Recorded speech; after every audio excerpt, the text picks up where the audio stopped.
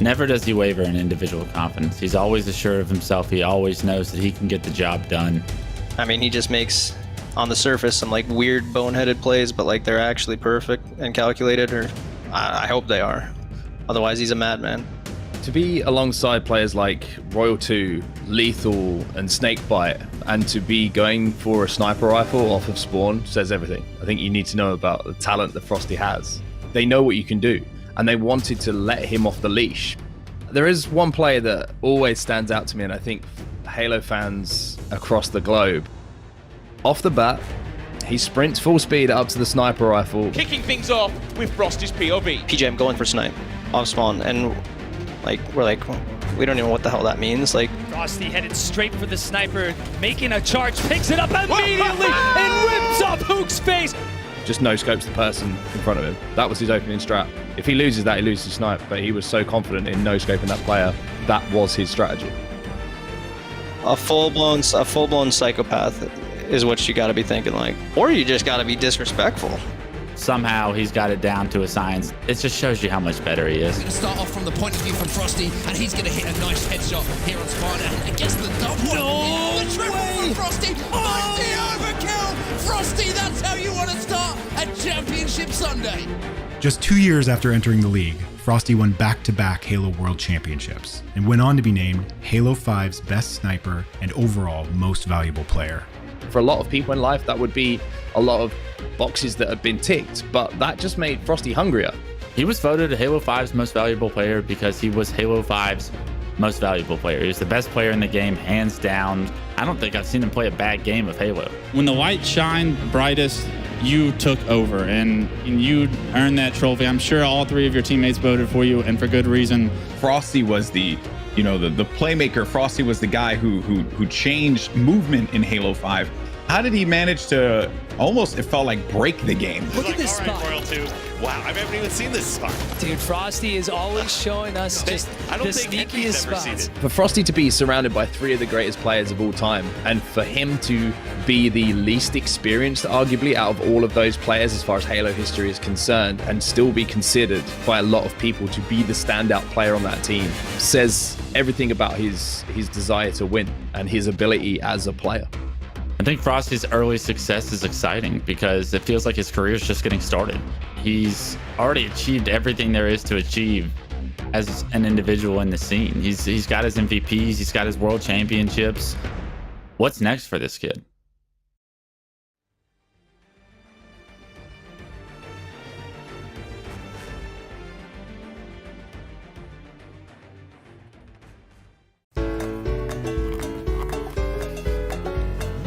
Are these questions? Do we look at them? Okay. This is Halo Lore with Pros, and these questions were provided by Hidden Xperia. All right, what is the name of the elite you play as in Halo 2? The Arbiter. Obviously, yes.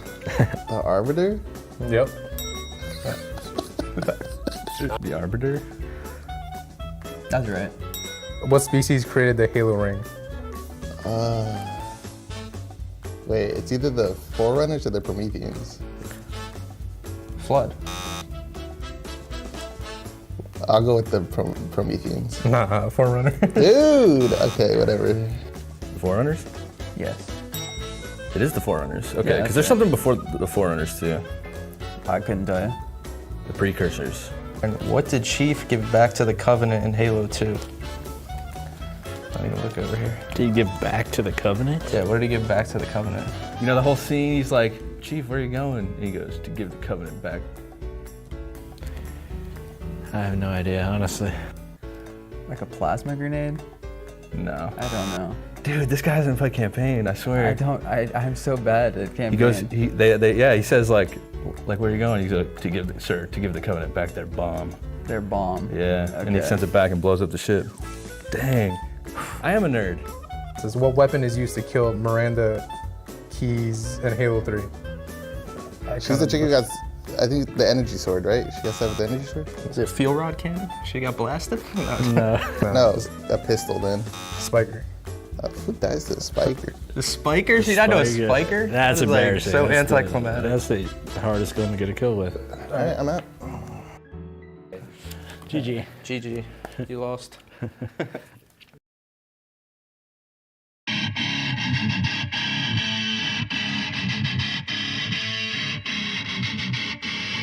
Spartan there tries to use a thrust to get to the overshield quickly, then turn the corner, however, unable to do so. Now look at this Stellar push. Oh my! Here, double kill, killing spree for Stellar. Now up by 5. There's another one, triple kill. He's on it, he's trying to snipe the rifle. Oh my goodness me!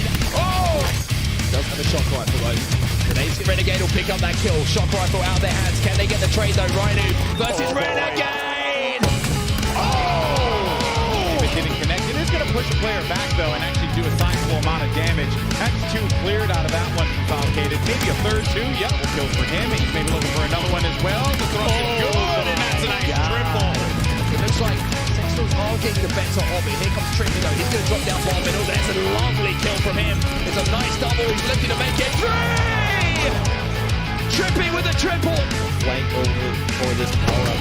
But I actually want to hear how they're organizing and coordinating. Was that a premature play ball, or was that Optic sneaking behind them? Optic have the ball in their hands.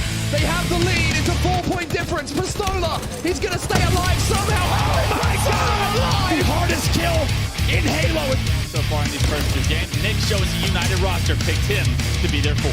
Yeah, and I think the shock rifle can do so much damage again and again as Nick's starting to really put on a demonstration of what the shock rifle can do. Defense of this. Oh my God! They are always in the hands of the likes of Lucid. Oh my God, Lucid, you are an absolute beast. They know they only have 2 seconds to spare right now as Optic is on the verge of a sweep. Nice double kill out of Falcated. Not able to get that. It's the triple kill. Falcated points will not be going to be 249 to 248. Who is going to get this win? This is neck and neck. And FaZe gets the win. FaZe gives Optic their first map loss of the tournament. What a comeback. That's 3 down for Cloud9. 1 last remaining player to try and get a touch. Stella does somehow get a touch, even as the last man on the map, and then hits the perfect. It's a fresh can in the end of the shock rifle. Oh my word. They absolutely do. Oh my gosh, here comes the grapple for Renegade. Oh my God. One, 2 shot and hide. Where's the shock rifle? Has the opportunity to hit a perfect kill, just like he hits there on previous world champion. Okay. Do it again. 7-2, Renegade, but Rhino has managed to get that sword. He tries to fly in. Will he get the kill? Yes, he will.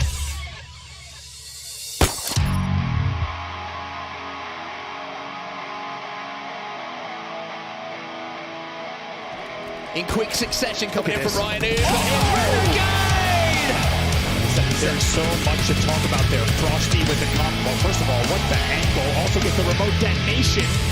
They only really have 1 or 2 pushes left. Ooh, play as well. Grapples in for the killing spree. It's 48 kills on the board. Just 2 more to go here. Make that 1. Mangler in the hands. And the grapple. C9 have been phenomenal so far in this grand final. But they can't find that last kill. Until now. Stella picks up the final kill.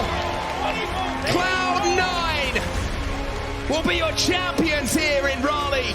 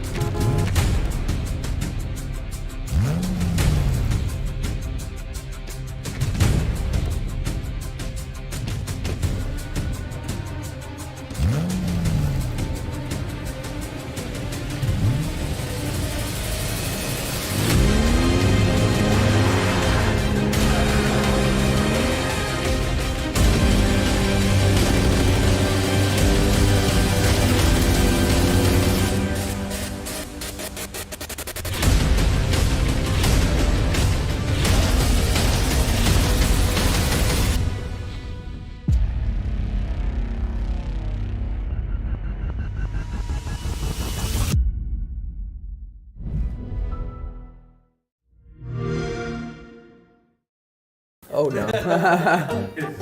There's no shot I get any of this right. Which character says the famous line, "Were it so easy"? What's the line? Were it so easy. What? Were it so easy. Were it so easy, ... Bro, who has like a deep voice in Halo? Master Chief. Oh. Who said it? Master Chief? Oh my goodness. I don't know. The prophet of truth. No. Dang it. Arbiter. Yeah. Oh my Arbiter. God. Finish this quote. Wake me. When you need me. Like. That one's easy. Everybody knows that. Like, Yeah, that's that's correct. iconic. That is very correct. Yeah, yeah. Wake me when it's over. Who was the captain of the ship, the UNSC Pillar of Autumn in Halo CE Combat Evolved? I was like 1 year old when that game That came doesn't out. matter, what? Yeah, I should get this too. That's the first ship. I'm gonna get made fun of for this one. I don't know. There's only like one captain, bro. Master Chief. Bro, are you serious? Oh, Sergeant Johnson. Dude, that's a sergeant. Like, what? Dude, I didn't play Halo 1. You ever play the campaign? Yeah, like a long time ago. Captain Keys. Captain Jacob Keys. Captain Keys, bro. Dude, I was 1 year old when that game came out. Bro, like, I know you played it before. That's it. Okay. That's all we got. Did pretty good. Wow. I did okay. I feel bad for you. That's You all could get good. roasted I by the mean, chat. It's all good. It's okay. But Yeah.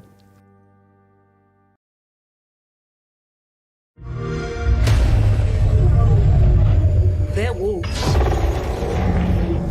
Back from the hunt. Out there, beyond the safety of these walls, sometimes you have to fight on your own. When the only one who has your back is you. Welcome to the Lone Wolves.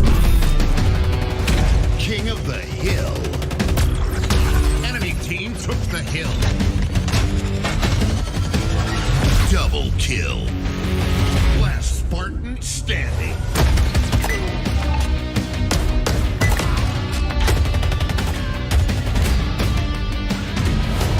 Spartan eliminated.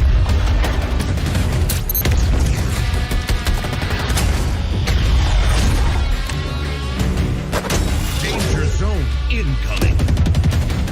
Showdown.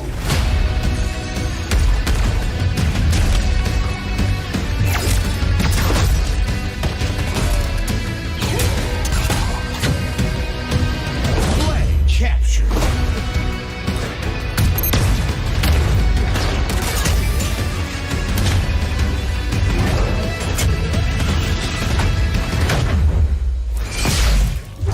We always have room for another wolf.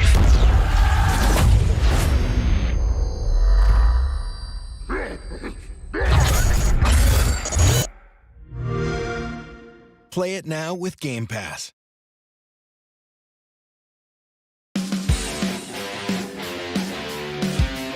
Sentinels need to find a way to shut down this momentum and this speed from FaZe Clan right now.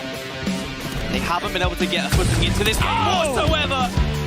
Dead for the side of Sentinels, and the ball time will continue ticking. Oh boy! That is a beautiful play with a repulsor stick against the sword player. To a round elevator, they know they need to stack right here, right now. Who picks up one or two tasks to be trying to... Oh boy! The crispy and connecting from Stella. my God. My goodness, Lucid! Forget about the mango, that's much more fun to watch. This will not end in 30 seconds if there is not a kill. Ryan Noob wants to make the play of the game. Box structure. Oh! What are you doing? What are you doing? Nice bank shot there from Drippy to get that kill, get the double, and he just tosses one out towards bombs there. Control indeed. Triple. That's 3 down though. Who's gonna run away with the ball? Oh my, Royals 2, welcome back. But now we're gonna see Royal 2 do something. He gets both of them. Chain, and he does it again. With someone like Renegade, he is confident, but 2, securing a whole part of the map for his team to be safe in. Somebody stop. Threads the needle right there. Seems like Renegade's gonna keep this going. Oh, I wish. Would have lost my mind. He gets the shot anyway, though. Not today. When Renegade is on fire, he is literally unstoppable. This man is a beast. Overshield going to be popping around 2 seconds time, and at the moment, unfortunately, here's a complexity. They're on the back foot as Gilkey, he's starting to not only get warm, but maybe he's starting to catch fire a little bit. Oh my, taking his guys! Quite a display from Gilkey there. Snipes, maybe he'll shut down. Oh my! Instead, that Lethal knows this is the situation. Actually kills Snipe, then he turns his focus to Turbine, and now Sentinels are here! Lethal has just done an absolute bamboozle job. Ben is still there, and Spartan still getting kills. What? He lived? Oh my gosh, he repulsed himself onto the sword platform. Back to back for C9, your HCS NA regional champions.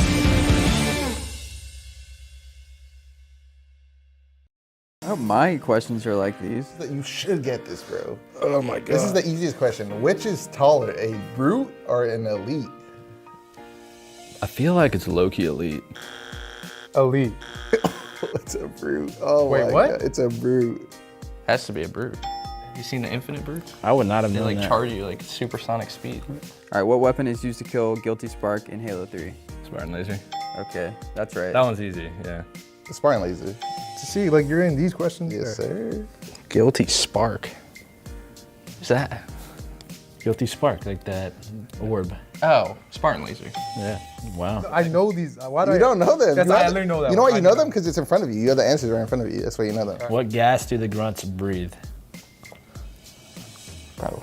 You're not gonna get this. Shoot, no clue. That's No like idea? no idea. That's- Really? Well, because they have to have the tanks to go to like Earth and stuff because they don't breathe like I don't remember. Nitrogen. Oh. No, it's methane. Yeah, you're not gonna. That's hard as hell. Right. They breathe methane gas. That's kind of crazy. All right, who activated the Halo array in Halo 3? Dude, I don't remember. I'm just gonna guess 343 Guilty Spark. Master Chief? Master Chief. I don't know. Sergeant Johnson. Who won? Me. Whatever, man. These are the hardest questions. That was very hard.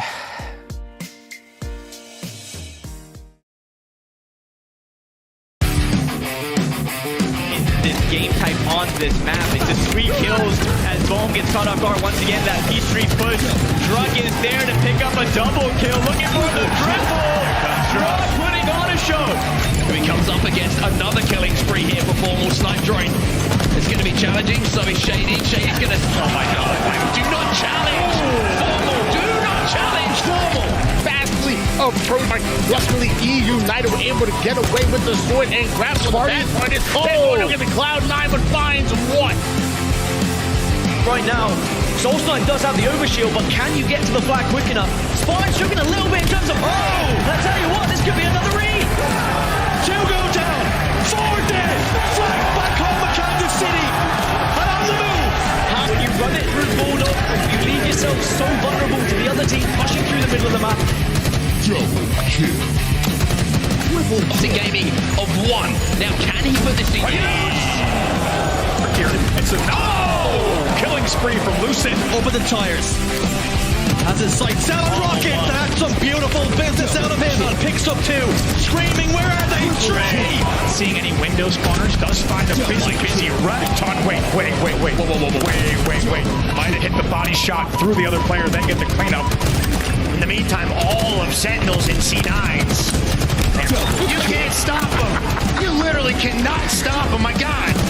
That's going to be a double kill. Who said he's just an IGL? The man's a slayer.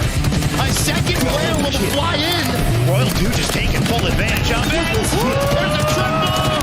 And some main stage energy for you. You love to see it. Royal 2, he came to play.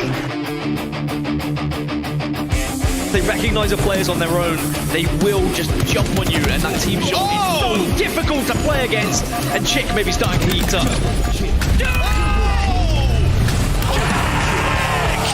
Wobbling them wigs, it's an overkill. One of the best players in Europe right now, and that's exactly what Quadra needed. Triple kill on the other side. Another overkill! Happening! Mysterio's going to be... Excuse me, Monster going to be challenging. You don't challenge Super CC. Ankle shot, but that's a headshot. Got a headshot as well, Frosty. To fight up, he is the game changer. Oh, goodness me, Spawn. We all know Icy Penguin can be as Cloud9 jumping to B. Cloud9, too little, too late. Sentinels, they're back.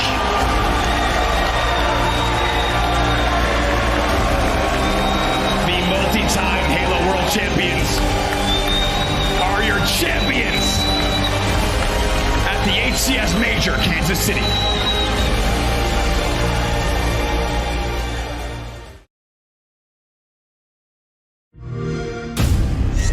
Land grab. 3 zones incoming.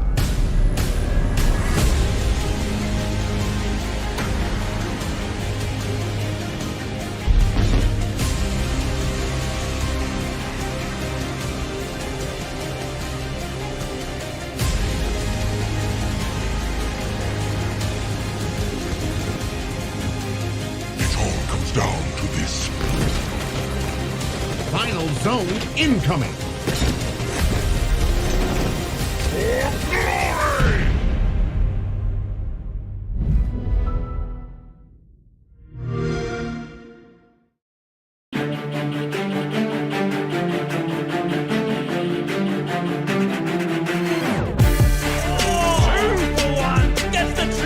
Nice little double kill. Killing's free as well.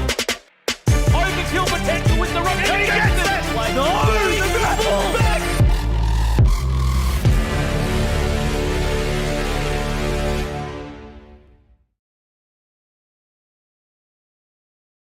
The HCS is presented by Astro Gaming and AMD.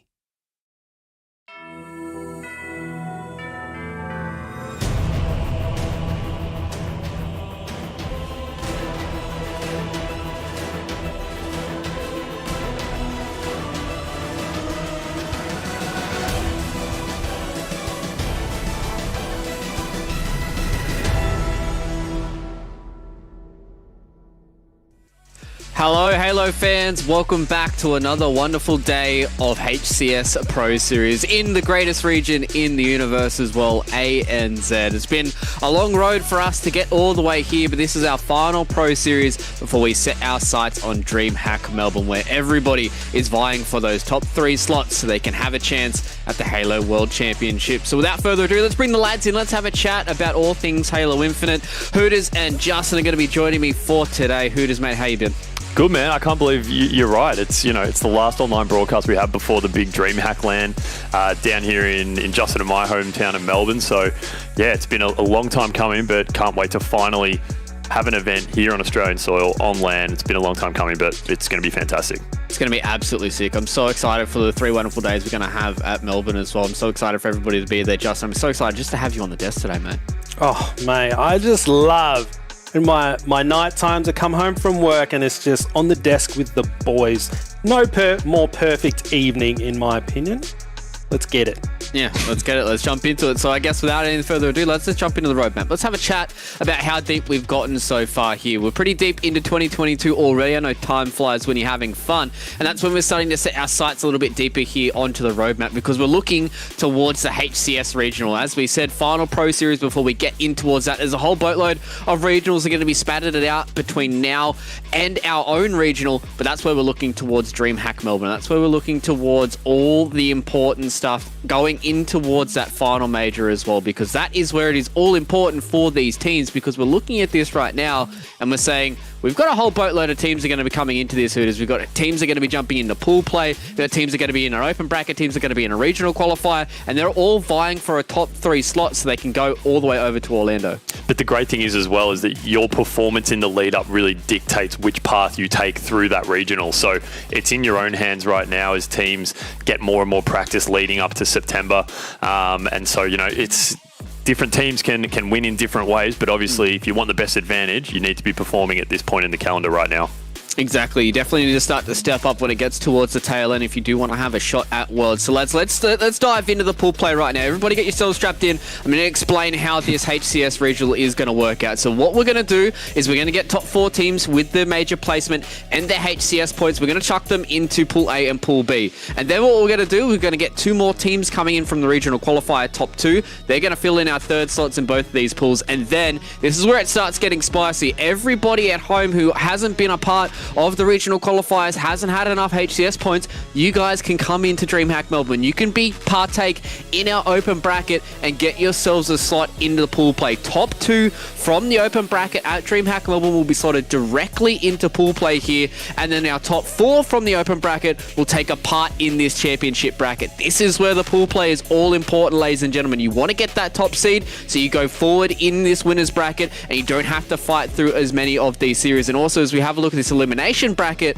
part of the championship bracket, this is where we're looking at these teams coming in from the open bracket, and our 4-slot team from each one of these pools are going to be fighting it out for 1 extra shot to go in towards the rest of this championship bracket. And that is where it is all important, because it's backs against the wall. No faltering for any of those teams so far when we get in towards that championship bracket, and that is exactly how our regional final is going to pan out, because it is all important to get that top 3 so you can have a spot going in towards HCS Orlando. And looking at number 1, it means all you need to do is win 1 series at DreamHack Melbourne, lads. 1 series, if you get yourself first out of pool play, guarantees you a spot to HCS Orlando. So, I mean, Justin, the fact that it is a whole lot of Halo for these guys to play, especially coming in from the open bracket, it still means if you perform really well at pool play, you're only 1 series away from victory.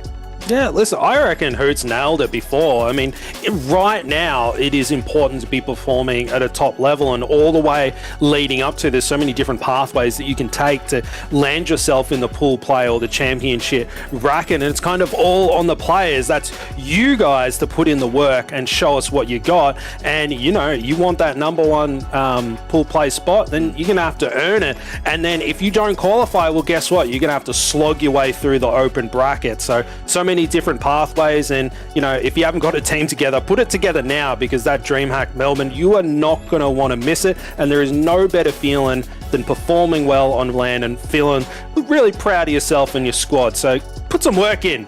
Yeah, exactly. I think it's going to be fun for everyone to try and, you know, play out there in DreamHack Melbourne, especially for the open bracket. But let's start talking about the regional qualifier. This is going to be partaking on the 21st of August, ladies and gentlemen. So write that one down. You guys can partake in this. It is open to absolutely everybody. All the teams that have qualified through HCS Points Pro Series does not matter. Anybody can sign up to our regional qualifier, and this is where we're going to be chucking teams into pool play. Same kind of scenario as what we've had for the Super and a lot of our other online qualifiers. Best of 3s all the way up into best of 5s, but top 2 qualify into pool play. And this is a big caveat, Hooters, as well. Travel coverage has been awarded to the 2 winners of this regional qualifier. So that means your travel and accommodation for DreamHack Melbourne absolutely covered. Don't have to pay a dime. You get to go play some Halo Infinite on a big stage and partake in the pool play, whereas everybody else, they have to find their own way to play in the open bracket. So, I mean, Hooters, that is just going to be a big incentive in and of itself. I mean, massive, Luke. I mean, if you've been looking at the news in the last couple of weeks, you know that prices are going up everywhere, and airfares in particular are getting smashed. So if you want to save yourself a few shekels, do your best to try and get that free coverage, free travel coverage in your back pocket, because that'll go a long way into helping you get down to Melbourne. Yeah, exactly, and especially having that extra bit of experience in the pool play as well, I think might lean a little bit of an edge to some of those teams going in towards DreamHack. And I mean, it is still a little whiles away for us to jump into that September 2nd to 4th is where we're going to be partaking in that as well. So we'll have to wait a little bit, lads, before we get there. And that regional qualifier is going to be on the 21st of August. So without further ado, I guess it is a good time for us to, instead of setting our sights on Pro Series number 7, let's have a quick recap of Pro Series number 6 so we can catch everybody else up to speed.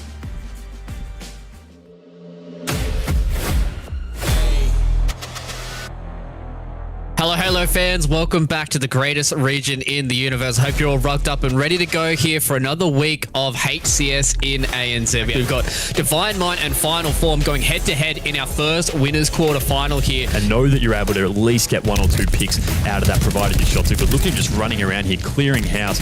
And there's no surprises here that as he's doing this, he's taken down by Pips. The man we were talking about before, he picks up the perfect right off the top and he's getting really offensive here right now. He's just checking so many angles. You can tell that his headspace is very much still in the game, trying to value his life. Don't get too overly aggressive. I'm liking what I'm seeing.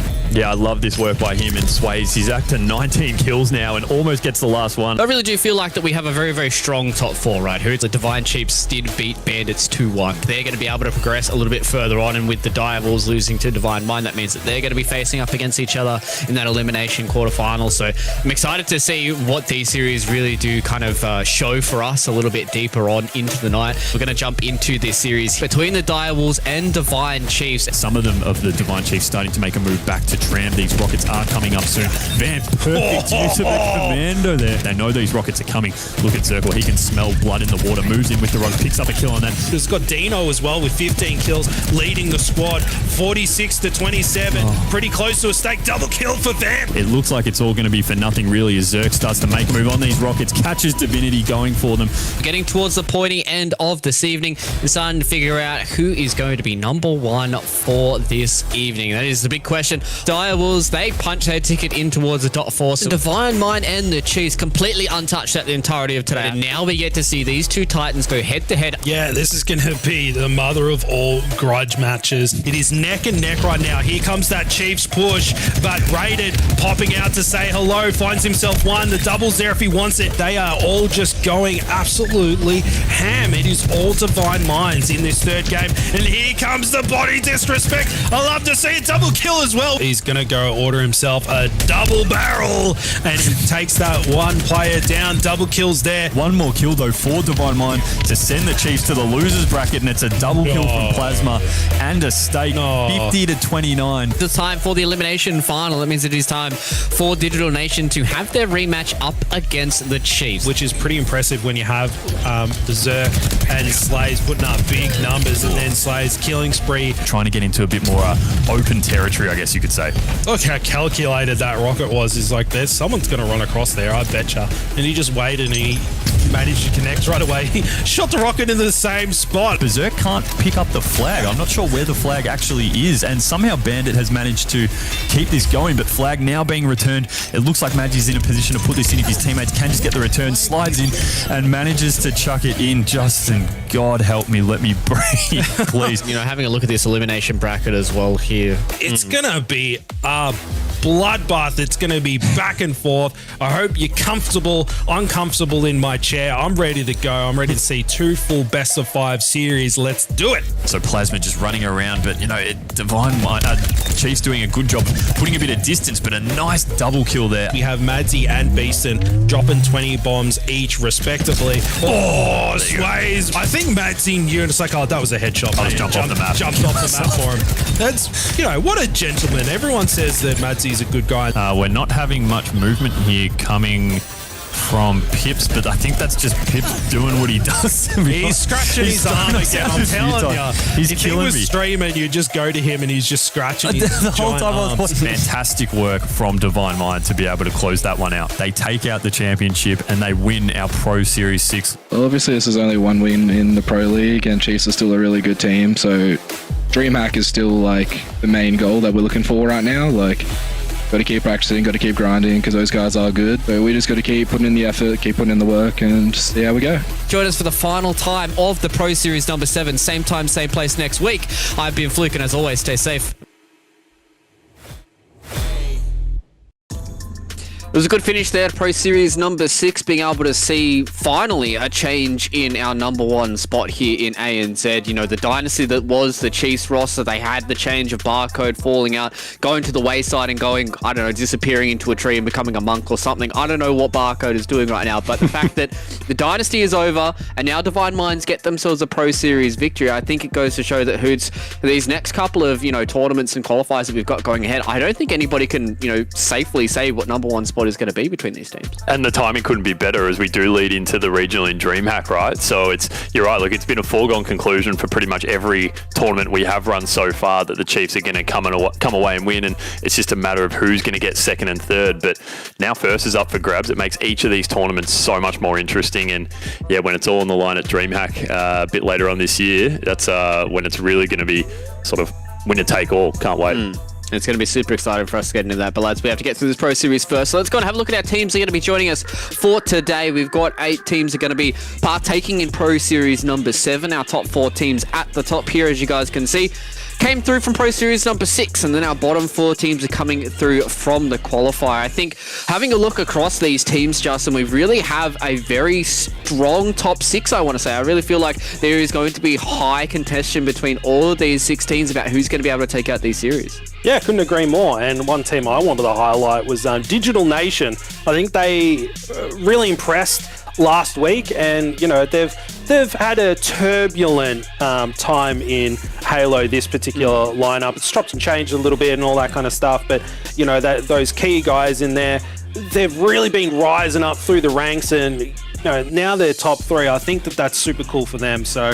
But yeah, I think the competition is pretty tight right now. The playing field is very level with the Rossamania after Barco retired. Yeah, exactly. We're going to be throwing random slanderous remarks out towards Barco, but either way, having a look at this.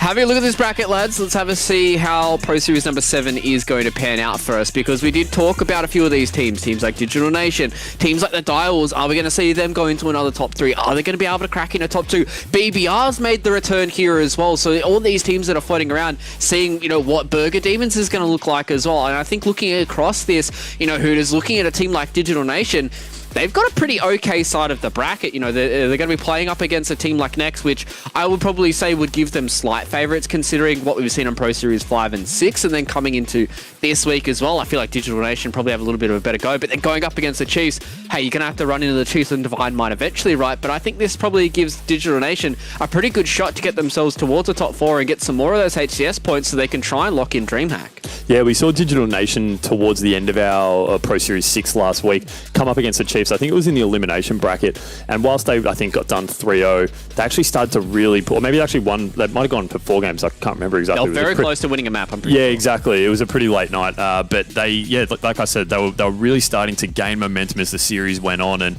you know, a few more games in that series and it could have gone either way. So they were improving before our eyes, and so to get to see them again going this week, you know, this tournament is as much theirs as it is anyone's, really. Yeah, I certainly feel like, you know, if Digital Nation are able to get that extra step up, then maybe we might see a bit of a score discrepancy between them and the Chiefs, and that might be an interesting, you know, prospect if we get that a little bit later on. But lads, we're going to set our sights on a different part of the bracket right now. We're going to jump into the Direwolves taking on BBR. I feel like so far in Halo Infinite, this feels like I don't want to say a rivalry, but it feels like a series that we're very excited about every single time that it comes up, right, Justin? Because the Direwolves and BBR historically have both been very consistently placing teams and both been able to give us exciting series every single time. And I think this Direwolves roster, after what we've seen in these previous couple of weeks, they can certainly make a shout for, you know, top 2 this week if they really want to.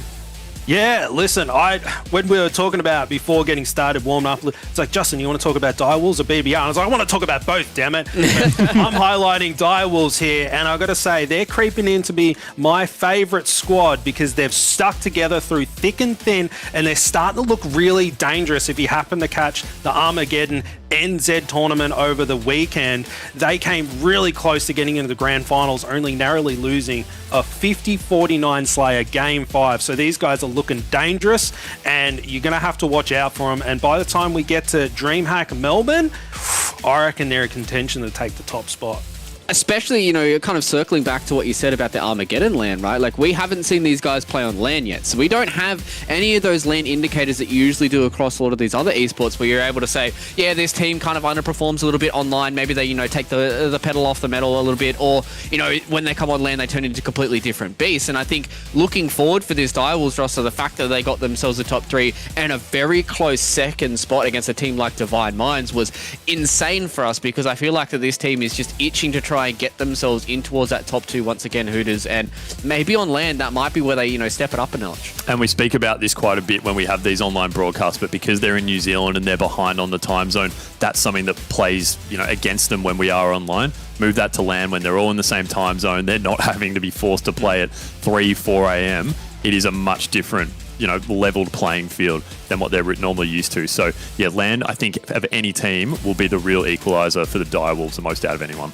Yeah, I'm super excited to see what everyone can put up. But I'm also super excited to see what this BBR roster can do, lads. So let's have a look at this one. Obviously, BBR was a team that we were pitting to be almost second fiddle to the Chiefs when we were having a look at them at the Super, right? Slightly different roster when we saw those guys perform at the Super and over across in Kansas City as well. But now they've brought in Brattle. So they've brought in an old face, a little bit of this old guard once again here, Hooters. And they're bringing back this old roster in Jessic, Benji, and Ads coming in from Kansas City, just making the one change of Brattles, and this might be the roster that might be able to take the most advantage of this kind of 1-2 shuffle that we're seeing between Divine Mind and the Chiefs, right? I think you're absolutely right. I think they really have been a big beneficiary of that roster change.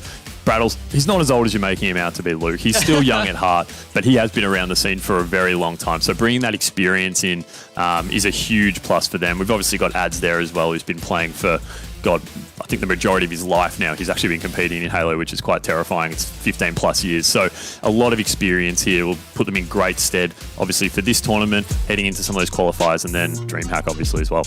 Yeah, and I think probably the biggest question mark for me going into this series here for BBR is there has been a little bit of a gap from Kansas City towards the Pro Series here for Ads, right, Justin? Because he has taken a little bit of a hiatus. Brattles, we haven't seen him for a little bit either in Halo Infinite. So I guess the kind of 2 question marks for me is what kind of form are those guys coming in? We know exactly what Ninjestics and Benji have been providing here in the Pro Series, but these other 2 guys, it's a few question marks for me, especially going up against a team like the Direwolves, who seem to be on the up and up. Yeah, I mean, listen, might have, Ads had a little bit of a break, Brattles had a little bit of a break, but as Hooter said, Ads has been playing since he was a dinosaur during the Jurassic period. Brattles has been around forever, and it's kind of those Halo fundamentals. It's like riding a bike, you go back into it. So maybe they're a bit rusty, they're windmilling their shots a little bit, but they're going to put themselves in the right positions on the map and rotate correctly as a team, and watch out for them. I think throughout the night they'll get into the groove of things, and they'll be melting faces in no time. Yeah, and I think they certainly can, kind of unlock somebody like Benji, who I feel like has been a superstar of this BBR roster for a long time, and I'm excited to see if this is the kind of newfound form for BBR and they can get back to what they were here in the Super. So lads, let's jump into the maps for this series. Let's have a look to see where we are going on which battlefield or which game mode we've got going ahead. So Strongholds on Live Fire, Slayer on Streets, Oddball Recharge. I feel like this is probably a perfect series for both these 2 teams to be going head-to-head, right, Hooters? Because I feel like every single time they've gone head-to-head, it has been very, very tight between them. And I think these game modes and these maps are very, very good to kind of get those micro kind of decisions, being able to get you that little bit extra in those game modes, right? Yeah, I do love them. We speak about this quite a bit, starting with an objective and then moving to a Slayer, because we really do see different teams excel at particular game types. And so, the Slayer we've found is really the great equalizer, I feel. Objectives really do help separate probably those strong teams. But when we move to that Slayer, it becomes a scrap. And that's where the teams, I think, with more experience can really start to shine through just from a real technical point of view of play. They only have to focus on slaying. Those really mechanically skilled players can come out and come on top. So the Slayer, I feel, will usually dictate the way this series will ultimately go. Yeah, and I think it is going to be a joy for us to get into that. When we do eventually get into that, lads, obviously we do have a little bit of time before we get in towards this first series. So I'm excited for us to start to talk about this. And I guess, Justin, with the conversation that we've got going with this kind of turbulent top 4, I want to say, it feels like a lot of the teams are, possible able to take some series on and off each other. Do we feel like the Direwolves right now are kind of just not trying to show too many of their cards? Because I feel like last week they certainly could have been able to beat Digital Nation and maybe just took their, their foot off the gas a little bit just because they've already secured a top 4. Do you feel like maybe some of these teams might not be trying to overperform before we get towards Melbourne?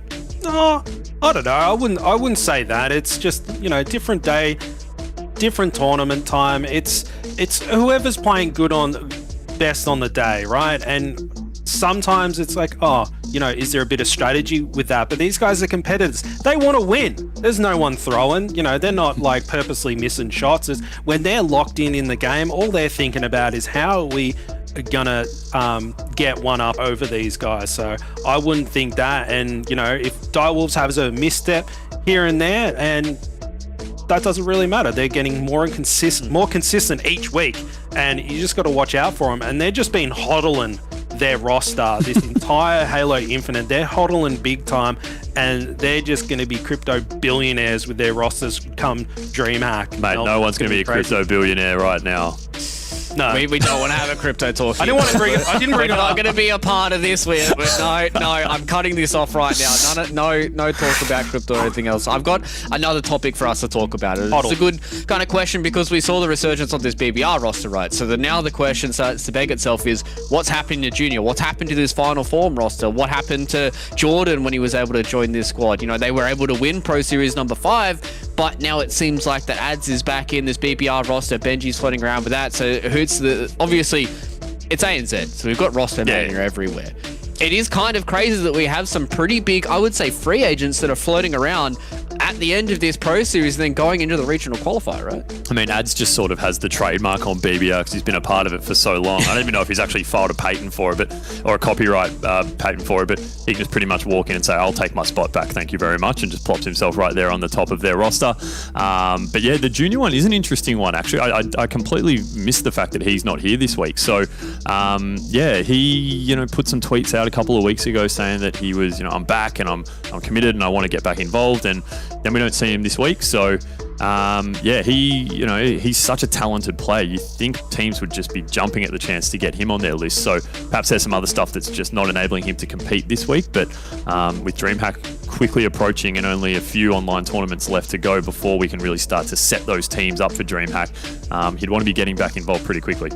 Yeah, and I guess, another talking point about, the other side of the coin as well, right, Justin, is Jordan. And I feel like it is, noteworthy the fact that he stood in for Divine Mind in the Armageddon lane, right? So he was able to replace Rated, and they got themselves a second spot. So I think that probably just raises his stocks a little bit. Obviously, it meant that his stocks were relatively high for a team like Divine Mind to use him as a fill for one of their mainstay players. So I think, when you look at these players going forward in towards DreamHack, there's a whole lot of questions that are going to get answered in towards the regional qualifier, and there's a whole lot of questions that are going to be answered in this series, because this fly through means that we're about to jump into map number 1, ladies and gentlemen. Direwolves and BBR. They're going to go head to head. Let's see who comes out on top. Thank you very much, Luke. Everyone get excited. We're finally in the game. Start the game. Start the game. No more talking. Well, it's time. We're going to be launching it in. Direwolves versus BBR. Hoots, my man. Are you ready? You're fired up. I can't wait, Justin. You sounded like the Twitch chat just then with start the game, but we are starting the game. We're just loading in here. We have noted before for those international viewers who are joining us that these Aussie games do take a little bit of time to get into with our internet being not up to scratch with a lot of the other developed countries. But look at this rush coming straight through on the B side here from Direwolves. Feel sorry for... Yeah, it was a real, just met with an absolute barrage of fire there. It's clearly from the get-go Direwolves wanting to lock down this B side, which no surprises, Justin, they do. A and B both now capped for the Direwolves. So they're starting the score off here at the very opening stanza of this game. We do have that overshield popping soon as well, Justin. Something to keep an eye on, as we have mentioned in previous weeks. That OS now being so much stronger than in the previous tournaments we've run due to a recent patch. So that overshield becomes so crucial in enabling teams just to run in and break setups. But it does look like it is in the hand of Direwolves. I think it was Dino that managed to pop that in. So we have Dino now looking to put a bit of pressure on B. Ads there, manages a great reversal and the perfect. That overshield now completely worn out, but it was enabling him to take on 2 players, Justin. And look at that, with that overshield picked up now, 4 down for BBR for a moment there. They just went in and took complete control of the map, balled out to a flyer on 5 kills as well. Yeah, and listen, Direwolves, they picked up that overshield pretty uncontested. BBR was in no position to pick that one up, and I don't know if they decided to, give that one up to try and get some more map control or different positioning or something like that, but you can't be letting those overshields go without a fight, and so far that seems to be translating into a really good start from Direwolves. On board with Dino, he falls now with Zirkle, still got that initial snipe that spawned, only one more bullet to play with, see if he connects, and he does. does get the quick scope body shot. Ads is there for the double. Nice clean shots onto him. Ninjistics is trying to snip him out, and he gets the back whack for the triple kill. Oh my gosh, Ninjistics, not so ninja, had no idea he was sneaking there. Direwolves have got about 3 times the amount of slays as BBR, so that's really the tail of the tape right now, Justin, to start this off. And look, with this OS about to pop, it looks like BBR only really going to have maybe... Benji's not even going to be in a position to defend that, so they're going to take that next OS completely uncontested. Zerkle just doing a great job providing some protection for that OS, and I think, I'm not actually sure who was able to put it in, but it was absolutely Direwolves that were able to get it. The slaying, Justin, is just out of control right now for Direwolves. Looks like potentially this land they were at on the weekends given them a bit more practice, and they're just gelling so smoothly right now. They certainly are. They are hardened veterans going into this game, so must be paying dividends, all that land practice that they had over the weekend. And I don't think BBR's been prepared. They've had a little bit of a break, a few of the guys, and they're going and fighting up against a well-tuned Direwolves roster now with balls. Pretty manic things going on the screen there, Hoots. I wasn't sure how I was going to call that one, but we are rotating over to Vamps. He finds himself, Adds easy cleanup for him, gets a reset on that stronghold, and it seems like BBR just can't get anything going. Scoreline, you know, there's almost about 100 points the difference, and the game isn't over just yet. There's still plenty of time for BBR to claw things back, and that's a great thing about strongholds is once you're holding 2 of them, it stops the other team from scoring, meaning that you can mount a big comeback if you can get firing. BBR is starting to bring the Slays back a little bit on the ledger here, and we actually do have them scoring now. So you are seeing as they are starting to maybe gel a bit more, they're shaking some of the cobwebs out, they're able to get in positions where they can start capturing more strongholds. We do see just before then, Direwolves choosing to retreat a little bit, given that they were down a couple of Slays. It is 2 down for each team right now, but we have had BBR going a bit of a run now right now. So they put on about 25 points uncontested now to Direwolves. Direwolves putting a bit of a rush through here, through middle, making a push into that garage, but actually divert. It looks like they're going to head to B, so I like that. They knew they had Ads, I think it was there, isolated, decided to push in and look to take that B side, and look, they have flipped it straight away. So as soon as Ads drops, that B side goes. A actually now looking to be captured as well. So even though they're only 1 down, BBR, they are about to go down a triple cap. So this is a big flip from Direwolves right now. BBR went on about a 33-point run, but Direwolves answering straight back with the triple cap. And whilst BBR are going to take this C back, it looks like we do have Direwolves still scoring here, Justin, holding A and B. Yeah, it looks like maybe they gave up a stronghold to secure that OS. Brattles got his hands on that. Brattles is struggling a little bit, 3 and 10 currently, but it looks like that overshield has been used up as well. And look at that, triple cap for BBR. Might be only momentarily be able to hold that, and Direwolves respond instantly, and it just looks like BBR, they can't maintain control of what they got. Maybe getting a bit overzealous going for the triple cap. Maybe they should have just focused on hodling the 2 hills. Yeah, I mean, look, it's the Slays. It's Zerkle and Vamp clearly leading the way right now for Direwolves. Not too many deaths for either of them either right now, so they're working really well in tandem. We are on board, obviously, with Zerkle right now. Going up against Brattles, almost gets the kill on him there. He was down a shot or 2, so Brattles using that to his advantage, but, you know, still clearly with the shot on point for Zerkle, being able to put a pretty good fight there onto Brattles. Brattles is now looped around through mud. Vamp going up against him. Brattles doing a great job at staying alive there, but unfortunately 2-on-1 is always going to be a tricky one to win that. While we have been talking, Justin, BBR haven't really put any more scoreboard pressure on. It has been Direwolves scoring pretty much the entirety of the time here, although they were 3 down there for a little bit. So Dino sort of starting to pull back a little bit, take some map position while his teammates are spawning in here. B being held by BBR as well as A. So BBR starting to get a bit of score on the board now. They did obviously start really slowly. We spoke about it a bit earlier that their slaying just wasn't up to scratch. They are starting to pull it back quite a bit now in terms of the slays. It is probably just Brattles hanging back a little bit on the scoreboard from the rest of his team, but he has got all those assists coming through there. So he's clearly being the aggressor. You do see 14 deaths, so leading the way for deaths on BBR, but that is just simply a fact of him obviously putting himself out in there, trying to do as much damage as possible across the map. Yeah, he's the Bruno Mars on the squad. He will jump on a grenade for you, that is for sure. Now we're on board with Dino. Few whiffed shots there, but it doesn't matter. Lads, how you going, mate? Few body shots there from the cheeky Dino from Direwolves. And looking at the scoreboard here, Hoots, it's 120 points the difference right now. And BBR, they seem to, they've had a couple of triple caps, and I don't know, they just keep over committing to them, because it looks like Direwolves has no problem whatsoever breaking those setups and taking back control. And Balls, he had a little sliver of overshield there. He's got the heat wave in the back pocket. Somehow survives one shot. All that help from his teammates there. We can see the outline of Ads just bouncing in the corner there, baiting, hoping someone will round the corner, but Balls, he turns around and goes, Ads, you're not worth my time. I've got other things to do. And look how aggressive he's getting. He's sliding out around those corners. Brattles, he falls. And look at this. Direwolves, they're just moving as a pack. You know, the lone wolf dies, but the pack survives. I thought we were going to get a little willpower, but I think it is a bit too early in the night from you right now, Justin. We can save that to later when we do need it. But I think the tale here really has been this OS control by Direwolves. I don't think BBR's actually managed to get their hand on a single one, and those few times that Direwolves have had them, they've just been able to go in and completely take control. What? We did see, I think, a nice stick at the end there. Might have just been a bit frag. of I think it might have been He's stuck it in his armpit, Hoots. That was unbelievable. It might have been a spike, was it not? It was just a bit of maybe an observer, roll which I'm not 100% back. sure. Stop the game. We can roll it back a little. We can roll it back a little bit later, but we do have here BBR going on a bit of a score again. So it's been about this 100-point gap that stayed for most of the match so far. BBR haven't really been able to peg back anything from that 100-point deficit, but at least they're able to stay in it, right? And that's something they need to be able to do going into this game. Going into the next game, we obviously are going into a best of 3. So, you know, if they don't win this, they are obviously still in it. But this 100-point gap is going to be a tricky one to come back from, given that they only need about 50 more points, the Direwolves, to take this one out. So they are scoring now, about to cross over this 200-point threshold. And this is probably the point, Justin, where if you're BBR, you do start to panic. You want to get out on the map more. Brattles was going for a bit of an attempt on that OS. He did manage to grab it, but Benji's going to be there. This is the first OS that BBR's actually been able to get.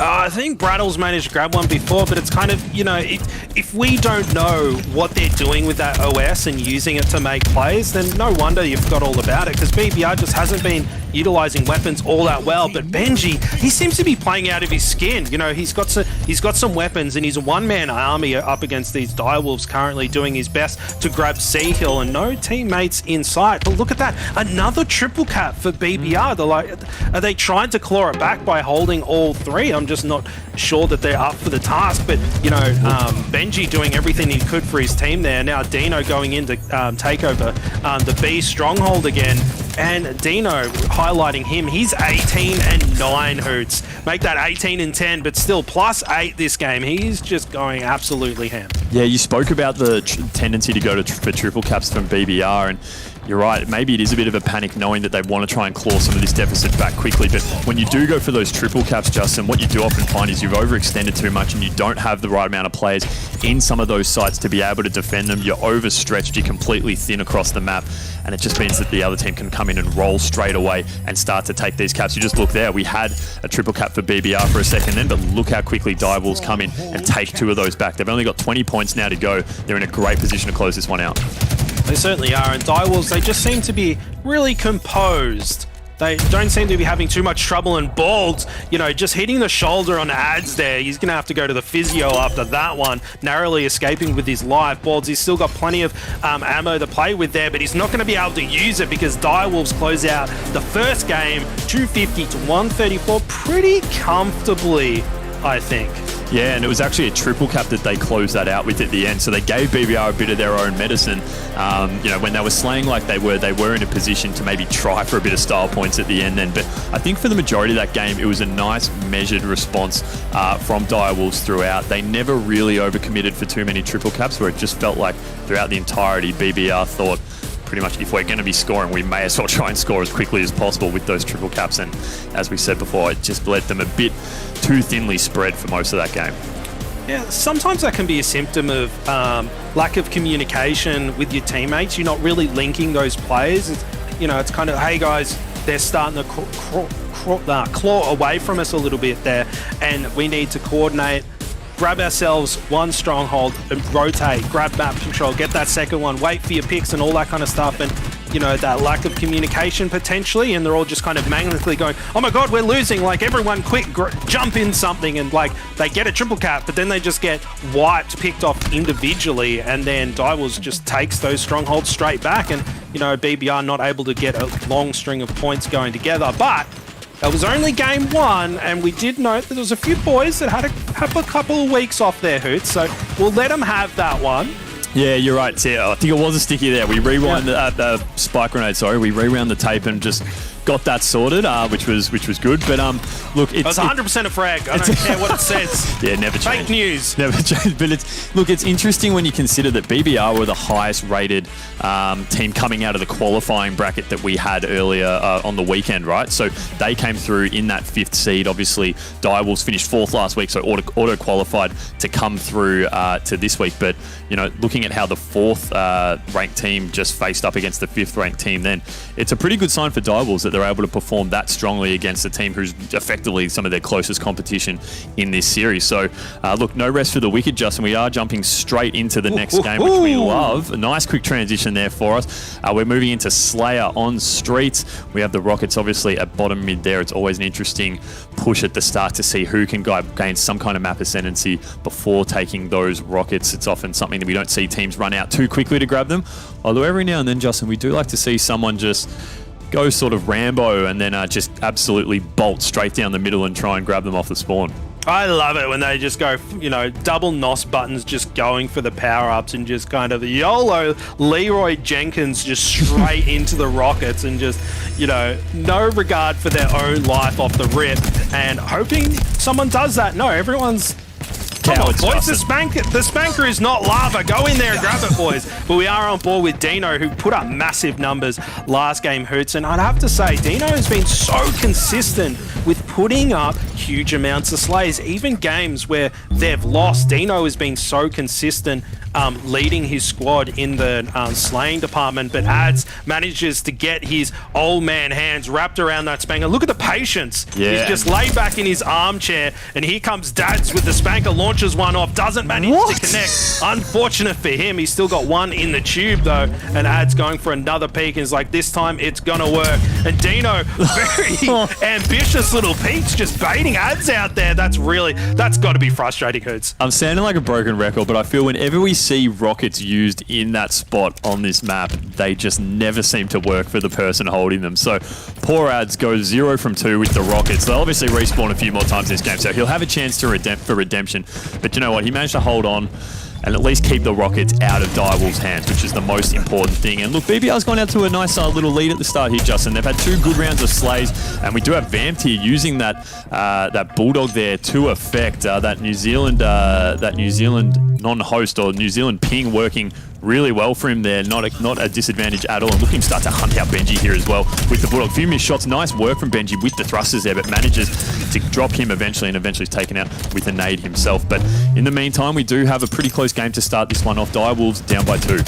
They are, and I was singing Dino praises at the start of the game. They're really gassing him up, but he's 0 and 3 right now, dude. So he's going to have to turn things around. You're making me look bad, Dino. Get a kill, damn it.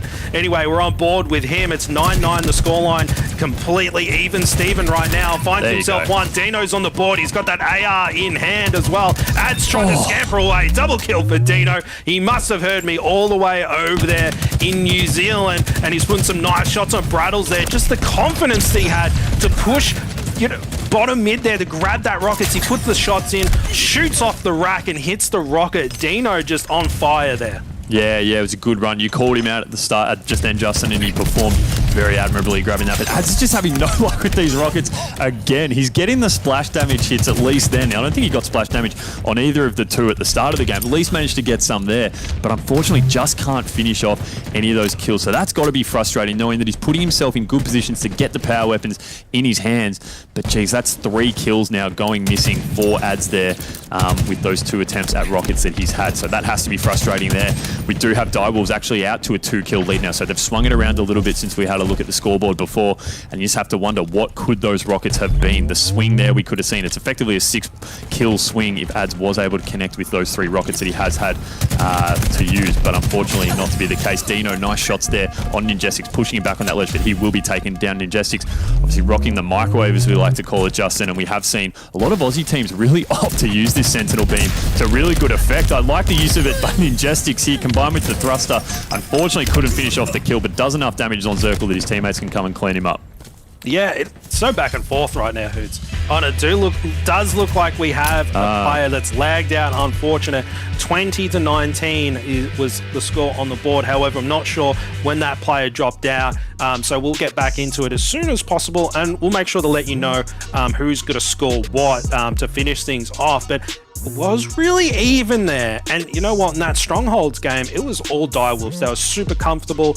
You know, they were hitting all their shots and making all the right plays, multi-kills for multiple Direwolves players. But BBR, they seem to be clawing things back. And even though, as you pointed out, there was a few plays there where Ads, he had the weapons, put himself in the right positions, but just wasn't able to get it across the line. That's something we talked about pre-game, was that, you know, if you have some of these older guys that maybe they're a bit rusty, they've had a few weeks off, haven't had time to scrim and whatnot, they still can just fall back on the fact that they know how to play Halo, and if they keep putting themselves in the right position to make plays, then eventually all those stars are going to align and they're going to make magic happen. Yeah, you're absolutely right, Justin. I think we're going to bring Luke back in as well, just for a moment, as we are getting this sorted out. Luke, just obviously a dropout we had in that game. We're waiting for the admins to just figure out what the score is going to be off this reset in terms of when that player did drop out. But I think for Ads, as you were saying, Justin, and then Luke, you can jump in on this as well, he gets redemption to maybe use those rockets to better effect, or potentially as well just say to one of his teammates, hey, it's not really working for me, maybe one of you guys can take it. I think maybe my arthritis is just crippling me a little bit when it comes to these rockets. I feel like this is always the funny storyline that we run into. He's old. When we talk about a lot of these Halo players. I mean, I think this is the beauty of Halo Infinite, is we've got a lot of these young guns mixed in with the literal dinosaurs. So it's like it is a good mix between a lot of these teams. And hey, I mean, sometimes even these old fellas, they can really bang with the best. So I mean, at this point, I think this is a pretty good redemption for a lot of these guys, and especially when we talk about the history that BBR have had so far here in Halo Infinite. I think these guys are certainly, you know, contenders for the title, but maybe this first match might be a little bit of a bad indicator, I want to say, for BBR. It's kind of, you know, some things that you've been touching on, right, Justin, that these guys, they came in as first seed, coming in from the open qualifier and going up against Direwolves, who have looked pretty good. So, you know, maybe this might not be the best showing for them, but I certainly feel like that BBR are going to be able to make a really good run to this elimination bracket. And, you know, especially teams like, I think Divine Nation might have, Digital Nation, not Divine Nation, Digital Nation might have a little bit of a rougher time against a team like BBR. So even if they do falter here, I still feel like we're probably going to see them pretty deep in the bracket today. Yeah, it's interesting you bring that up. It's just as time goes on, they might have a better time. And, you know, we did have a little bit of a lag out there, and it's going to be starting again from zero. The admin has told me in my ears. So full reset, which actually plays into BBR's hands a little bit. They're getting more game time in, and, you know, some of that rust is starting to come off a little bit, and they're looking shiny and brand new again. So full restart for them. Ads gets another shot at hitting some rockets, and they were neck and neck through it up until about 20 kills. So it'll be interesting to see just what they can get going here, Hoots. Yep, absolutely, Justin. So like you said, we are starting at 0-0. The scores were effectively equal, I think, when we had that dropout. So it does make sense to go 0-0. We may as well just play out a full game rather than have to do some quick maths in our heads. Thanks everyone for tuning in. We are live Twitch chat, believe it or not. We are here in Australia, so it's about 6:30 p.m. our time, but we do have Dino running straight through. Like I said before, Justin, I love the aggressive push for rockets at the start. Dino able to get through, only lose about half health going for those rockets, and he's got him in his back pocket now. Smart use of the BR there, dropping down Ads and moving in with these rockets. He has a little bit more luck with them, Justin, and Ads is also going to move in now, and he's just exploded straight away. I was wondering if his own rocket blew up right in front of him, but it definitely did land on the splash. I think it was just a quick grenade and a burst from the BR there. So not too bad there. Dino gets one kill with the rockets, but BBR does a really good job of neutralizing him there and making sure that he can't do any more damage. Look at this, BBR hot out of the gate. 7-2 currently, and Dino scooped up those fresh rockets with not so much as a scratch on him, and Ninjistics there the Stalker and the Bulldog as well. Benji just lurking around the corner here. A couple of die walls around the corner. Looked like he took some shots to the bum from his teammate Ads there as well, but not watching the angles correctly. But look at that. Zirkle just turns around and he just gets deleted. Ads cleaned him up across the map there. I'm not sure if you managed to catch that one, Hoot. But Ninjistics doing very well. Hasn't died just yet and holding down this flank on this side of the map. You know, he's not collecting a lot of kills. Reversal perfect from Ninjistics. Perfect shooting from him. And he can smell that other player there. Vamp's running through his life there, Hoot's just scampering away. Justin, we spoke about this last week. There has been a recent tune-up, I guess, to this Stalker rifle where, you know, it's a little bit more forgiving, I guess, when you're hip firing, and you just saw Ninjestics and using it perfectly, picking up the perfect. We have now had players starting to use this gun a little bit more to great effect, which I love the fact that we have, you know, some changes to the meta throughout these tournaments as we start to evolve more and more. We do have these rockets popping up. It looks like Direwolves are in a position to start to lay a bit of suppressive fire on BBR, try and keep them at bay, but at the same time not really converting that into a run to pick them up.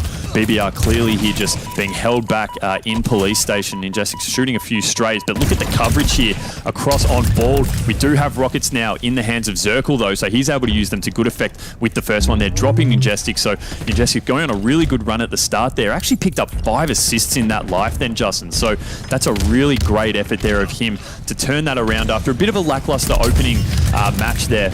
But he is obviously taken down, and we do have the rockets in the hand of Zirkle, and he's gone 2 from 2, which is a really great effort from him. Yeah, fantastic stuff. Ninjistics, he gets taken down. Brattle's caught with his pounds down, but look at that. His boy Ads keeps him alive. And it does look like we have another lag out. I don't know if my screen is deceiving me. I think you're right. Yeah, and Ads is just chilling out bottom mid there. That's really unfortunate. Sorry about that one. Folks, that game was really starting to heat up too, Hoots. I could feel it in my loins. Yeah, disappointing, right? I mean, it was a pretty solid effort there from the Direwolves guys to be really using those rockets super well. And I think they were out to about a 6-kill lead then, I think it was, when we had that dropout. So we will just wait on the tournament admins to get in our ear and tell us how we'll go about this restart. Obviously, that first one, the scores were pretty much equal when we had the dropout, but we just need to figure out how that one was looking when we did lose that player from BB. I'm not sure if it was the same person that dropped out a second time, if they're having a few issues on their end, but hopefully, Justin, we can get them all sorted out and get this game underway again pretty quickly, and then, you know, get it out of the way.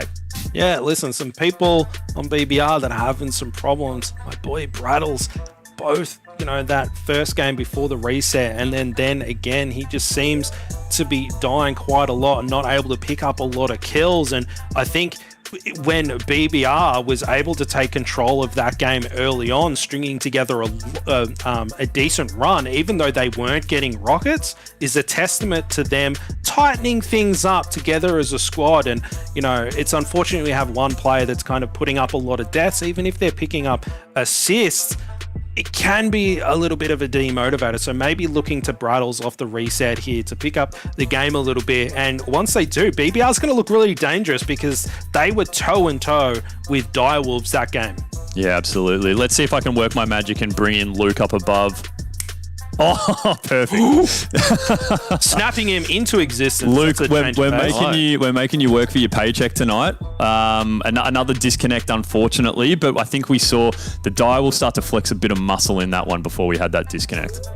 Yeah, so it could be, you know, potential where, you know, we might be seeing a few of these resets really start to kind of play into one team's hands or another. I feel like, you know, like it's kind of the conversation that, you know, I was thinking about to myself before I got brought in just here was, you know, with these multiple resets that are coming in, like, how do these players get themselves back into the groove? And, you know, it's kind of what Justin touched on just before, right? Where, you know, a player like Brattles, who might not be stepping up, this gives them that opportunity to start again. It's a brand new server that's going to be jumping into, yeah, albeit maybe the points might be a little bit different, but when we jump back into their Slayer, he can reset. He can go, okay, the last couple of times I've gone all the way through purple and it hasn't worked out. You know, I've been pushing mid, I've been rushing over to B, it hasn't really been working out. And that's where they can, you know, kind of come with these extra kind of ideas that go into it. So Justin, you know, albeit maybe the Direwolves might be, you know, firing up a little bit, but I mean, maybe multiple resets might be able to work out for these players who are a little bit of these slow starters. Yeah, it's good. It's like a timeout, right? And, you know, don't want to talk too much smack about Bruddles because he's so lovely and he's so amazing. But it's a good opportunity. You know, he's not the one lagging out, and he can go, you know what, boys, I'll be back in a couple of minutes. He can splash some water on his face. He can look in the mirror and go, Bruddles, you can do it, baby. You can get in there. And maybe that's just the reset need. And then he's the biggest monster on the map after the reset. So sometimes, you know, that mental game, you know, resets can be frustrating, but sometimes, as you say, it gives an opportunity to players that are struggling a little bit, their own little reset to get their heads back into the game. And I think it's, as I keep saying, I think it's starting to play into BBR's favor a little bit, because Direwolves are so hot that first game, right? BBR was just nowhere to be seen. It was Direwolves all the way, but the Slayers, they're starting to go the other way a little bit. And I don't know if those resets are creeping into the minds of Direwolves, but also giving BBR a good opportunity to go, hey boys, you know, we got a lag out, that's frustrating, but you know, we need to tighten a few things up. Yeah, exactly. It just allows them to have that little bit of conversations. Obviously, you know, moving into, you know, more of these resets, we're hoping that, you know, it is kind of just a scenario that we get them all out at the start of today, lads. You know, just get them all done here, and then for the rest of the day, we're going to be A-okay. But either way, you know, we still are just having a few conversations with the players and the admins and all that kind of stuff, just trying to get ourselves situated in a fair scenario for every single player so far. So bear with us, ladies and gentlemen. We hopefully will be able to jump in towards this. So I guess the question is then, for both of you lads, I'll open it up to Hoots first, is, you know, moving forward, if this is going to be a victory here for either Direwolves or BBR, that sets them up for a date against either Divine Mind or the Chiefs. I'd imagine, you know, looking at across at our bracket, is going to be the teams that are going to be floating forward. I think it is Divine Mind that's on that side of the bracket. So going into that's going to be a good barometer for them, right, Hoots? You know, obviously a team like the Direwolves, if they start up super hot here in their series against BBR, they put some good damage into Divine Mind, set themselves up for you know, a very hot Pro Series number 7. So, you know, this is a good kind of indicator for all of us here, and also the teams themselves, about where they're going to sit in here, you know, moving at the end of Pro Series number 7. Yeah, absolutely. It's funny, isn't it, now that we're talking about Divine Mind being the barometer. You just threw to me and we're starting the game. I appreciate it, Luke. You threw me a nice softball, but we might have to come back and chat to you a little bit later on that topic. But Justin, I've had word from the admin. We are again going to be starting at 0-0. So fingers crossed this is third time lucky for us here, and we've got all these resets out of the way. Who knows? It could just be the fact that Ads, being the old man that he is still playing on the original Xbox and hasn't upgraded his hardware yet. But I think we are going to get this one back up and running, and hopefully everything should be nice and smooth for us here. And do we see Dino going for this mad rocket run again? It worked for him last time, Justin. If I was him, I'd give it another crack. Well, Dino's starting strat off the rip of both of those two games was completely different, and something about the 0-0 finish, not only is it easier for us to keep track of things and for those watching at home, it just means that both these teams got together and went, you know what, who cares if you're 2 kills ahead, just a fresh, clean restart, let's play some Halo. And that's exactly what we're doing. Dino with a different start, didn't go for the rockets, did get his head taken off, didn't pull his head in and got out of the way. Now Ads, he gets his second chance with the rockets, grabs one, he gets a 2-for-1. I'm paying the 2-for-1 because he killed himself off that one. Now moving on to the Ninjistics, Bruddles, he gets a kill with those rockets. So, you know, 4 kills from 2 rockets, doesn't matter if you're killing yourself. I think that's pretty good efficiency. Well, I mean, it's an improvement on last time, right? So Ads is already batting at 100 now after that, but a nice double picked up there by Benji, holding that power position there, putting shots over on A.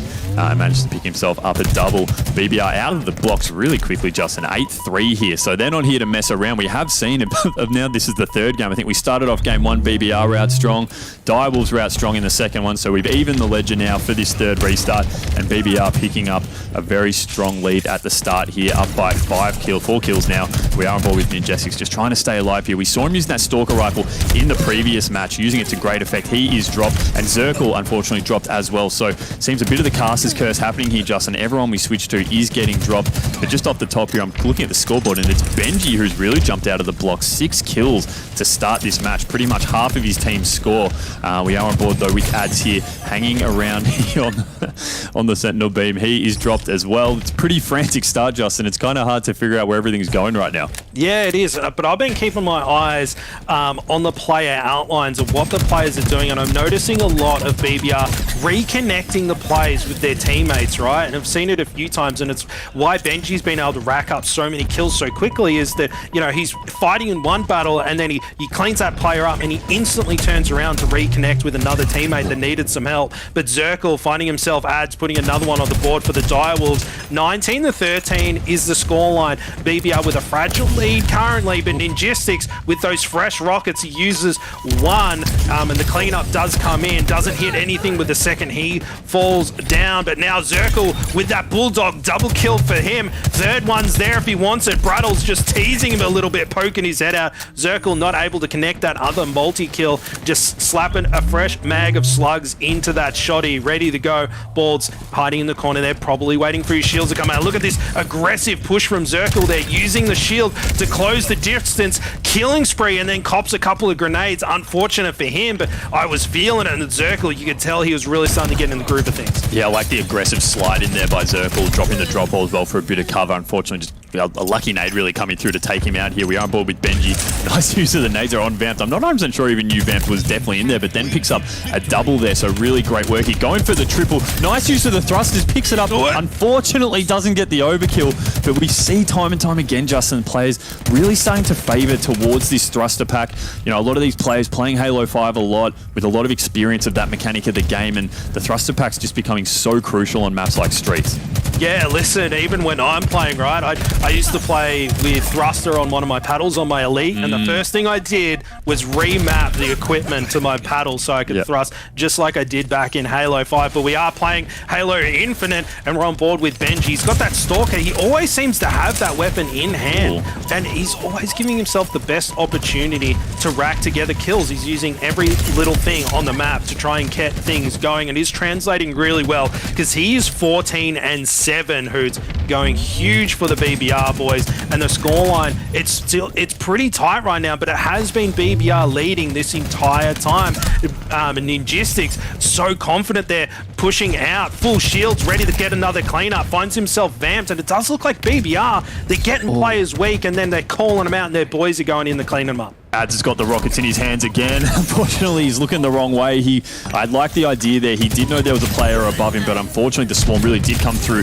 bottom mid. He drops them, but the good news is Brattles is there to pick them up and help out his team once Ads had dropped them. So see here, just staring at a BR. Might want to pick that one up. Unfortunately not. He walks away, but he is still holding on to this these rockets. He has one left, and at this kind of a lead that BBR have right now, up by 7, they really can sort of take the sting out, which we're seeing them do now. So Direwolves are going to have to come for them, and they have the rockets here. So Brattle's sort of in a really perfect position here. He's peeking out a little bit and getting a bit aggressive with these rockets. So it looks like the push is coming into Tram, and now he's got this upper position here, Justin. He can rain down fire down below if there are any players there, which doesn't look like there actually are. So he's trying to just get himself into a position where he doesn't have to shoot up like he's doing now, because the splash damage is a bit harder to hit there, but he is going to be moving up on these stairs here. But Dino's trying to hunt him down. So Direwolves have done well to not allow him to use this rocket, and he was actually dropped there. So we see that assist coming up. I'm not sure where these new rockets will be. I think they might actually be down in bottom middle. So we are going to see a bit of a push, and we did have them in the hand of Ninjistics there. So still one rocket alive here. We have BBR on a 5-kill lead right now. They're on 41, looking to close this out. I still don't think these rockets have actually been used yet. Benji dropped with them there, it looked like. So he is on 17 kills now, so leading the way. But rockets actually didn't drop there, Justin. So I'm not 100% sure where they have gone. They are spawning again in another 30 seconds, so perhaps they were used there. This game's sort of starting to get a bit close as well, Justin. Only a 5-kill lead for BBR right now.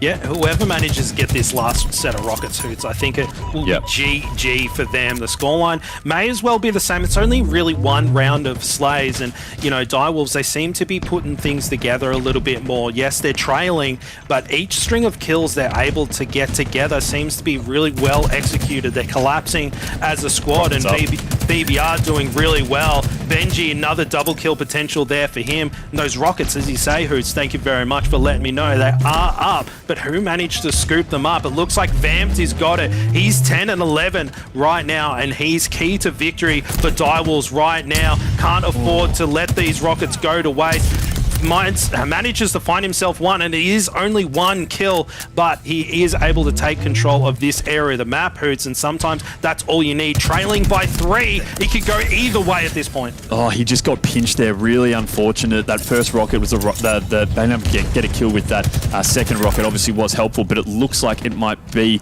too little too late. BBR's managed to swing this back in their favor a little bit, and not just that, they do have a bit of map position here around the police station, although not able to secure that kill there, and it's actually only 1 kill left for BBR. So they do have the swarm here going on, looking over towards Arcade side. Dino's stuck here in PD. Some nades going there. Dino's going to be super weak, just trying to stay alive still in PD. You can see they're trying to push in the BBR guys. Dino still no shields, just trying to stay alive, and he actually does manage to get dropped, I think it was, right at the end there. So 50-45, BBR take the win there. They just really had to work hard for that final kill there, but I love the way they got together, grouped together, and swarmed in on Dino from multiple angles when they knew he was weak. Really good effort to finish that one out, as it was starting to get really close towards the end. Direwolves mounted a pretty good comeback, and I thought it was going to be a much closer ending, but it looks like they just couldn't get those final couple of kills, and BBR in the end wrapped it up pretty quickly in those final few moments of the game.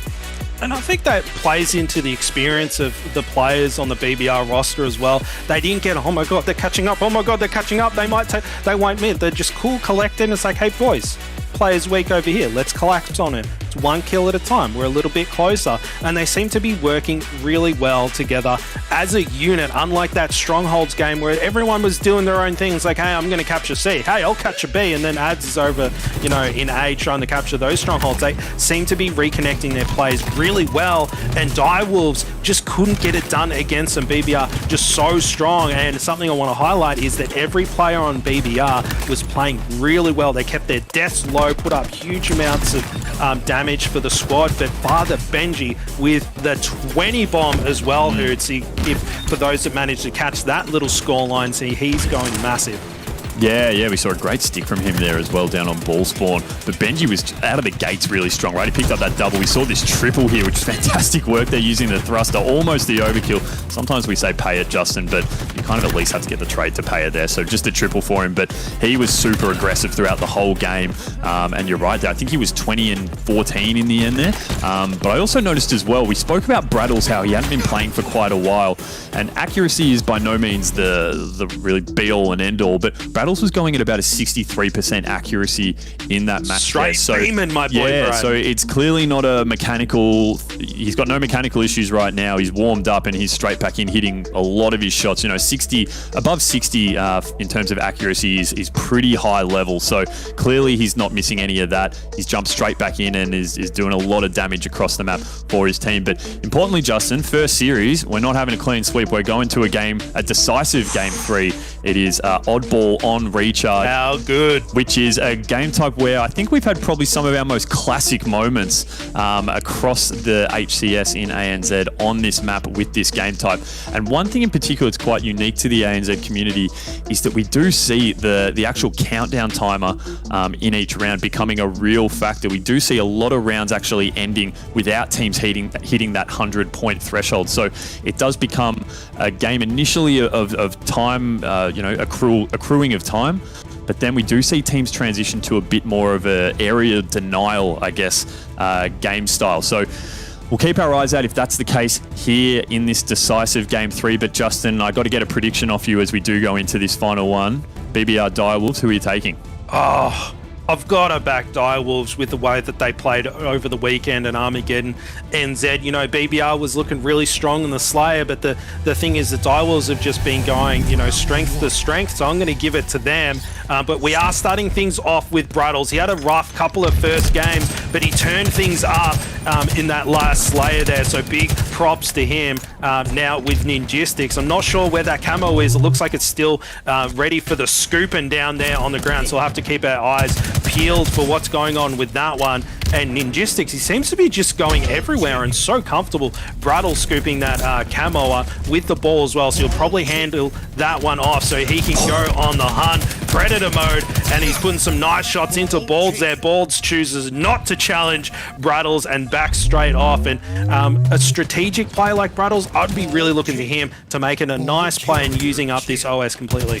Yeah, I like the use of the camo with Brattles, just at least getting the ball out of the spawn. He was able to just run straight at it without being detected. And whilst he does show up on the heads-up display once he picks up that ball, he did have Ninjestics there to palm it off once he was able to get it to a safe space. So good work, good teamwork there by BBR has allowed them to get out to this initial lead. Granted, it is small, only 12 seconds, but we did see at the very start, especially, BBR slaying quite strongly with Direwolves. I think they sort of slayed them out about twice before going for that initial ball pick, and they also had camo in their hands. So you can tell they're switched on going into this game too, Justin, which is most important. And we are seeing that traditional ANZ stalemate that I talked about in terms of ball not really getting a huge amount of tension at the start, while teams start to basically feel each other out in these opening moments of the game. At this point, though, we do have Direwolves now starting to take a play on the ball, taking it to Old Faithful up in top gold.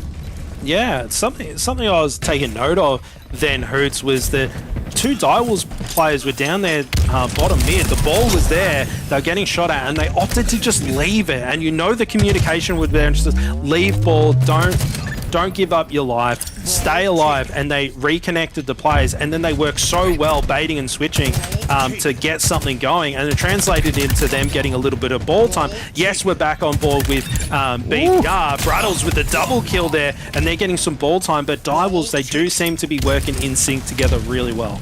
Yeah, I think they tried to make an attempt, BBR, at getting the ball down to blue, but I'm not sure what happened then exactly. I think they might have decided to bring it back, and we do have it here sitting around top mid, pushing potentially over to long haul. Bald with this camo here, so he's able to move around quite freely. Catches Benji completely off guard. Benji throwing a few nades to stay alive, almost reversed it on him there, but Bald now, unfortunately, he's dropped, so, you know, they neutralized that camo pretty well. Bald was able to get the jump on Benji, but Benji put up a good fight and managed to drop him down to one shot, which got rid of that camo in the end. We have Ninjestics now bringing this up to top gold. And Justin, this is a really close opening stanza of this game here. Both teams pretty much neck and neck in terms of ball time, but Ninjestics now with this ball, he's going to cop a few nades, it looks like, whilst Ads slowly wanting to creep in. And look at this communication here. He has just waiting, knowing that the Direwolves guys are coming in. He got the intel from Ninjestics. Unfortunately, Ninjestics wasn't really able to do a huge amount of damage, and he was dropped as well. So nice work of cleaning that out by Direwolves, dropping 3 players for BBR, effectively 4 now that we have Brattles taken down there as well, and Direwolves should be able to get a fair bit of uncontested ball time here.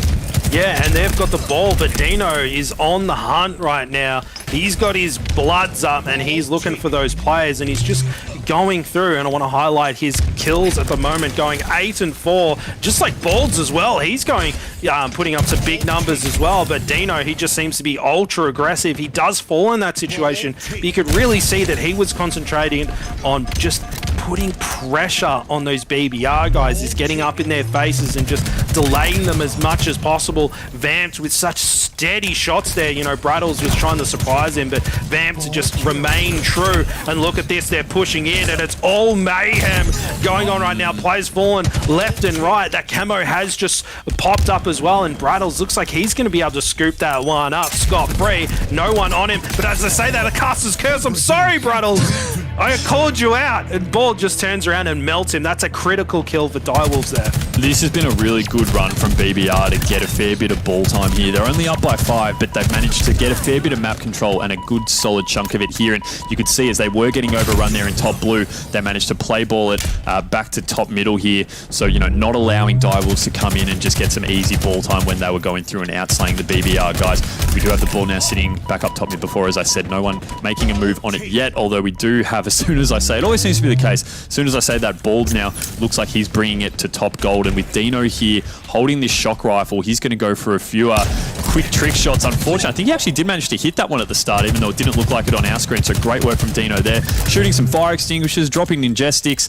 3 down for BBR. Ads is the last guy alive. He does manage to get a kill there in long haul on Zirkle, but he's not really going to be in a position to make any move on this ball, as we have Direwolves now skipping out to a bit of a lead. And I like this rotation, Justin, starting to move it over here onto the A side, getting it away from BBR, knowing that they only need about 20 seconds left. At this point, you're just trying to keep the ball as far away from BBR as possible.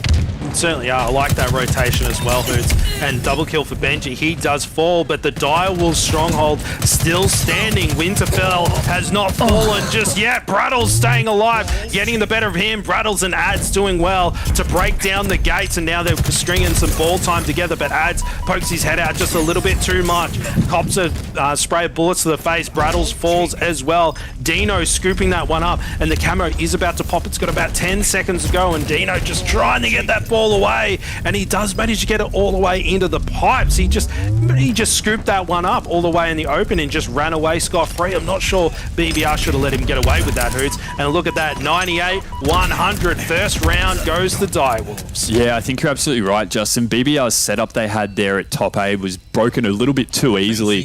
They decided to keep and hold it there in top A, but probably should have started to move it over towards blue. They did have two teammates over on that blue side ready to provide some cover if that transition was made, and unfortunately we're just a little bit too slow to move it over there, and that was kind of all she wrote for that opening round, allowing Direwolves to grab it there and basically just put separation between them and BBR to take that win there. Brattles, I'm loving this, the only guy left alive, and just putting in a beautiful double there to at least keep the momentum and the ledger even there on the scoreboard in terms of players being alive and dead. So great work there, not allowing Direwolves to just take an easy run at the ball to get some opening time. Those little moments there just going to be so crucial, and Brattles is just playing this to absolute perfection right now. The melee unfortunately isn't going to land, but he does clean it up on Vamped, and look at that, with Brattles just running amok, it allows Ads to grab this camo here and start to make a move in. A lucky nade will actually catch him there on that walkway, so he'll have to back up a little bit, but he still manages to stay alive, valuing his life really well, knowing he has about 20 or so seconds left on this camo to stay alive, and that little moment there is allowing him to get that kill on Zirkle because he gets that one extra shot at the start, really helping him win that fight. Love it. Yeah, really great stuff from BBR on all fronts, and they have got a nice lead off the rip too. Benji does fall, but look at Brattles, was struggling a couple of games ago. Now he's third, 14-11. Brattles the wrecking ball.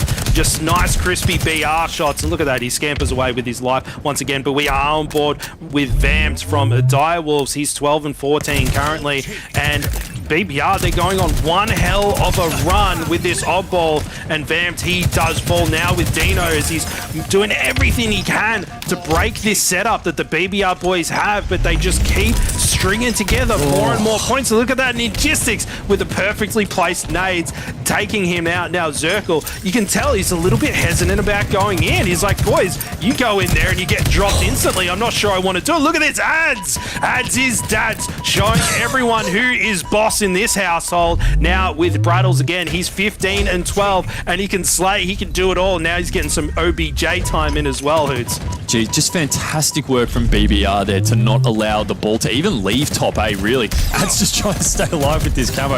I don't mind it. Right idea. Unfortunately, he is taken down. But just going back to that hold before, like, look at this. 50 uncontested seconds to BBR right now. They were just fighting tooth and nail to hold the Direwolves off the whole time while that ball was held in A. They were losing one or two players, but just trying to stay alive as long as they could while reinforcements came in just meant that Direwolves could not get their hands on that ball and could not break that setup. It's just, it wasn't pretty, but they did such a great job of just keeping the ball in their control at least and not allowing Direwolves to get anywhere near it. Yeah, I think that's just credit to their communication and their teamwork tightening up considerably. You know, as you say, it can be a bit scrappy, but you know, if you're working together as a squad, doesn't matter if it's a bit scrappy. If you get baited and switched on, then there's not a lot you can do when you're one shot.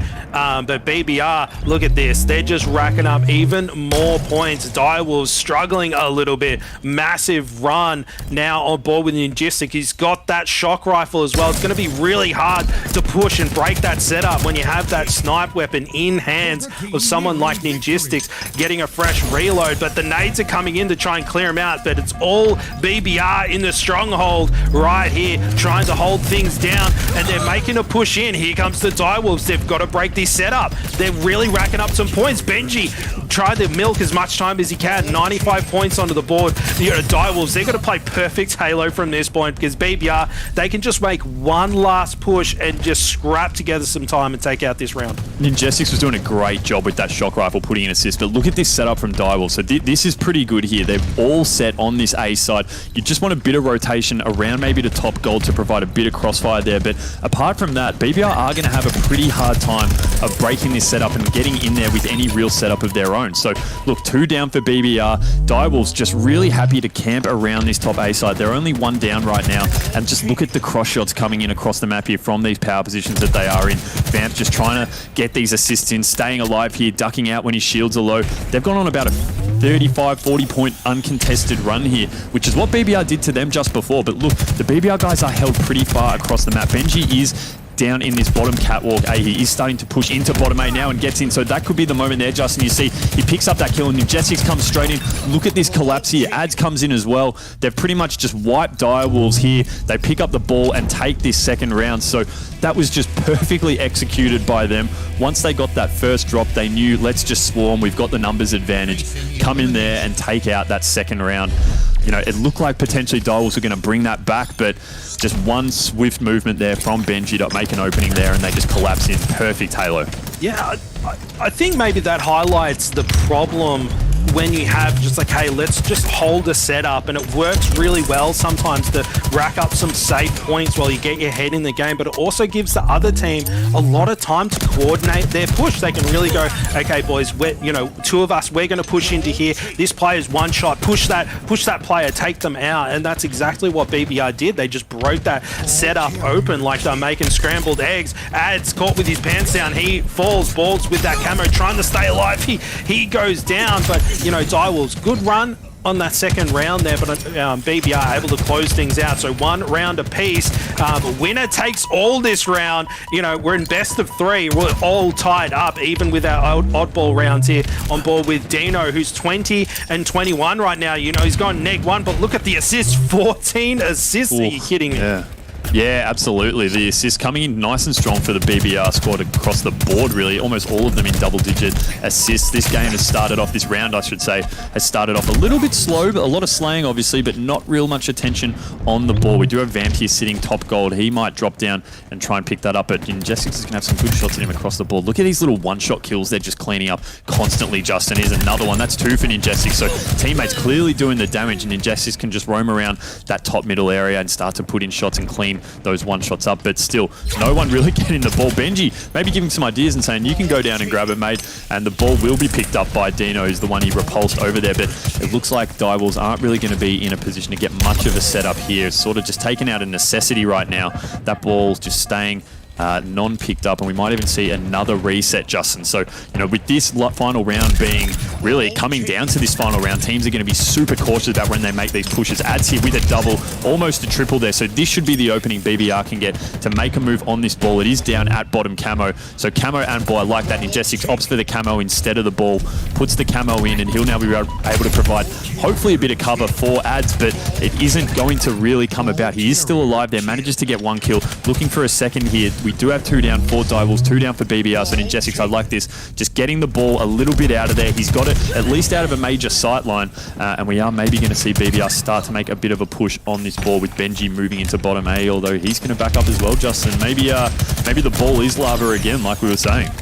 Yeah, no one wants to grab it, but I think maybe both teams they're not going for scrap. They're like, hey, we need to get kills before we can do anything. Like, just keep it simple. Get our kills, get set up, and go for a run of ball time, rather than just like full-on rumble pit down bottom mid, scrapping time together to try and win. Because we're like a good minute and a half into this round, and both teams aren't even in the double digits yet. And as I say that, Ads, he scoops up the ball, but they are pretty well set up now. Like, look at that. As soon as they clear out this section of the map, get some control, they just pick that ball straight up and start racking up some points. And with Benji and the shock rifle holding off the Direwolves, it could be looking pretty good for the BBR boys.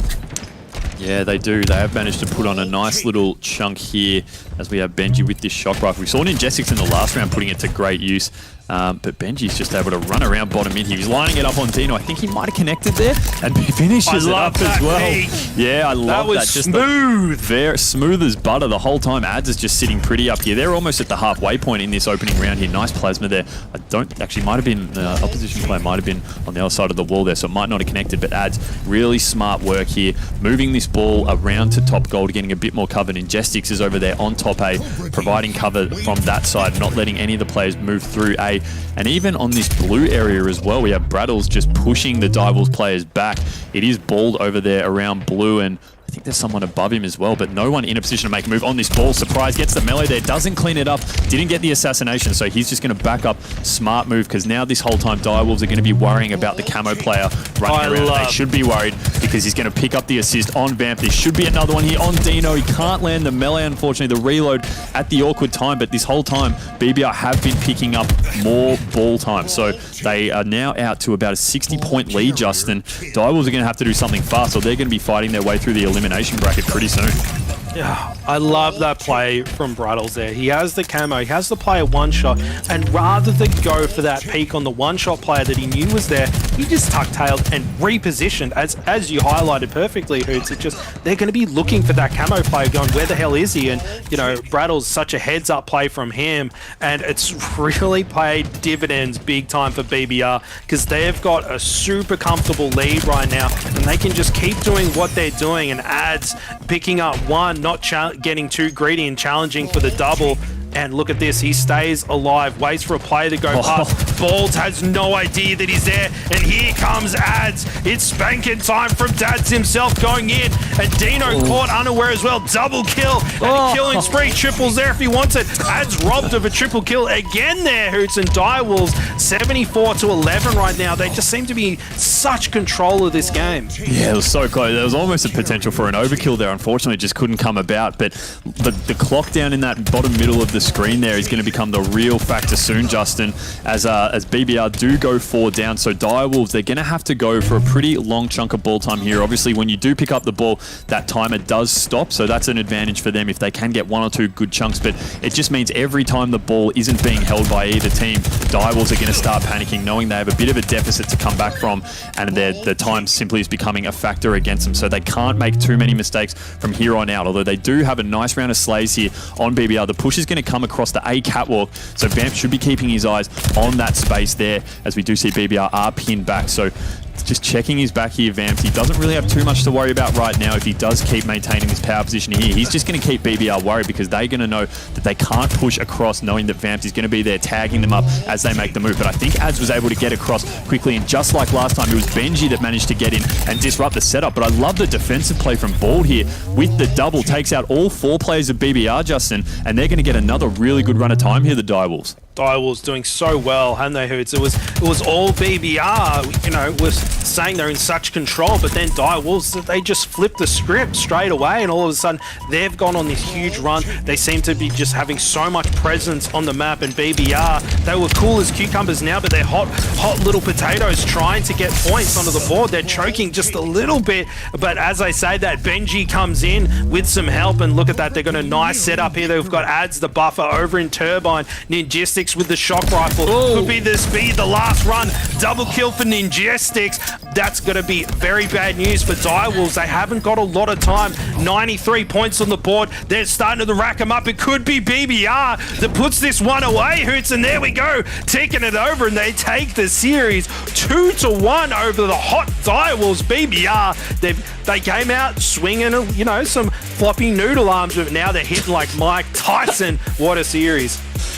I didn't think, Luke, we were going to really see a flipping like that, given the spanking that BBR copped in that opening game. But it is worth noting that they started off super slowly in that Strongholds game on Livefire in Game 1. But even though they did lose by about 100 or so points, they were starting to even gain a bit of momentum towards the end of that game, and they then just carried that all the way through the following 2. And that's a really great effort to dust off the cobwebs and turn it around like that. And I mean, it was you know, there were a lot of players to talk about, really. I think Ninjestix was the slaying leader in that game, that final game there. But across the board, really, Benji was breaking setups, Brattles was just providing great cover fire, and Ads was just being really aggressive when he needed to, picking up some really clutch double kills throughout to break those setups. Yeah, it really did feel like that BBR kind of got themselves into a groove towards the end of this series, and I think that is just a big check for me going forward in the rest of today. Like, if this is what BBR is going to look like when they start getting a little bit more game time underneath their belt, then hey, what's it going to look like when we get deeper in the night and they've had a whole lot of series underneath their belts? And this is the kind of reason why that we wanted to cover this series, right? We knew it was going to be a very tight contest. It went all the way down to the wire in the final round of the final map of the Oddball, and everyone is stepping up. BBR, fortunately enough, were able to get out on top of the Direwolves here, but I still don't feel like Direwolves are down and out, much the same as what we were talking about BBR before. If they did fall down in the elimination bracket, I still feel like both these two teams have a fair shout at even the top 2 spot today. And so seeing these two go head-to-head early on just goes to show that it is going to be a very tight race. Any of these teams heading towards the top 4 this week. And I mean, this is a good start for BBR, right, Justin? This is the perfect start for BBR, getting a whole lot of these nerves and maybe a few of these kinks out of their gameplay. They're able to get it done against a good team in the Direwolves as well. It went all the way to 5 maps, and they had to, you know, kind of dig deep to prove their worth here. And I mean, they got it done in 3 maps, but I mean, what a good start here for BBR. Yeah, BBR, and you could tell they were just, they had a game plan, right? It's not like they just outskilled Direwolves. Every time they were doing things, it looked like they were trying to coordinate and they were committing to a play. And I see that as a big problem with lower tier and mid tier teams, is that they're all arguing about what the right play is to do at any one time, rather than, you know, ads going, hey boys, we've got numbers, let's push this way and do this, and then committing as a squad, whether it works out or not. And sometimes you just have to just commit to the plays that are being called. And you can argue about whether it was the right play in theater after the series is done, but, you know, BBR doing really well to just put themselves in the right position, wait for their opportunities. And you could see in that last round of Oddball, no one was picking up that ball until there was some picks on the ball and they could scoop it up cleanly and get set up. And that's a credit to BBR and the experience that they have as well. They just concentrated on the fundamentals of Halo, and we saw Brattles, not to keep my momentum going, and I know I've been talking quite a lot. However, Brattles, he was struggling.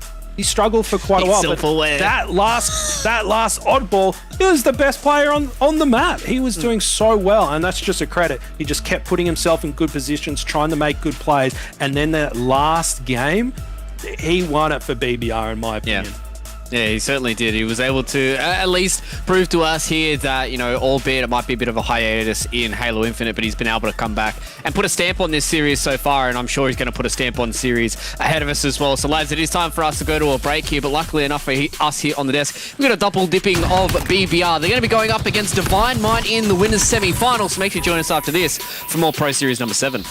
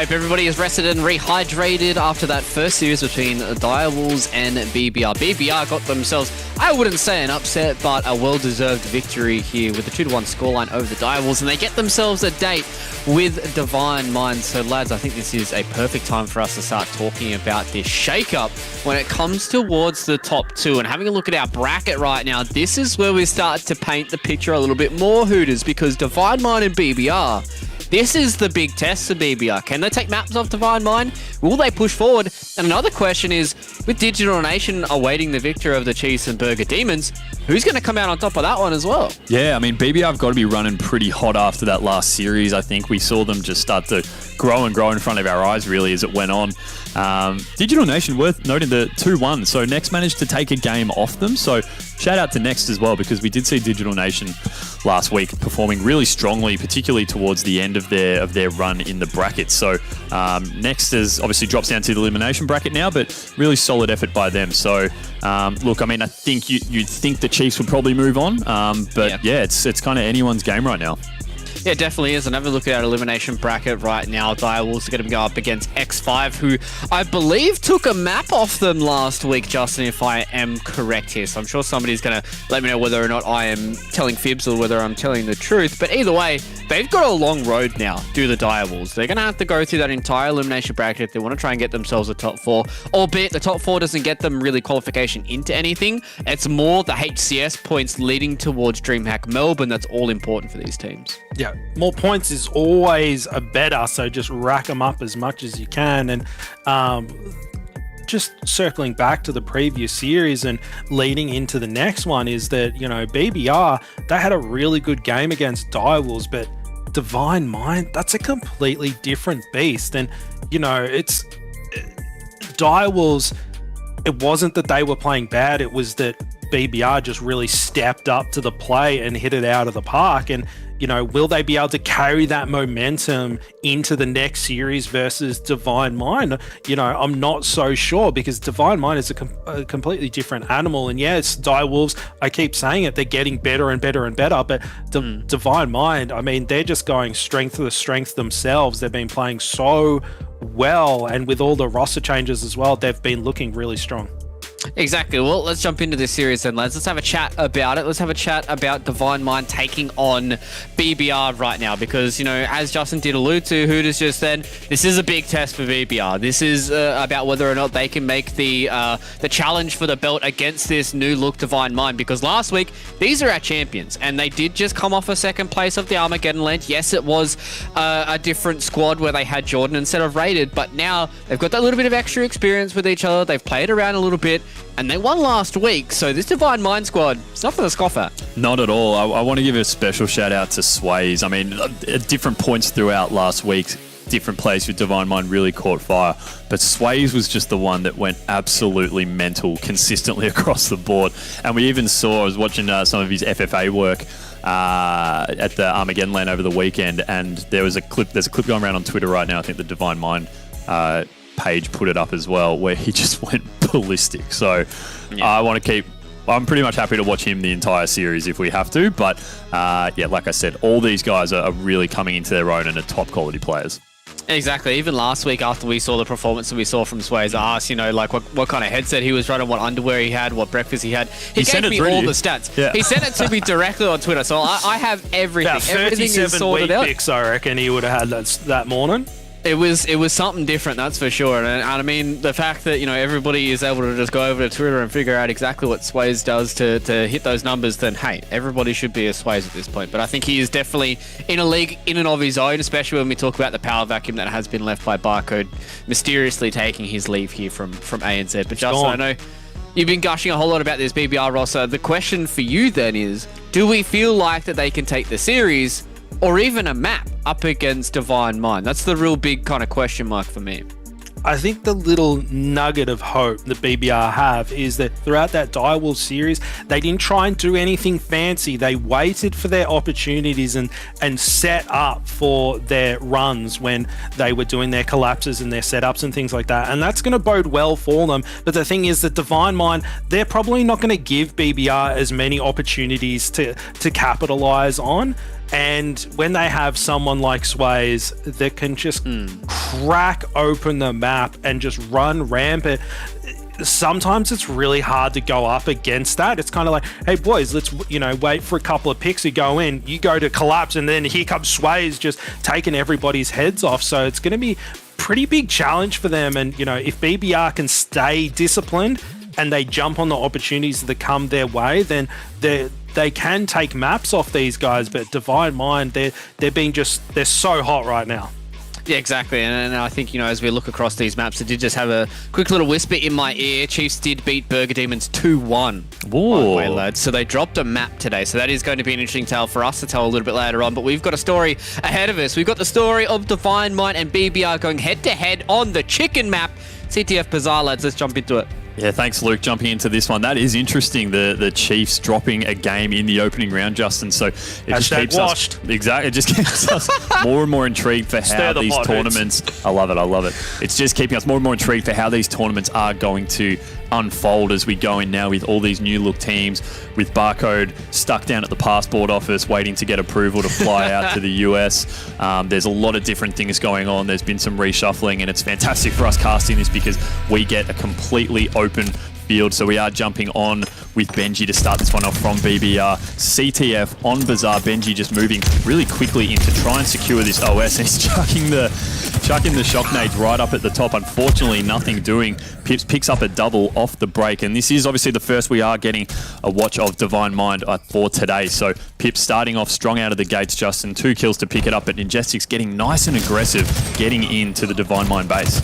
Yeah, he does, but as we say that, we swap over to Rated. I could have sworn he had that overshield, but he just dropped like a sack of potatoes. But now we're back on board with Pips, who you highlighted before. He's doing really well. He's 3-1 currently, and now Sways with those rockets finds himself Brattle's father Benji up in the cubby. He runs and scampers, and Sways, he's looking for him. He's like, where the hell did he go? But too bad, Ninjestics, he's got his sneakers on and ran away from that situation. And it looks like they're playing Slayer right now. They're really hunting down those one-shot players. Sways picking up one of those kills. Adds caught out a little bit there, but he runs away. Sways in a good position to get this flag out, but he's not going to be able to start a run until he gets some picks. And look at that, almost able to get the double kill, but Ninjestics gets the cleanup, shutting down that flag. But Sways being such a nuisance. But BBR, they did really well to just go, hey, we've got to shut down this flag. We've got to get rid of this player before we do anything. Yeah, really aggressive start by Sways. They just sort of thrusting in, really wanting to just get into the face of the BBR guys to try and get that flag running. Doesn't look like much is going to come about it. This OS is popping in a second. So, actually, no, sorry, I read that wrong. Not yet, it doesn't look like, but about halfway off, we are on board with Brattles. Brattles really coming to his own towards the end of that series, as we spoke about before, Justin. Cobwebs clearly dusted out, mechanically working really strongly. He's going to get pinched pretty hard in this locker, so it does seem, early on at least, that BBR not being able to grab that kind of ascendancy that they did have in the first series. It is a bit of a different ball game coming up against a team like Divine Mind. We do have Plasma starting to make a move on this OS, although he will be pushed back as he does take a bit of damage. Obviously going to be very exposed when going for that OS, so wants to make sure he has full shields, manages to get this overshield, and now he can just basically put his head down and run in like a maniac wherever he wants because he has that extra level of shields. Just looking at being able to stay out in the open there, taking down Ads, takes down Brattles even though he misses a melee, so you can be forgiven for making some of those mistakes when you have an OS like that in your shields, knowing that you can stay alive, as we just see him hunting now pretty much. They did manage to drop about 2 or 3 members of BBR, but didn't make a push on the flag. They do have them spawning down in the alley now, so it looks like Plasma might be in a position to start to make a run on this flag. It's just a matter of where he is going to run it. He does have 2 players pinned down at double doors, and I like this, Justin. Staying back, letting his shield recharge, knowing his team's going to come in and help,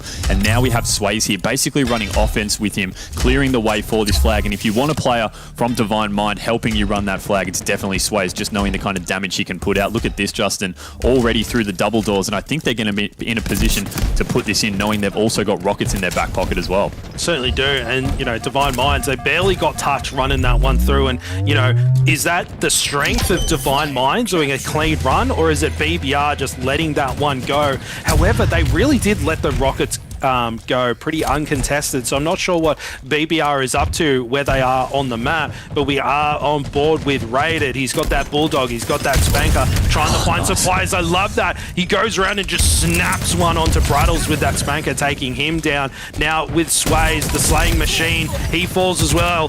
Caster's Curse is real, but Plasma, here he is, hiding in the cubby, trying to find one player. Nice little snap in the killing spree for him, trying to dodge a flurry of grenades. He does fall now with Bruddles. Lovely cross-map shots and a double kill for him, and a well-placed grenade. He does fall, unfortunately. Now with Ninjistics trying his best to clean up these players, and there's that OS, it pops. Ooh. And look at that, Ninjistics coming in and saving his teammate there, who managed to get away cleanly with that overshield. Benji now pushing into the base. He's almost got a full OS. Good opportunity for BBR to get a flag moving, Hooters. Yeah, I think he just completely missed Pips behind him, though. He does manage to get him down eventually with the help of Ads, but he'll be dropped as well. Just obviously didn't show up on his screen. We can see it nice and easily as casters here because we can see them through the walls and everything like that, but that's just really unfortunate because I thought they had a bit of an opening there, BBR, and Injestics done a great job of managing to secure that OS, but just weren't able to really convert that into any flag pressure. They still do have a fair bit of map control here, Divine Mind, despite the fact that they didn't have that OS, so great effort by Pips to help neutralize that and take it out of the game. We are on board with Plasma. I want to give a specific shout out to Sways. I know I already mentioned him at the start before, but just have a look at that. 14 kills, 6 deaths. Raided also really coming along strongly here as well on 11, so the two Slayers there leading the way for Divine Mind. But BBR still holding their own. They are down a flag cap, but it doesn't look like they're really being dominated in terms of map control just yet. You do see Ads picking up a nice kill there from Truck, moving into the locker on the other side. But right now, no team really able to get any kind of map ascendancy as Ads will be dropped. That is 3 down for Divine Mind for a moment there. So BBR can start to try and push in on their side of the bases. They do have Pip pinned down there in the back in this palm area. Yeah, Divine Mind, they seem to be racking up a lot of kills, and yes, they're a flag up on the board, but BBR just making it really difficult for them. And you highlighted before Sways and Raided going monstrous for their team, but here comes the BBR push. It seems to be something they've been so good at so far tonight, is that they'll make a push in together and they'll just go, you know, we're going to double stack this and break the setup. And here's Ninjistic pushing back that player there. BBR setting themselves up to get a flag moving, and I do think it is. Brattle's doing everything that he can to get it moving, but Divine Mind able to shut that one down. But it's kind of like, here comes Ads with the rockets, taking him down. Raided trying to get a return on that flag. OS has popped, but that's what BBR does. They made an opportunity for themselves. They got the flag moving. Yes, it didn't work out this time, but they can just keep doing that. And, you know, sometimes your plays don't work out even though you're trying to do everything right. Yeah, Raided was able to secure that OS, and he's just pretty much come straight in. It has all been dropped, but he was able to push through, take out Ninjestics up in the bar area, and look at this, he can now sneak through and start to put shots in on them at their base. So they are pushed back around their palm area, the BBR guys. I think they're pretty much all in that one spot. They are now being able to be forced down through double doors there. They will be dropped, Divine Mind, but you know, a bit of a good defensive work, I guess you could say, from BBR right there. Even though they didn't have that OS and they were dropped, able to at least get some kind of map control back. And now you can see they've flipped the script a little bit pretty quickly, actually. Justin, Ads in the bar area here, just putting down shots on their flag. But smart move here, knowing that Sways is hanging around this rocket area. They need to take him out because while he's up there, there's no chance they're running a flag. Sways somehow managed to stay alive. I know, 2-on-1. He's still alive, and just look how quickly this flips now. Sways will be dropped, but BBR's pushed all the way back onto the other side when they look like they were getting in a position to actually start a flag run of their own. Yeah, like Ads just goes in there like a father checking on his son. It's like, are you winning, son? And Sways is just like practicing his slides and goes, Dad, I'm busy, and just slams the door in his face. It was unbelievable. And now we're on board with him doing his best Spider-Man impression. No shields in the ducks, just having a little bit of a sleep, getting his shields back, and now challenging Ninjistics there. Will he be able to get away? And scampering away, and Sways just making himself a difficult kill, which is frustrating, Hooters. It's just one of those players that seems to just get away, reposition, and he completely ignored that player and going off and doing his own thing. It just feels like he's got tunnel vision and he can just go exactly where he wants and doesn't have to worry about any of the other players on the map. You saw before when he was in the tunnels, put a few shots on Ninjestic, just ran away and knew that his teammates would be there to pick it up. So he's got great faith in the rest of his team to be able to provide the cover for him. I love the cover he's providing himself right now for, I'm not sure who actually is running that flag, but you could see him putting shots on Ads down in the alley there, and just able to at least get that flag through the double doors. It looks like they managed to drop it just below balcony here. Ads is going to try his best to try and get some kind of a return here. I think he should be able to. There's enough cover from the market in front of him, so they do get a return on that one. Nice work from BBR, because I thought that Divine Mind were going to be in a position there to at least make a pretty decent run on that flag, but they're able to stop it relatively quickly, which is good for them. Yeah, I mean, Divine Minds, they've had a lot of control so far this game, but BBR, they've kept it within one flag, and it's kind of, if they can hold on and create an opportunity for themselves, then they'll be able to tie things up really easily. It's not like Divine Mind is like, you know, 3 up in the flags department right now. It's still anybody's game, and as I say that, it looks like a flag is on the move. I do believe it is for BBR. Benji scooping up those rockets as well, fresh off the press. They're trying to get that flag out. They're trying to get it moving, and Benji, he's just looking for those players that are going to overextend and try and shut down this flag. Brattles goes down, who was running that flag. It is just sitting there, but Benji comes in with those rockets, able to try and shut down that push. Does get the 2-for-1 with that second rocket. The flag is on the move, trying to stay alive, and look at this, BBR, they held on, you know, by the skin of their teeth, and now in the last couple of minutes of the game, they've able to tie things up, and this is what BBR's been doing so well. It's just kind of, they hang in there, and then they're like, boom, green light, this is our opportunity, and they get it done. Yeah, pretty much one flag and a 100% successful conversion rate. Benji, I loved his work with the rockets there, not only by getting them, but at least staying above the alley there, just trying to cover off, as you said perfectly, Justin, any kind of overextension from Divine Mind. They weren't able to put it in. Ads now with an OS. You see the nades just flying towards him, but look at his shields there, still completely strong, as if nothing's really happened to him. He is going to be dropped eventually, but that's a big OS there to secure, not let it get in the hands of Divine Mind, but also try and at least keep that flag from getting across on their base. So he's done a great job there. The flag probably not going to be in a position to be moved much further, I don't think, unless Divine Mind's been able to extend across, but I don't think they have. So they are getting slayed out a little bit now, BBR, but adds straight back to that flag where he was killed before. He's going to get that return. We've got 1 minute and 24 seconds left, Justin, and we're at 1-1. BBR really starting to come back into their own here. If you look at the scoreboard, they're probably out slaying pretty much evenly. I think there's maybe just a few more coming for Divine Mind, but when BBR choose to run a flag, they run it really well.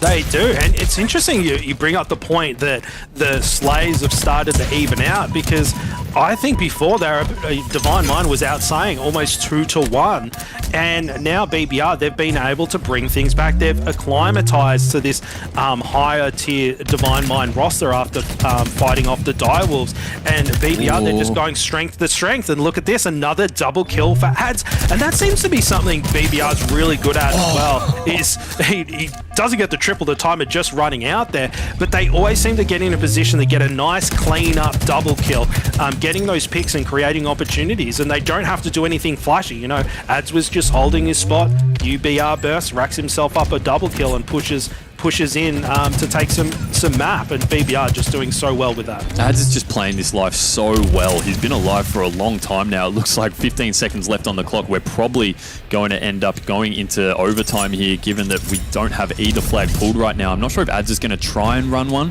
while this timer drips down. It seems like he's more concerned with just staying out of the base here. In fact, it looks like there's there's actually teammates on both sides, so they are choosing to run it now, BBR. So if this kill on Pips can go ahead, he uses the thruster perfectly, doesn't get the kill. The flag, I think, is going to stay down in double doors, and Pip, meantime, is actually going to push into the BBR base with these rockets, but not going to be able to get a touch on that flag.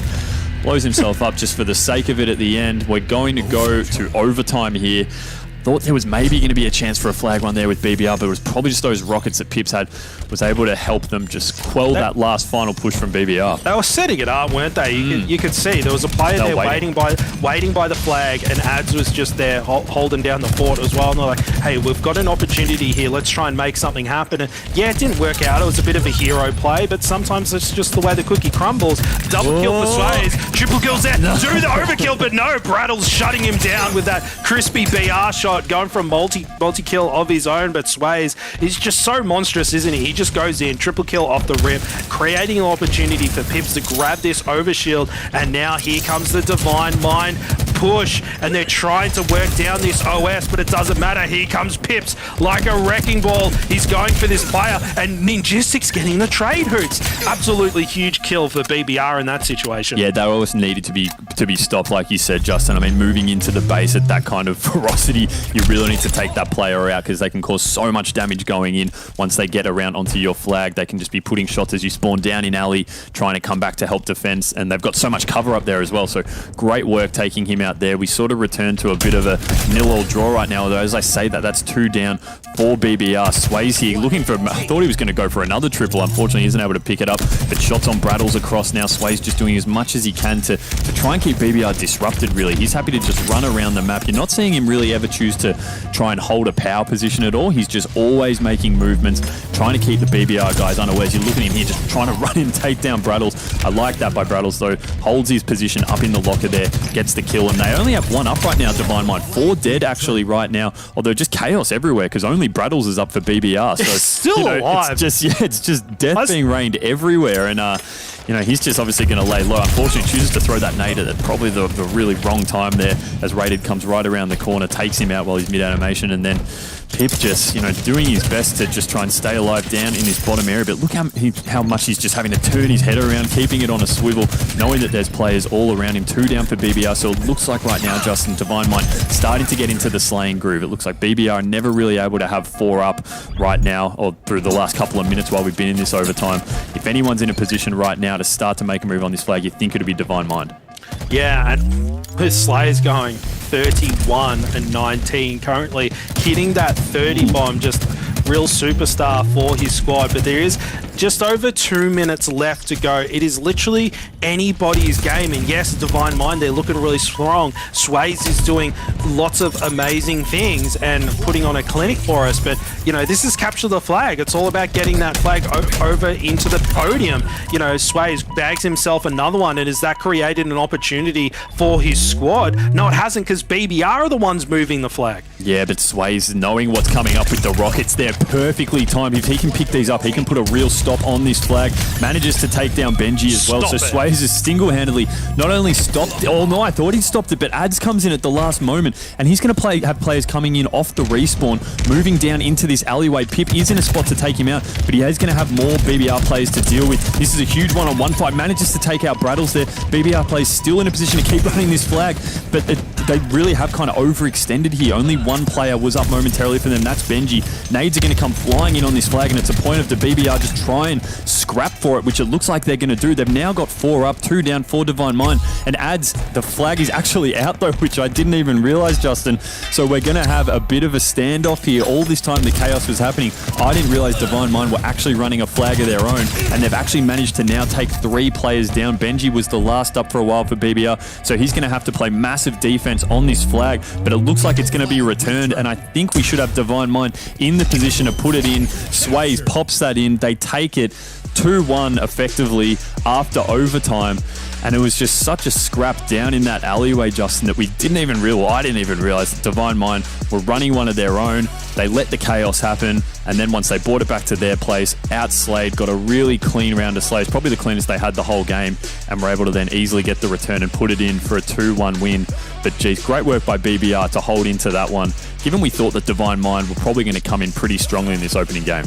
Yeah, I 100% agree, and that last alleyway was all about Pips there. He got a double kill, he weakened the third player, and BBR had to commit so much resources to keep that flag alive. They all just went in and said, boys, we have to secure this flag. Our flag is gone. If we don't get it, then we're stuffed. And yes, Divine Mind came in and got the return and were able to get that flag in, but credit to Pips for holding BBR back, and credit for BBR to holding on, because it could have gone either way at that point.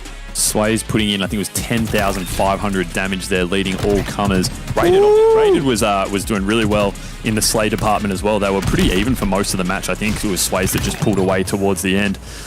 But yeah, look, it was a real scrappy fight there. There were no clean flag runs, apart probably from that first one that BBR ran, but even then they had to fight for it quite a bit.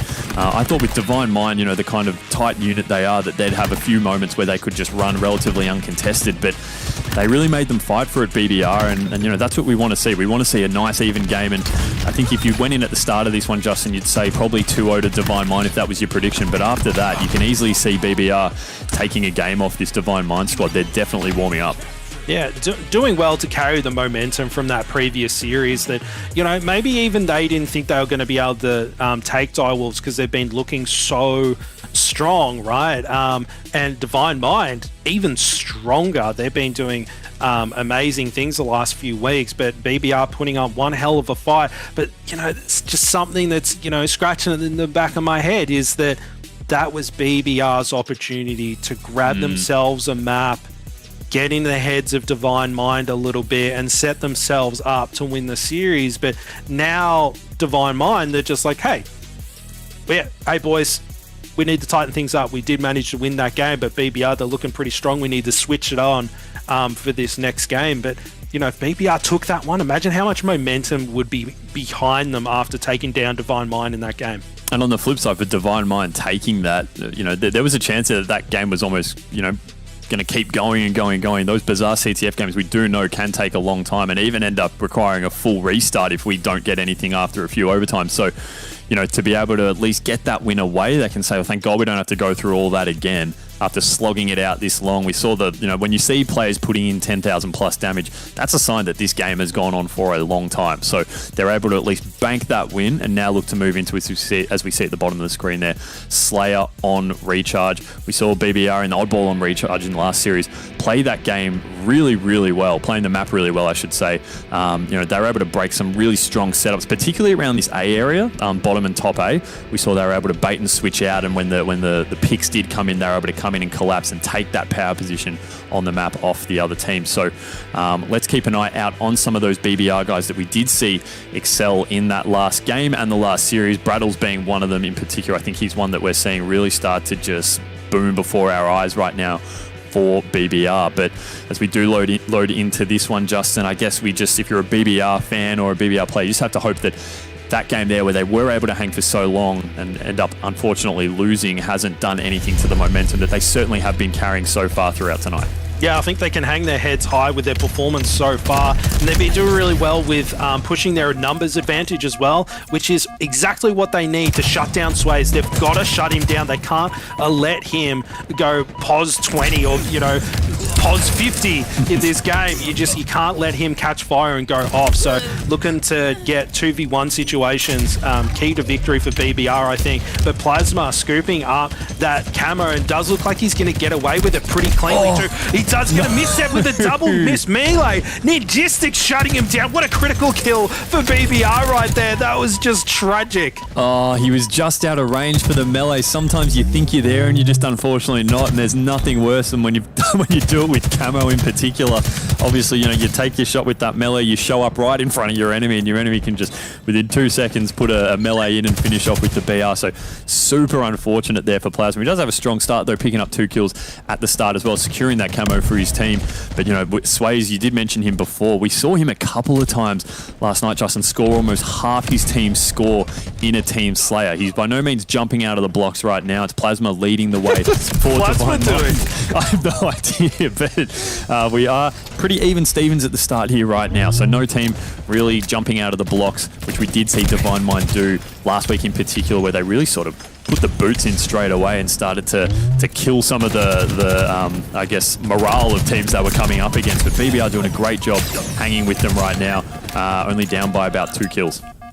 Yeah, hanging in there, that they are. And that fresh camo is about to pop as well. How does time fly sometimes? 10 seconds until that pops, and you can see both teams not committing any resources to that just yet, keeping themselves up. But, you know, they've got to pick each, and they're starting to move in to try and scoop this one up. Sways pushing in a little bit, Ads trying to get something going. He falls as well. Sways is called out and taken down. Pips is caught. Ninjistics in 1v1 situation. Will they be able to secure that kill? Nice grenade from Pips, and it doesn't connect. They get away, but Ninjistics is called out and taken down. Not sure who managed to get that camo either, Hoots, but Pips, he's putting in a lot of damage, but he can't secure any kills. And here comes Braddles with the sword, cuts Pips right in half like a piece of cheese on a cracker, and now Ads moving through. The BBR boys, here they come.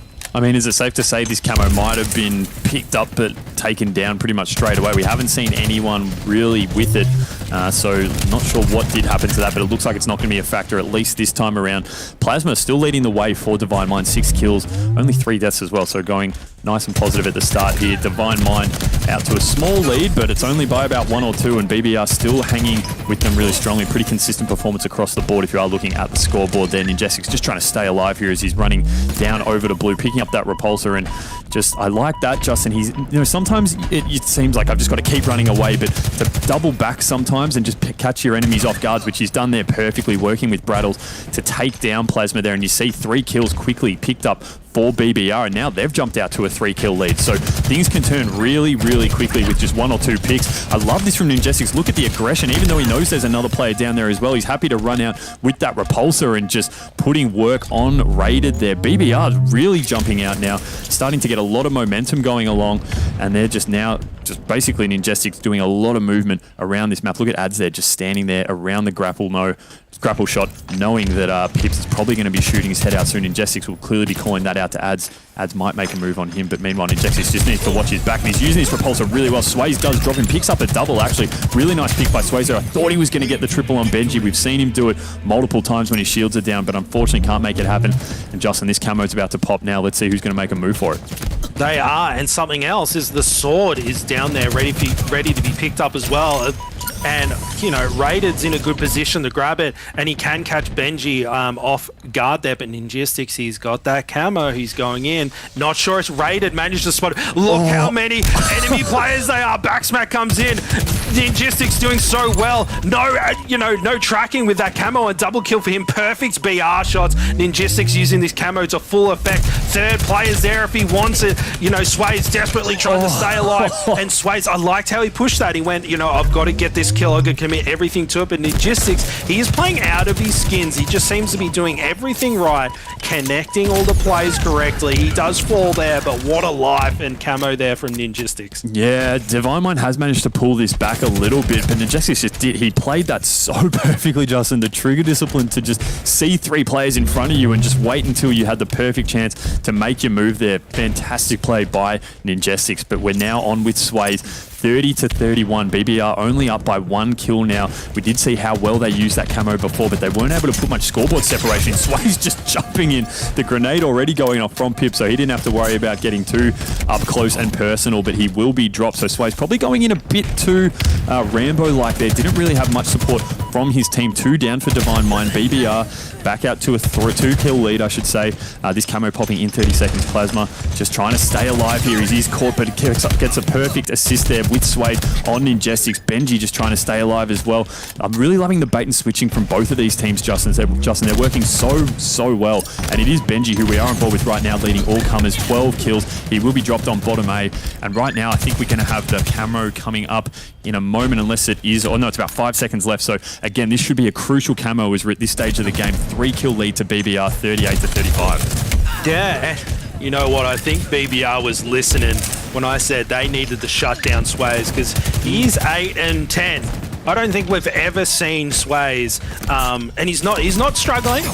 Listen, I'm not saying that he's struggling, but he is negative right now, and we're used to Sways going double positive, so BBR doing really well to shut him down, but still, all that's bought them is a 40-40 game right now. They've shut down Sways as much as they can, but they've put themselves in contention. Raided with that fresh camo, easy cleaner onto Benji, double kills there if he wants it, able to secure it, easy stuff for Raided, and he's on the hunt already, full predator mode, looking for another player, finds himself Ads. Raided just catching fire for his squad. 44-41. That last camo there just being such a deciding factor, and it could be spell disaster for the BBR guys. Killing spree for Raided. 47-41. They are just taking over this game, Hooters. You said it perfectly, Justin. The camo has been the absolute difference here. It's been about a 7 or 8 kill switch, and Divine Mind showing no real signs of slowing down. Only 2 kills needed now for Divine Mind to close this out. 1 kill as Plasma picks a kill up on Ninjestics over in long haul,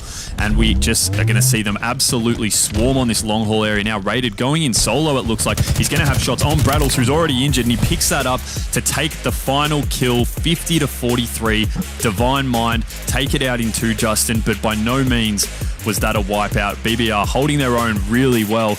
And it was just as you said, that final camo right at the end was the difference that ultimately allowed Rated to run around the map without being contested, put in shots all across the map, pick up some kills, pick up some assists, and Luke, they take it 2-0. Yeah, it was kind of exactly what you said, right? The scoreline really doesn't reflect what that series was. It was an absolute nail-biter. Map number 1, all the way to overtime. It was only a very clutch flag run coming in from Divine Mind that got that one done. And then a 50-43. That was all BBR's game. You know, we got all the way up to 40 points. It was 40 points apiece. And then this final camo comes in and Rated secures himself, I believe it was 6 kills off the back of it. So basically running all the way to the victory line there. And Justin, this is a really good shout for BBR. Yes, Divine Mind did come out on top and get themselves the victory. We're kind of expecting these guys to perform this well, but I think for me, the big storyline coming out of this is BBR look good, and that means that going into the rest of today, I don't think we can still call champion just yet. No, not yet, right? And Divine Mind, they won, but it wasn't dominating.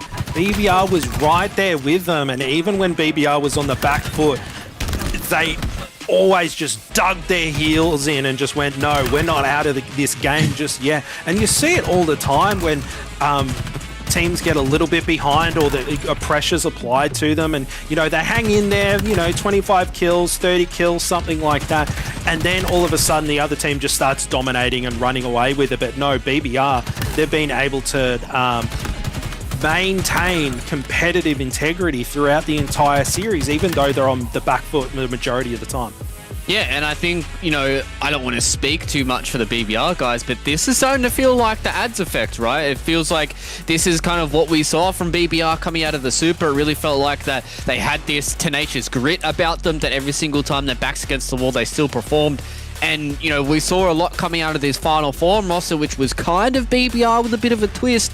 But now this BBR roster has come back with the addition of Brattles Hooters, and I mean, they're looking good. Divine Might in and of themselves, they also look good. Sways, he did have a little bit of a, an uncharacteristic not pop-off performance for him on that Slayer, but everybody else stands up for Divine Mind as well, and I think this is going to be a great tale for us to tell, and I think, looking forward, maybe if we get a BBR versus Chiefs match, might be even tighter than what we saw here today. Yeah, I think you summed it up perfectly, right? It just shows that if one of their superstars isn't performing, their team can still win and other players can step up in their place. So you don't want to have to rely on one person so much that if they're having an off day, an off game, whatever it is, that you can't get the victory. So the fact that they were able to do that and cover for him is a great sign, because, we have seen, as I said before, him pop off and take 25 kills in a Slayer game and take half the map pretty much. So to be able to win without him doing that, with him actually going negative, I think it was, that's a great sign for Divine Mind going forward.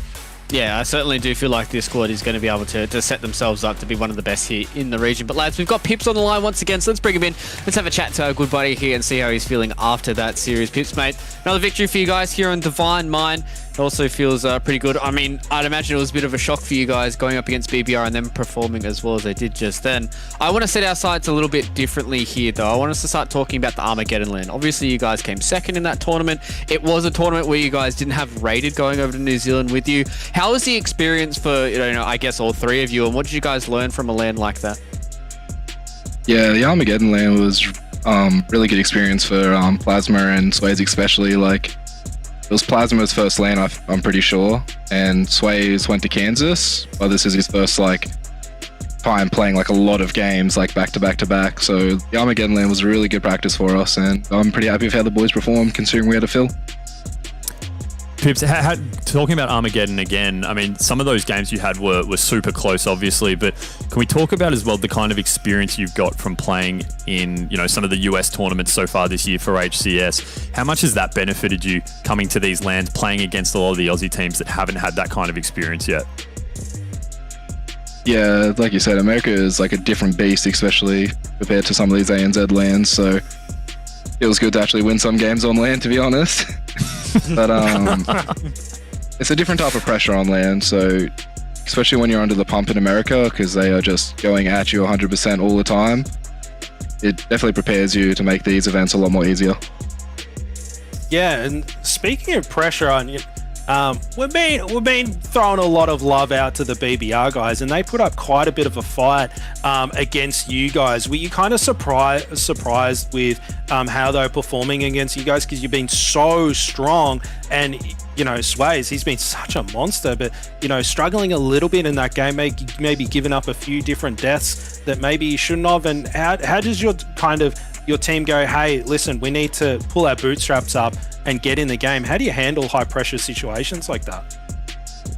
Yeah, BBR definitely shocked us. We definitely came in a bit overconfident.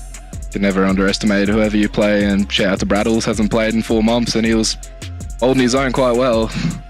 But yeah, no, we just needed to reset, especially on the recharge Slayer. We were down by a little bit and we just weren't playing our game.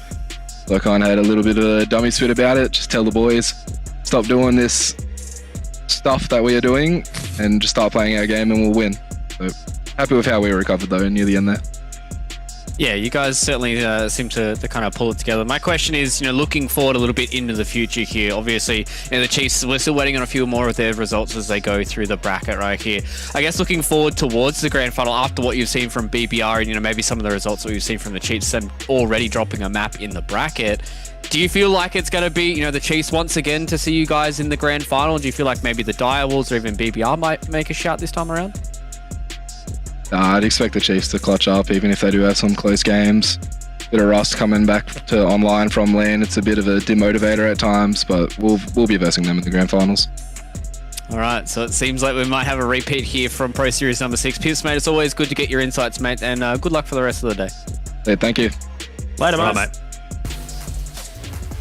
Invaluable experience seems to be the kind of, you know, story that we got from Pips there going over to New Zealand Armageddon LAN. Obviously, Hoots, it is a different roster. You know, they had to play with a feel, so, you know, aren't able to get the full 4-man kind of feel. But as he said, it still is great experience for these younger players to be able to play on LAN, get some dubs under their belt, you know, kind of realize what it feels like to win and what it feels like to lose. Because going into DreamHack Melbourne, if you don't have that experience in your back pocket, some of those scenarios can really throw you through a loop. Yeah, look, I said it last week. I think the most important learning aspect you'd get from a LAN like that is the ANZ trash talk that often isn't replicated to any level anywhere else in the world. It's very unique to us. And so for a lot of players who haven't had that LAN experience, you need to be able to play when you have people yelling some pretty heinous things about you and your family in your ear throughout the game. All right, it seems like this is going to need some counselling after some of these LAN matches that's going to happen at Melbourne. But, you know, Justin, they still were able to stand up. They got themselves at least a second place, and now be able to at least pull themselves back from a potential upset is always a good shout for, you know, these kind of younger tier teams, right? Yeah, I think it's something that, you know, Pips touched on it himself, was that, you know, you said, hey, it was nice to win a game, you know, on LAN, and it's because they've gone over to the States and kind of had a bit of a reality check that they're not the kings of the castle on the world stage, and that prepares you for when things don't go your way. And then Pip said that, you know, they're in that Slayer match, and he just had to go, hey, listen, boys, what the hell are we doing? Get your heads back in the game and not lose this game against BBR, and that they were able to clutch things together and do it. And that's the strength of an experienced team, and that's exactly what he said, experience. When you just put in game time and put in multiple situations, it's just going to prepare you better for, you know, those critical game moments where you just need to clutch up and get it done. Yeah, exactly. And then also might lean us towards, you know, maybe Pips might be the big voice here on this Divine Line roster, because, you know, we look across at some of those players and you probably would be leaning towards somebody like Pips, who has so much of this experience and so much of these victories under his belt to be able to pull together the team. And I'm sure we're going to be able to develop that a little bit more as well as we get deeper here into the Divine Line and also into Pro Series number 6. Ladies and gentlemen, we're about to go to a little bit of an extended break. Before we get there, I've got a little bit of information to tell you guys here. The Chiefs did unfortunately have to forfeit their first game up against Digital Nations. They are one map down. Apparently Madsy is having a few PC issues right now. So we're going to be waiting on the results of a few of these matches so we can get a little bit deeper here into our own bracket. So we're going to take a bit of an extended break, and we'll see you guys on the other side of this for Pro Series number 7.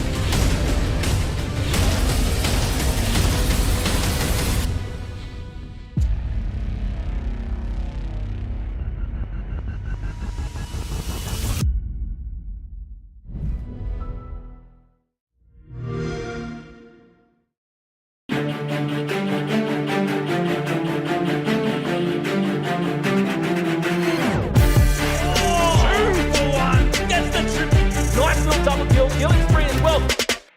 Overkill potential with the rocket. And he gets it! No! Back!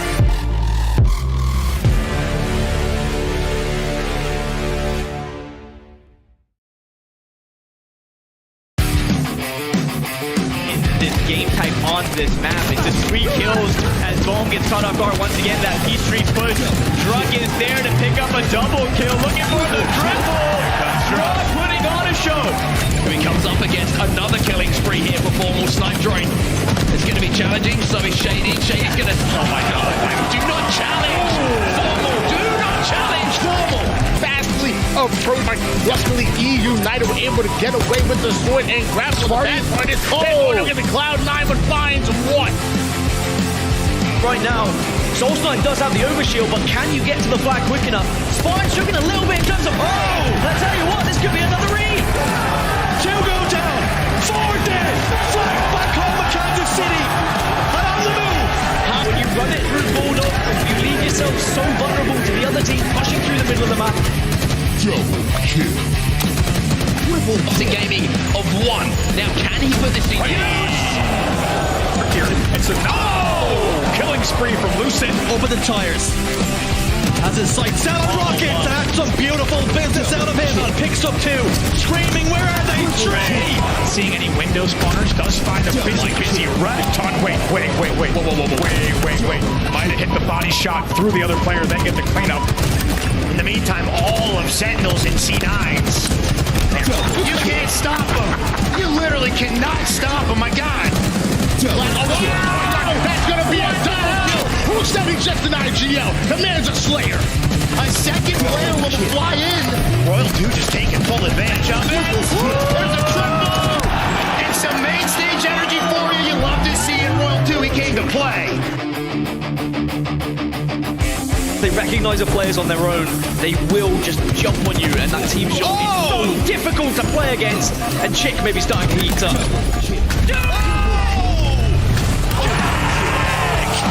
Wobbling them wings, it's an overkill. One of the best players in Europe right now, and that's exactly what Quadrant needed.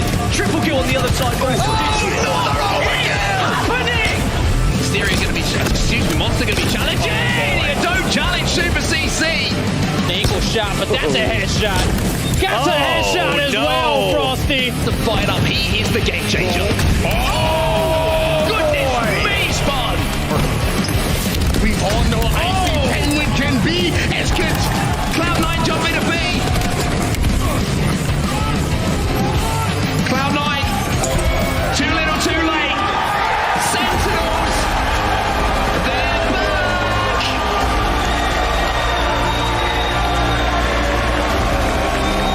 The multi-time Halo World Champions are your champions at the HCS Major, Kansas City.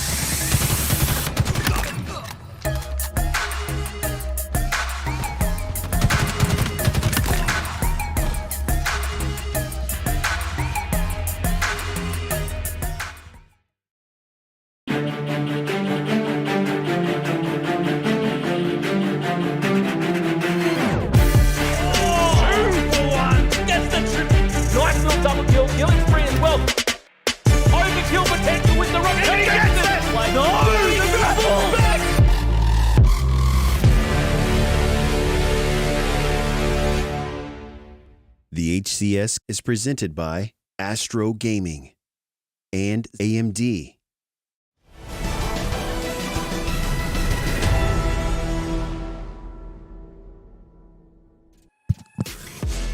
Hello everyone, welcome back here. ANZ HCS Pro Series number 7 is back underway. It was a little bit of an extended delay. We are just waiting on a few of these results to come through so we can figure out where our next step is going to be. But it is perfect time for us to start chatting about the day as a whole so far, lads. Hooters, and obviously it has been a bit of a BBR hype train for us here on the desk. Good to see these guys back in a bit of form.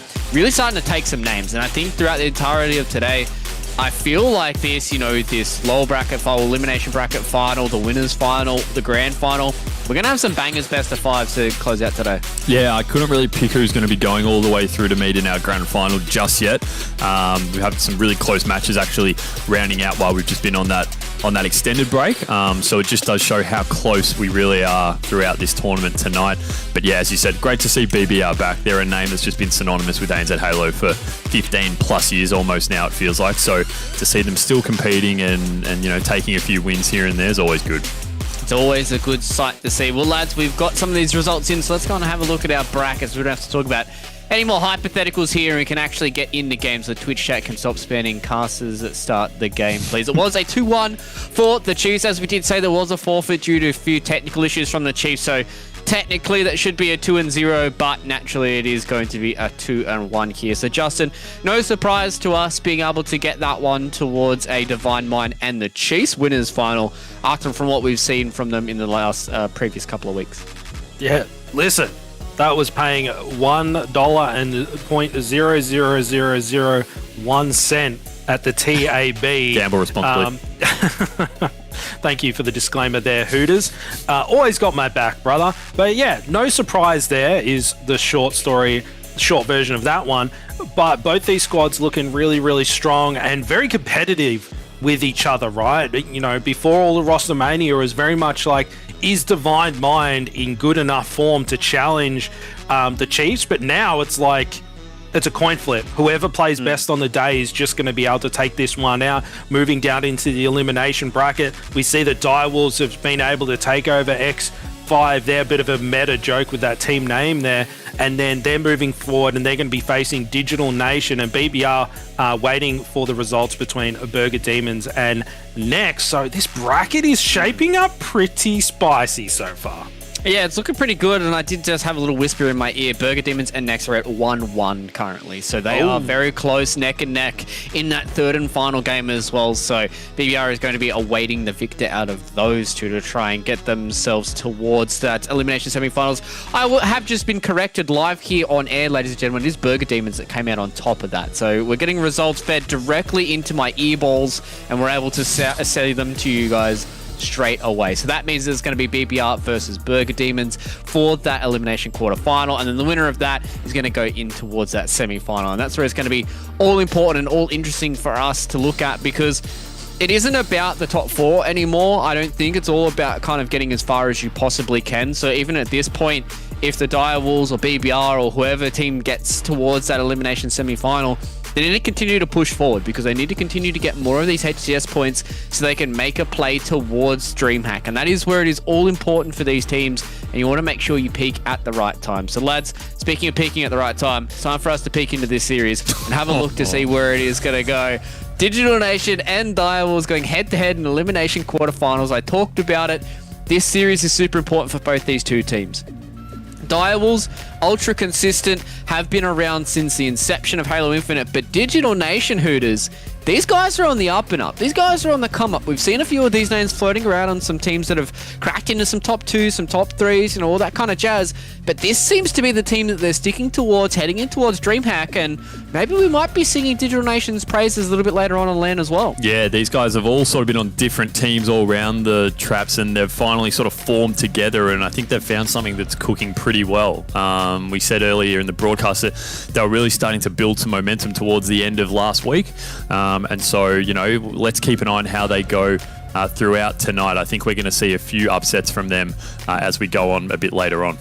Yeah, exactly. And I think going into this as well, I probably wouldn't put this as a straight, 100% victory for the Direwolves, right, Justin? We talked about these guys being able to be consistent for us in these last couple of weeks, but I think going up against Digital Nation, if they start to underestimate these guys, it might be a bit of a rough task for them, but I feel like everybody has faith in these NZ boys off the back of the Armageddon Land result to be able to get themselves at least in the top 4 and then potentially try and make a squeak towards that grand final. Yeah, we've banged on about it, right? A bit of a squeaky wheel. Direwolves are looking really good. Their consistency is getting better and better, and the Armageddon Land, they performed so well, just narrowly missing out on making it all the way to the grand finals. And I don't know, maybe we're playing online right now, and that New Zealand disadvantage when the majority of the players are from Australia, maybe that's been creeping in as just those LAN environments that the Direwolves can really show people what they've got. However, flip it over, talking about Digital Nation, they keep continually to get better, and their placements are getting better and more consistent as well. So both these squads seem to be getting better and better and better and better each week. So I reckon this is going to be a pretty even matchup. Yeah, this might be a tight series, so let's go and have a look at the maps and see if that's able to separate these two teams and see whether or not it might feel like an advantage is going one way or another. Oddball on Livefire here for our first map. Slayer on Aquarius is an interesting one for me here. And then Strongholds on Streets. I feel like Streets is kind of one of those maps that's a bit of an equalizer, right, Hooters? We talked about the Slayer as being the great equalizer between a lot of these teams. I think that is almost always going to be a coin flip, no matter how you look at it.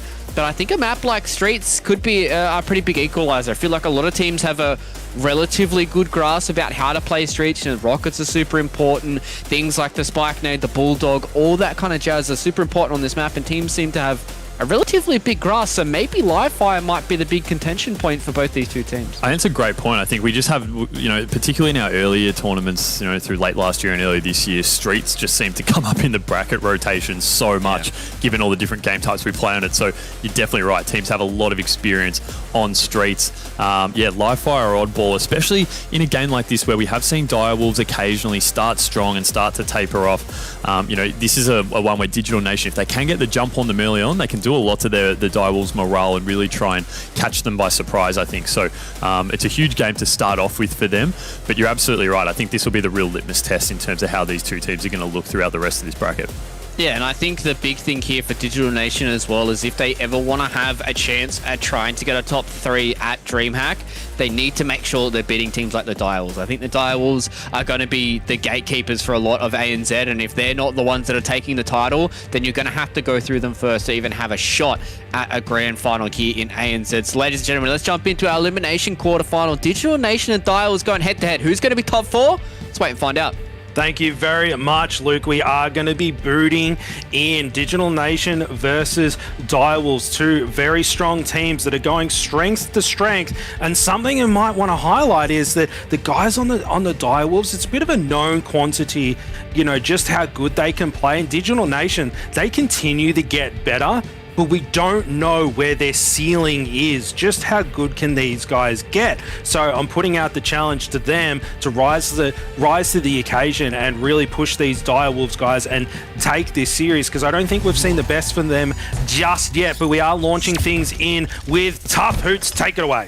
Yeah, you're absolutely right, Justin. The ceiling really is, it's as high as it can be for Digital Nation if they really want to go that way. We do, keep in mind as well, have a couple of KBM players in this lobby as well, so that changes things up a little bit. We have Ball pushing right through top middle here, grabbing that snipe as well, manages to pick up the kill and the ball. Bandit's the only one up for Digital Nation, so this is a really strong start from Direwolves. They're getting in this position now. I like this from Ball, foregoing the ball because he knows how important this OS is, and with this snipe just trying to poke away at Digital Nation to stop them from getting a play on it. I think they were able to pick it up though. We do see Bandit there. He's managed to chuck that OS in. So using this snipe, Ball just really doing a great job here, holding off on this bottom tower side. But meanwhile, I think we had the OS just completely melted in the end for Digital Nation. So they weren't really able to do too much with it at all, Justin. 3 down for them momentarily there, while Direwolves still have map position in that tower area and still have Ball as well. They certainly have. Direwolves, they're off to an early lead, but always with start of a series like this, you can have a team that kind of a bit slow off the start, and Direwolves coming out hot currently, but Digital Nation hanging in there currently, still on board with Vamps as he comes out of the respawn. Rice there challenging and getting the better of that player, and sorry, I'm getting a little bit confused. It's jumping around so much, but we're now on board with Bandit and Zed from Digital Nation. Nice shots onto Zirkle there. He's got some help putting in the team shot BRs and working very well. He's no shields at the moment, jumps out of the challenge. Double kill for him, turning up for his squad. That ball does get played, but those 2 kills that Bandit just got, creates a good opportunity to get some and it does look like he might be able to jump onto the board. Look at this. Bandit still alive in this situation. They're applying so many resources to get this ball moving. Yeah, you're right. That's perfectly put. Just all the resources down at bottom mid. Meanwhile, that OS is about to pop, and it looks like no one from Digital Nation is going to be in a position to make a play on it. Rice just basically trying to get this ball away. He was only one alive, but this is a great effort. He's managed to get it away over to this B silo effectively, and just at least maintain control as well, which is even more surprising given the shots he was taking. Play balls it on top of that, so manages to pick up 12 seconds by himself, which is a really great effort given he was the only one alive. Had Direwolves hunting him down effectively, but managed to draw it away, get a bit of time, and then reset. So ball goes back down bottom mid.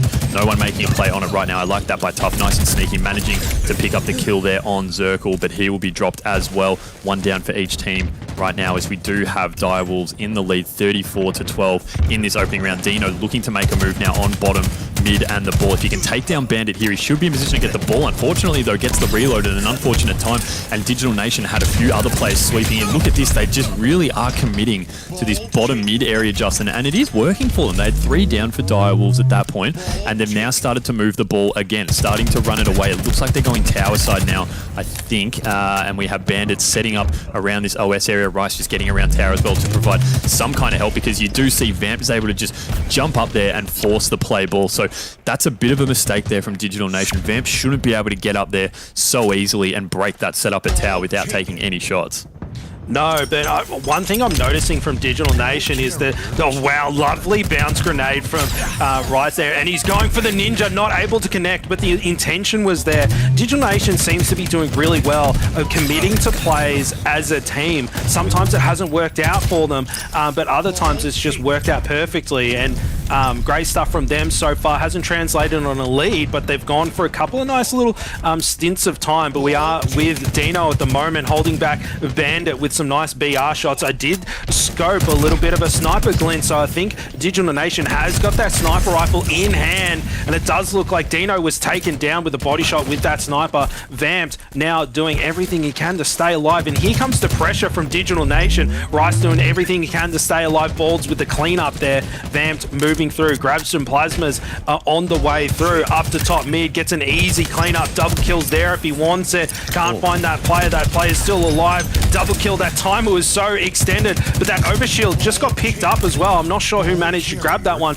but Rice with some crispy mouse and keyboard shots, BR shots there to take down that player. And I like this. He's kind of ignoring the ball here, listening to the call outs of his teammates and committing to clearing out those players before he thinks about getting a setup and some ball time. We've been seeing a lot of play balls so far, Justin, which is just, what does that tell us? I think it says that, no team's really been able to establish any real form of map control. It has been quite scrappy. Direwolves, taking the lead right now by about 25 points. We do see Van just sliding right in for a grenade. Bandit's able to pick up a relatively easy double kill in the grand scheme of things, which is great for him, because now they're 3 down for the Direwolves, only 1 up. It is Dino. He's over at OS. I like that by Bandit. It's just a matter of let's get that ball away from him, although he does have Direwolves starting to form in on him. So if he can get a play ball here, it's probably going to be his best option. Unfortunately, he isn't able to jump over the ledge there and throw it off. So Direwolves just take it back relatively easily. Whilst they only have 2 up, they have this setup on tower with ball running down bottom here, putting shots onto Nest on Rice, drops Rice's shields. His shields are down as well, so he has to push back. But Zirkle, you see, coming in there for the assist. So 2 down for Direwolves right now. Dino just trying to repel some of those grenades away. Doesn't work. And that is 4 dead for Direwolves. And they are going to have ball control now, Digital Nation, so they can push under, grab Heatwave, grab ball. You are going to see a push coming through the garage, through Brutes, by Direwolves. But they are set up pretty well here now, Digital Nation, to make a bit of a run at trying to peg some of this lead back. They are, and I love the Digital Nation. There was no hesitation when they got the kills. They got the kills and they just instantly ball into position to rack together some points, not wasting any time at all. And that's how they've stayed in this game so far. But Zirkle, he's got all the goodies, the greedy little wolfie. Now he's got the sniper, he's got the heat wave in hand, so he's going to have to take some faces and land all of his shots if he's going to be able to translate things. Does find one headshot, and I do think that there's an overshield sitting on the podium right there. So Zirkle moving in to make a play for it. He does grab it, slams it on his chest just in time. Here comes the Digital Nation push. They're doing everything they can to take down his shields. Double kill there. They committed a lot of resources to take down that OS, and yes, he got a couple of kills, but that OS and the power weapons is about making plays, not getting a couple of kills and then dying. So I think Digital Nation won out in that situation there, Hoots. Yeah, I think you're absolutely right. They weren't really able to use it to too much effect there. Dino pulling the ball from bottom mid, trying to, I think, run it over through. He sort of doubled back, and he's actually just happy to stand in the corner there where he's not really able to get shot. Now makes his move. He is cleaned up pretty much instantly there by Tech. So Tech picks up a nice double there. Great work by him, working well with Bandit, as Bandit's is using that sniper rifle to great effect. It looks like he is out of ammo for it now, though, so he's going to have to push back a little bit. Nades coming in. I like those nades, keeping his shields down. He's going to have to push back really far. Ball in the hands of Tech, though. Only 9 seconds left for Direwolf, so Digital Nation need to play this pretty damn perfectly if they want a chance of taking this round, or at least keeping it going, because Direwolf just one little outslay here and they can make a move, but they are 3 down, so Vamp's the only one alive right now. Ball coming off the respawn as well. A few self-nades doing a little bit of damage to Vamp. He's going to hold back and wait for his teammates to respawn. You see they're all up on the map now. He's starting to make a push, but I love this sneaky little spot here by Rice. His shields were down low, so he wasn't able to get the kill on him then, but Vamp effectively only one shot right now. You can see his health just starting to recharge, but the ball is starting to be pushed away, and we have Digital Nation starting to come back, Justin, although they are taking 2 down. So Dino, great work there, breaking that setup. They really had to make a move, and you can see now 2-3 down for Digital Nation. Direwolves are going to take this one, this first round. They had to really frantically push to try and get the ball out of Dino's hands there, but couldn't do it. Direwolves take that first round, but Digital Nation just then, Justin, did a really good job of trying to bring that one back, really forcing Direwolves to try and close that first round out. Yeah, I feel like if there was another 50 points in that round, I think Digital Nation would have been able to take it, because you could see what they were trying to do. It was very coordinated as a team, and that's translating. Look at the assists in the Digital Nation column. No bro left behind. They're working really well together, and Bandit, he's been a standout so far. Plenty of double kills and just valuing his life really well too. But Dino with some crispy shots onto him, shutting down the man that I was just gassing up pretty hard. But Digital Nation doing a really good job at keeping things nice and tight, even when on the back foot. And Dino, some tasty shots there, perfect shots to get himself a double kill and a killing spree. Bald just making sure that the grenades know that he's boss on this map, and now hunting down Tech. Tech doing well to stay alive there. Rice knowing there's a heat wave there, he tuck tails and runs, but I like that play. He doesn't commit. He goes, you know what, this isn't the right angle to push. Backs out, repositions, and starts another play. And look at that stick, that mouse and keyboard snap. He just yeets it over, hits the Kobe shot. Absolutely unbelievable nade toss from Rice there. Yeah, Digital Nation, hanging in terms of the slates, but they really need to try and get some ball time here. All the while they've been doing this, Direwolves have just been getting small scraps, little 5-second chunks here and there, and that's what's got them out to this 27-0 lead in this second round. Obviously, we are playing best of 3 here, so Direwolves win this round, and we do finish this game up and go to a game 2. Tech just doing a great job to stay alive. He really wants that heat wave, because that's going to be crucial in trying to break this setup in the garage here. He knows things could get pretty up close and personal down in this tunnel, but it looks like he's starting to make a push over to Tech. He's kind of running everywhere, Justin. I think he's just trying to find out where the setup might be so he can make a move on clearing it out. Meanwhile, Bandit holding this ball, grabbing a fair bit of time now for Digital Nation. So they've started to rack up a bit. They've brought it back. It's almost a level playing field just in that moment. OS starting to come up now. Looks like Direwolves were ready for it before Digital Nation were. I imagine, given what we just saw there, that they are going to get away with it. So I think is it Vamp that managed to put it in? I think he may have taken the OS. No, it's actually Bald there, I think. So Bald now, you see him can just run out into Brutes out in the open. That's almost a guaranteed kill if you're going to go melee for melee against an OS player. And then we have Bald picking up the double as well, forcing a play ball. 4 down for Digital Nation there. Good work by Direwolves. That OS crucial in getting them this kind of setup now that it looks like they're going to do, taking over the tower. Yeah, I mean, credit to Direwolves, but Digital Nation. The thing is that they were set up, they weren't able to grab the OS, and they read the situation really well. It's like, hey, Direwolves have just picked up the OS, we're a couple of players down, we just need to get this ball out of here and play it, and that's exactly what they did. So they responded to a situation, and it didn't translate to a lot of ball time to Direwolves. So although Direwolves was able to break the setup, get the OS, they didn't get any rewarded with any points. Digital Nation kept them at bay, and their Bandit there, he does unfortunately fall, but the scoreline, only 20 points the difference. It may as well be even Steven at the moment. Tech, now with that fresh sniper rifle straight off of the weapon pad there, looking to take some faces. Gonna have to see if he can connect some. Does get the body and the switch. That was smooth. He can slide into my DMs any day with moves like that. Now Tech moving through, feeling good, looking good, rotating through the map. I like this aggressive play here. Shoots it through his armpit. I would have paid that one there, but it doesn't matter. He was able to clean things up. Anyway, nice little trick jump up there. Not able to get himself up there, but great stuff from him. It was only a couple of kills, but so much pressure that he was applying there was amazing. This has been a bit of an unlucky move from Digital Nation taking it over B, because Direwolves got the spawn down sort of in bottom tower there and were able to just push in really easy. I don't even think Digital Nation spotted them, unfortunately. Looked away at the last second, and Direwolves were able to come in really easily and just pretty much take over control straight away. We have Bammed here. I think he's setting up, or in fact he had this OS, sorry, and look what he can do here. Taking on 2 players, taking on 3 actually. Picks up a double there. Only 1 alive for Digital Nation now. That's Bandit. Bandit's just trying to get away. Super low shields here. Does well to stay alive. Dino, you can just see just looking through there from that garage door. Bandit going to need to make a play on this ball to try and get it out of the open. He might even just let it reset, really. Instead opts for the heat wave, which I like. Bam just peeking, and he just can't get the finish there. Bandit unfortunately has to retreat. Again, he's the last man alive, Justin. So his teammates just falling down around him. Back-to-back spawn cycles, really. You can see here, does a really good job, though, of staying alive, taking down Zirkle with that heat wave. So he was at least able to stay alive, but couldn't really make much happen with that heat wave. Meanwhile, we do have Direwolves starting to shift this ball around. Again, about a 20-second lead right now. It looks like they're going for a B push, but Digital Nation doing a good job trying to quell this a little bit, but Vamp putting in great shots, great cover fire here. He's the last alive. Bandit's the last alive, so it's a one-on-one. Bandit ends up winning that one, and he can get his team some kind of a setup here as well. There's been a lot of death around this B area, so we're not going to have too many spawns coming through around it. It's just a matter of seeing where are the Direwolves spawning. Like Digital Nation, they got unlucky here last time they tried to hold the ball. This time, players dropping again, and it looks like with Dino, Direwolves have just managed to move in and take over the spawn again.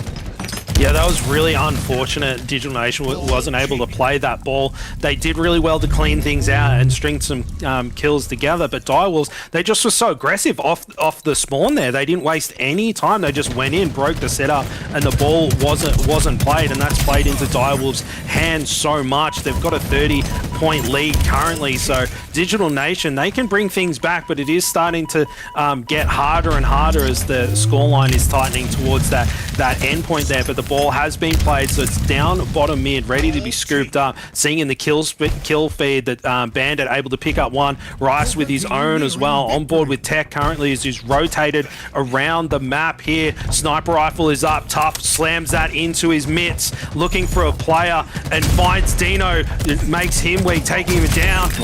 And another player vamps with the perfect shots. Bandit trying to stay alive, cops a grenade to the face, jumps down bottom mid and just remote detonates downstairs. Unfortunate for them, and Direwolves taking this game 2-0. Yeah, it just seemed to fall apart for Digital Nation there in those last sort of moments of that game. Once the OS was in the hand of Vamp, it was going to be really hard for them to put a stop to it, despite the fact that Tough had a sniper in his back pocket.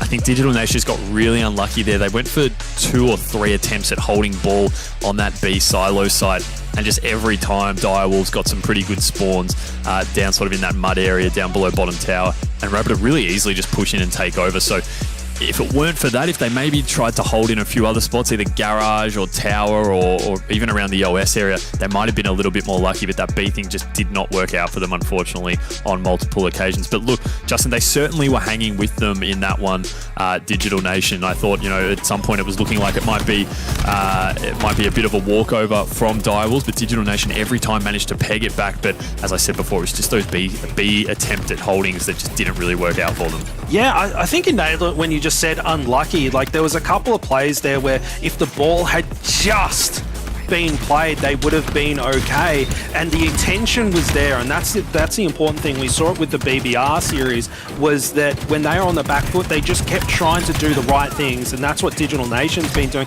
But something Digital Nation's been doing so well, Hoots, is their assists. When they were getting outslayed, Digital Nation's assists were off the charts. They were always working together, cleaning up those kills when they came about, and if they keep putting themselves in good positions and working together to get kills, that's going to translate to them taking some games. So I wouldn't call that a dominant performance by Direwolves. Digital Nation, they're right on their heels. Yeah, absolutely. And so with all those assists we were seeing, right, we move into Slayer on Aquarius for the next map. So, we get a lot of long sight lines on this map, but also a bit of close quarters as well on either side. So, Digital Nation, if they can bring that kind of team shot together, all those assists, then they can really try and peg this one back and take it to a decisive game 3. I love that we were watching at the end in the highlights there. Justin vamped, picked up that OS, out BR'd Tough, I think it was trying to take him down with the snipe, and then just throws that stick into the top middle drop, bounces off the wall, clips whoever it was from Digital Nation on the shoulder to finish that one off. Really sort of style points at the end, which is what we love to see. And fantastic that if we're not watching that particular player during the cast, that we can still catch those kind of highlights in the replay. Yeah, absolutely. Something to post up on Twitter and farm the old algorithm there. But I am excited to move into this next matchup as well, because, as I say, Digital Nation seem to be working really well together, just like BBR was doing. And I think in a Slayer game where those just fundamentals of working well with your teammates, that chemistry translates really well to Slayer, because you're not worried about the objective, where you're rotating balls and how you're going to run a flag and that kind of thing. You're just working together with your teammates. You're baiting and switching, you're clean call-outs, cleaning up your kills, team shotting and that kind of thing. So I think it's a good opportunity for Digital Nation to grab themselves a map, get some momentum going, and maybe take the series. Yeah, absolutely. A bit of a around the grounds, I guess you could call it, for some of the matches we've got going on right now. I've just had word that BBR are up 1-0 against Burger Demons. So Burger Demons, we've heard them doing a bit of damage in other parts of the bracket, Justin, taking some games here and there off some of our pretty highly ranked teams. BBR are going up 1-0 against them. I've been, if you're in the Twitch chat, I have been posting a link every now and then to the bracket if you are wanting to keep updated on that. So have a look for that if you're wanting to see where our other teams are at, just as we do get ready for this next match. We just have our two teams just getting ready, sorting a couple of things out as we do move into Slayer on Aquarius. But look, I think Direwolves really did show us why they're probably the more experienced heads in Halo when it comes to competitive play in that previous match. Just when things looked like they were maybe getting a bit out of their hand, they were able to just reset. We saw a few times even, waiting. It's something that a lot of teams forget to do, is just wait for all your teammates to come back before you pushes on the objective. They did that really well and were able to break a lot of those setups of Digital Nation that we were talking about before. But Justin, that was last game. We're now moving into Slayer on Aquarius. 50 kills to win, 12 minutes on the clock. And I love at the start here where we just see either it's teams choosing to make a dash for that camo or putting some shots from the flags across at each other. It's always chaotic at the start. We've got those dynamo grenades, which also play a pretty big factor in a lot of aerial denial, as well as one thing we see teams doing a lot now as well as intel gathering. So throwing those in some tight-knit corners, seeing if you get some ticks from them and being able to detect where your enemies are. But we do start off here on board with Rice, putting shots cross-map. You can see that camo's there, top mid, and teams are going to try and make a mad rush at it. I think it's Bandit straight away runs across and grabs that camo. So he's going to be invisible, running around the top. He can put shots all across the map.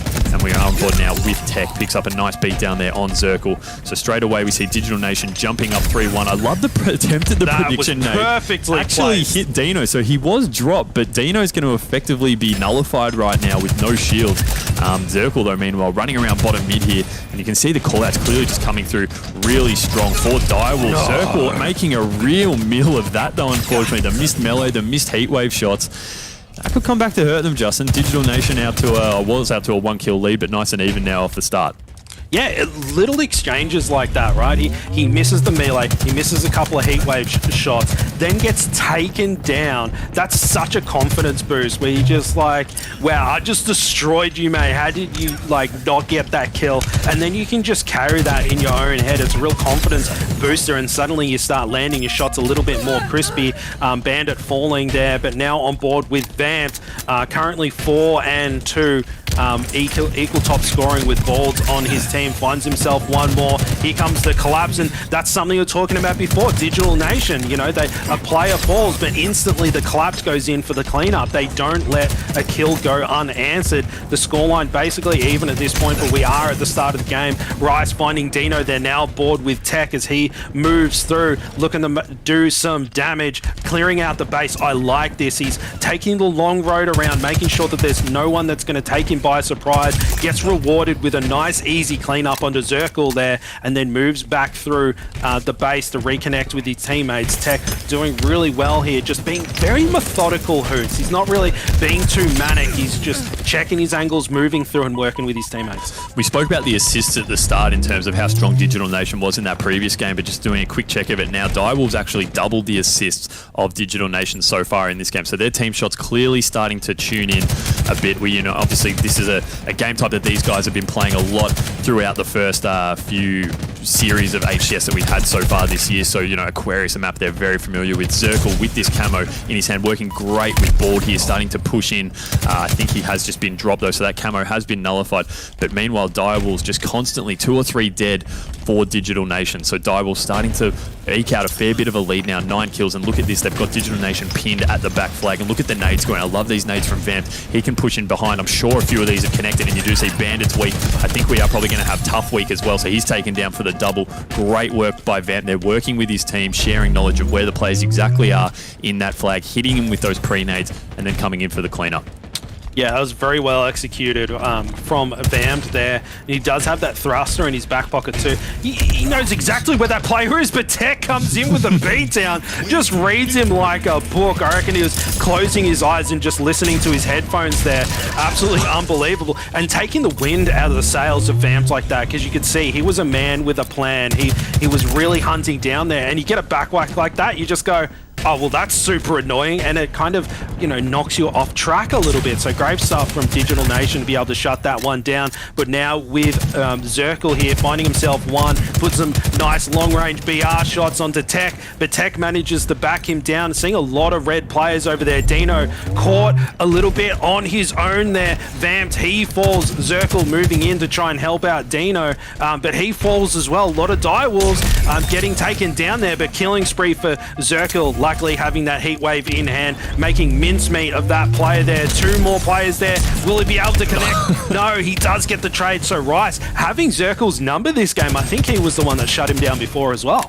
Yeah, I mean, you can say the Direwolves are doing, I mean, they're double the score right now, so you can look at, I mean, Bald's on 11 kills, Vamp's on 12, but just as importantly, they're being really stingy on the deaths. Bald's only died twice, Dino's only died 3 times, so, you know, they're just being incredibly, conservative, I guess, with their lives, whilst able to be really outslaying. Look again, 3 down for Digital Nation, so Direwolves have clearly just put the pedal on the gas right now, and they're just holding these power positions on the map and not really giving away any cheap deaths at all. Like I said, Dino, he's only got 3 kills, but on the other side, he's got 8 assists and 4 deaths. So he's actually just putting in a power of work for his team right now. You see Digital Nation again, 3 down. So the slaying really is just being overpowering for Direwolves on the Digital Nation squad right now. Only 8 kills to go. Direwolves looking like they're going to get a steak dinner on this one as well, Justin, if everything keeps going the way it is. And you're going to see Bald, you know, out the front of the flag in a position where you can cop a lot of fire, but just not taking any really, just moving freely around the map, rotating left and right. Just look at the aggression here as well, moving in on Tech, picking up the kill. They're just racing to 50. They certainly are, and something interesting is that Dino, he's usually the top fragger on the squad, and he's, you know, botting fragging for Direwolves, so that's, you know, pretty evident of just how strong the rest of the Direwolves roster are playing right now. They don't even need Dino to go huge for them. They're just monstrous in their own right, and look at that Vamped with a perfect 4-shot BR, and Steaktacular. I reckon those Wolves, they like it as red as possible think we had a dropout right at the end there from Digital Nation. I don't think that's probably going to impact the final result of the game, to be honest. I think it was probably all over Red Rover before we had that final dropout, Luke. But, Direwolves, that was a real statement in that last game. In particular, as we said, just the lack of deaths from a few of their stars there in Dino and Ball. Just fantastic effort across the board. Yeah. It really does seem like it was a bit of a spanking there to be handed out from the Direwolves, and I think maybe we might have gassed up Digital Nation a little bit too much, or maybe we didn't gas up Direwolves enough. I think that is a kind of question that we've really had answered here throughout this series. Is Direwolves felt like they were in control throughout the entirety of this, so maybe we felt like this was going to be a little bit closer than what it was, but Direwolves are showing us that this gap is much bigger than what we expected, and they came into this red hot, and I think they started their day relatively red hot as well, so now being able to see them come back once again in the elimination bracket and get this one done in quick fashion, I think just kind of goes to show that the Direwolves are, kind of ready and waiting to get themselves in towards a potential grand final for today, Justin. I didn't want to cut you off there, Luke, but Balds, Owen, the man himself, the beard, with a killing frenzy that game. And I don't want to call out Balds too much, but I have noticed that he lags behind in the frags department. Usually he's more of an OBJ player, but the fact that he got a killing frenzy in that one, he just showing up for his squad and going absolutely huge. So shout out to him. And Direwolves, it's hard to know. Is it Direwolves just firing on all cylinders, or did Digital Nation have a bit of a misstep there, have a bit of a bad game, because they were pretty strong during that first map, and they kind of just all fell apart in the second one there. Yeah, I think that is kind of a question that we can't really answer until, we look towards the future, and I think the best way for us to kind of look at this now is the fact that Direwolves, they're looking good. This was relatively clinical, I think, Hoots, coming from this. Maybe we would have thought that maybe the streets could have been on the card, but looking back at these scores, a 2-0 and oddball obviously doesn't really tell the tale of how those rounds did pan out, but a spectacular for, the Slayer is always a good shout, especially in map number 2. And now when they've got more series ahead of them, this just gives them extra momentum going into their semi-final. Yeah, I think you can probably separate those two games, really. I think the oddball was relatively close despite being a 2-0, but that Slayer was a real one-sided affair there for Direwolves. So, I think Digital Nation can definitely take something away from particularly how they performed in that first one, but you learn a lot of lessons from your losses as well. So there's plenty of things they can probably do to take a look back on the film from that Slayer on Aquarius and just see where things really did break down and where they weren't able to recover. Yeah, exactly. Well, who knows? I guess that is kind of the tale that we get to see a little bit later on, but unfortunately, that is it from Digital Nation. We're not going to be seeing them until potentially the regional qualifiers. So, ladies and gentlemen, we're going to set our sights back to the future here, because we're going to see another winners bracket final with Divine Mind and the Chiefs going head-to-head for a spot in the grand final. You will not want to miss this. Pro Series number 7. Back after a short break.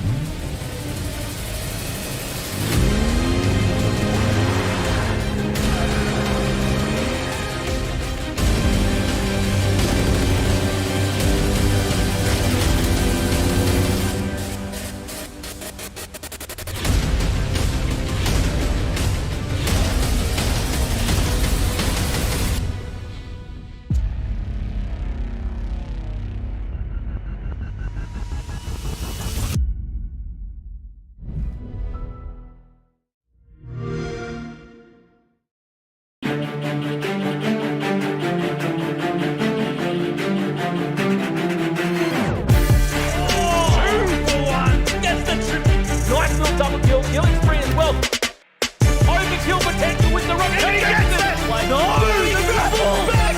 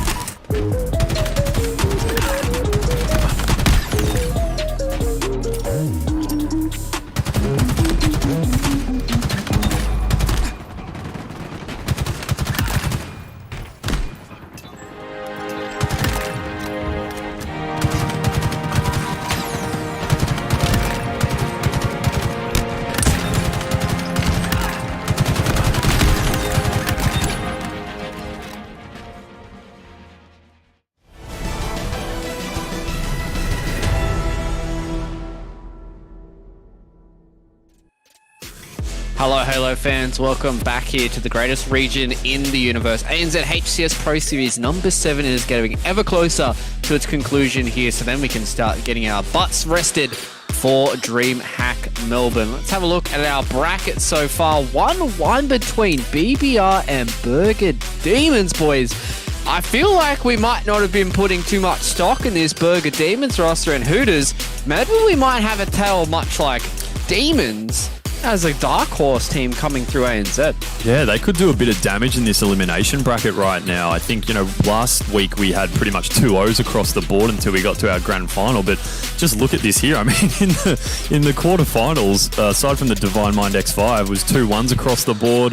Then had some 2-1s in the semis, as you can see there, between Chiefs and Digital Nation. I think that was obviously the forfeit that we had to deal with, but we are seeing, really close series across the board. So the ANZ scene is alive and well, Luke, given all this competition, and it just shows if you're sitting at home watching and not competing, put a team together and see if you can throw your weight around as well, because there's a lot of teams here that are starting to gel with each other, but there's some new teams as well causing damage, and it could be you as well.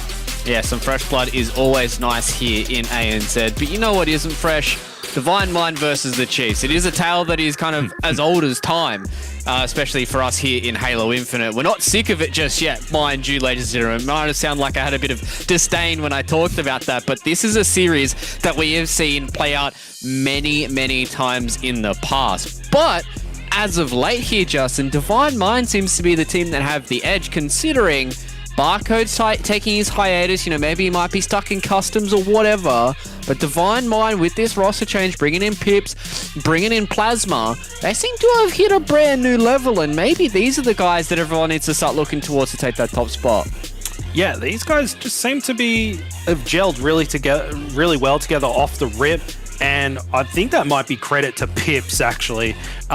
Just being one of those players that just understands that he has a role within the team, and his role is to open up and support the monster slayers on his team, which is Sways and Plasma. But Rated, he's a monster as well. So it's just like, take your pick. Each one of these players, they don't need to go off every single game. It's kind of, it can be either or. And then when Pips goes, you know what, Daddy's going to get it done, he gets in there and out, frags out himself. So this Divine Mind roster, it's looking really strong. We keep saying it, but there's just no other way to describe it. They're just looking fierce.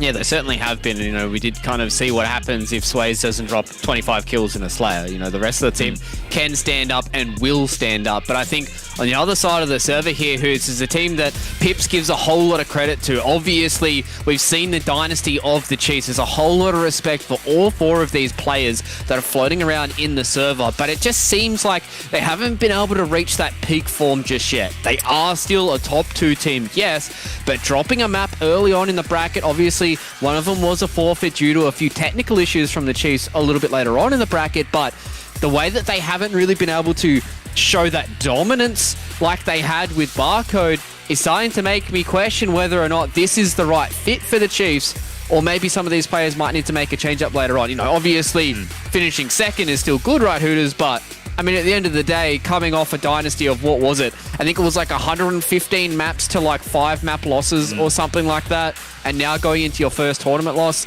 I mean, I'm being a bit of a kind of a wet negative blanket. Nancy. Yeah, negative Nancy, a wet blanket about it. But there is a very high regard that we give these Chiefs guys. Yeah, but keep in mind, these guys did, have that victory in New Zealand, well, most of them at least, in New Zealand, only a couple of days ago. So who knows, even that extra experience that they've got playing on land with each other again, how far that can go in terms of comparing what they put up last week to what they're putting up this week.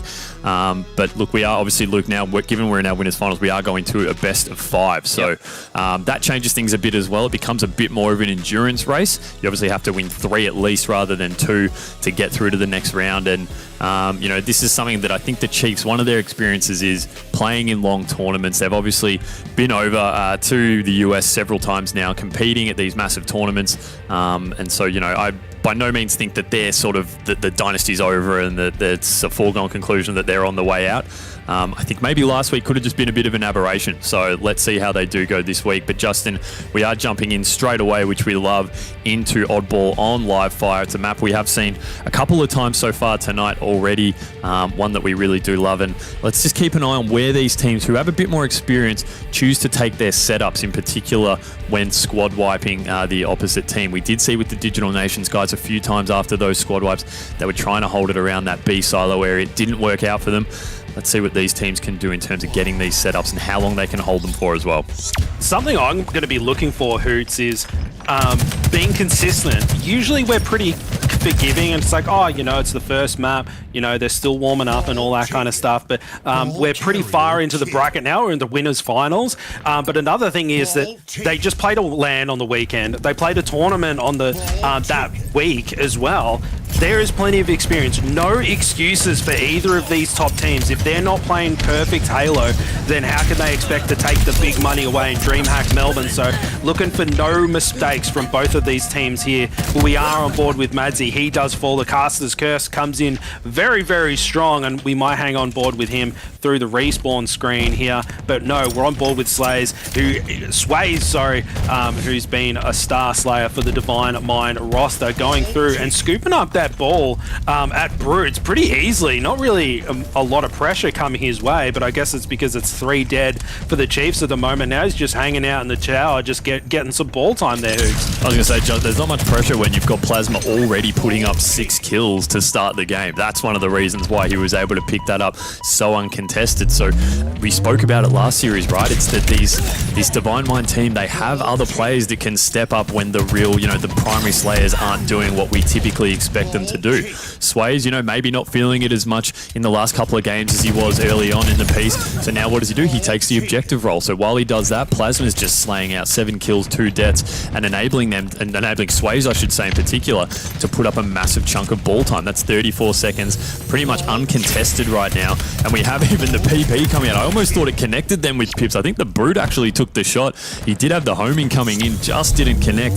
It's not a gun we see used too often, Justin, but in close quarters in particular, when you are up on this top tower, just a quick burst right at the enemy can really drain the shields. And again, he gets close, doesn't connect, but he does a great job at least of dropping Slays out in the open there. But we do see Divine Mind picking up this OS. So whilst Chiefs were doing their work to try and get Pips out of that top tower, Divine Mind said, you can have the tower, we're going to get the OS. You can see Sways now has in his back pocket 3 to deal with, but even while copping fire from 3 players, he still manages to pick up 1 kill, can get a second if he takes Madzi. The only one left now, Berserk, starting to take ball ball over to Nest, but Sways is able to just drop him, Justin. It's just showing how crucial this OS is now with this new double layer that's been added to it. So Sways was just involved in 4 kills there, Hoots. Like, he 3v1'd with that OS, taking them down. Granted, he had the OS, but then that 4th player was there. He drops down and takes him out and grabs some ball time. Like, that was just textbook execution from him there. Just a one-man army, but Rated falling down there. Now on board with Pips, and you were talking about the plasma pistol before, and that's just something Pips does. He's very good at utilizing everything on the map. If there's an advantage to be had, he will get it. And look at that. He's like, I'm going to grab the heat wave rather than the oddball. Puts it to use right away. Picks up the sniper, not able to get a shot off. You can see the intention. He's just like, I'm grabbing that heat wave because it's going to create opportunities to get some ball time rather than just scrapping 2 points together with that oddball. Absolutely, we do have Divine Mind still holding this really quite large lead, 50 points up in this first round. Chiefs just not really able to get too much of the ball, and again we have Plasma starting to run it, holding in the garage, so not something we saw too much in that last game with Digital Nation and Direwall. So this garage hold, Plasma has that snipe in his back pocket as well, so hopefully he can get in position relatively soon to palm this off to one of his teammates. Much rather him actually putting in some damage with the snipe rather than holding ball. Pip with that heat wave again, we see taking down Berserk. Plasma's out to 11 kills now for Divine Mind.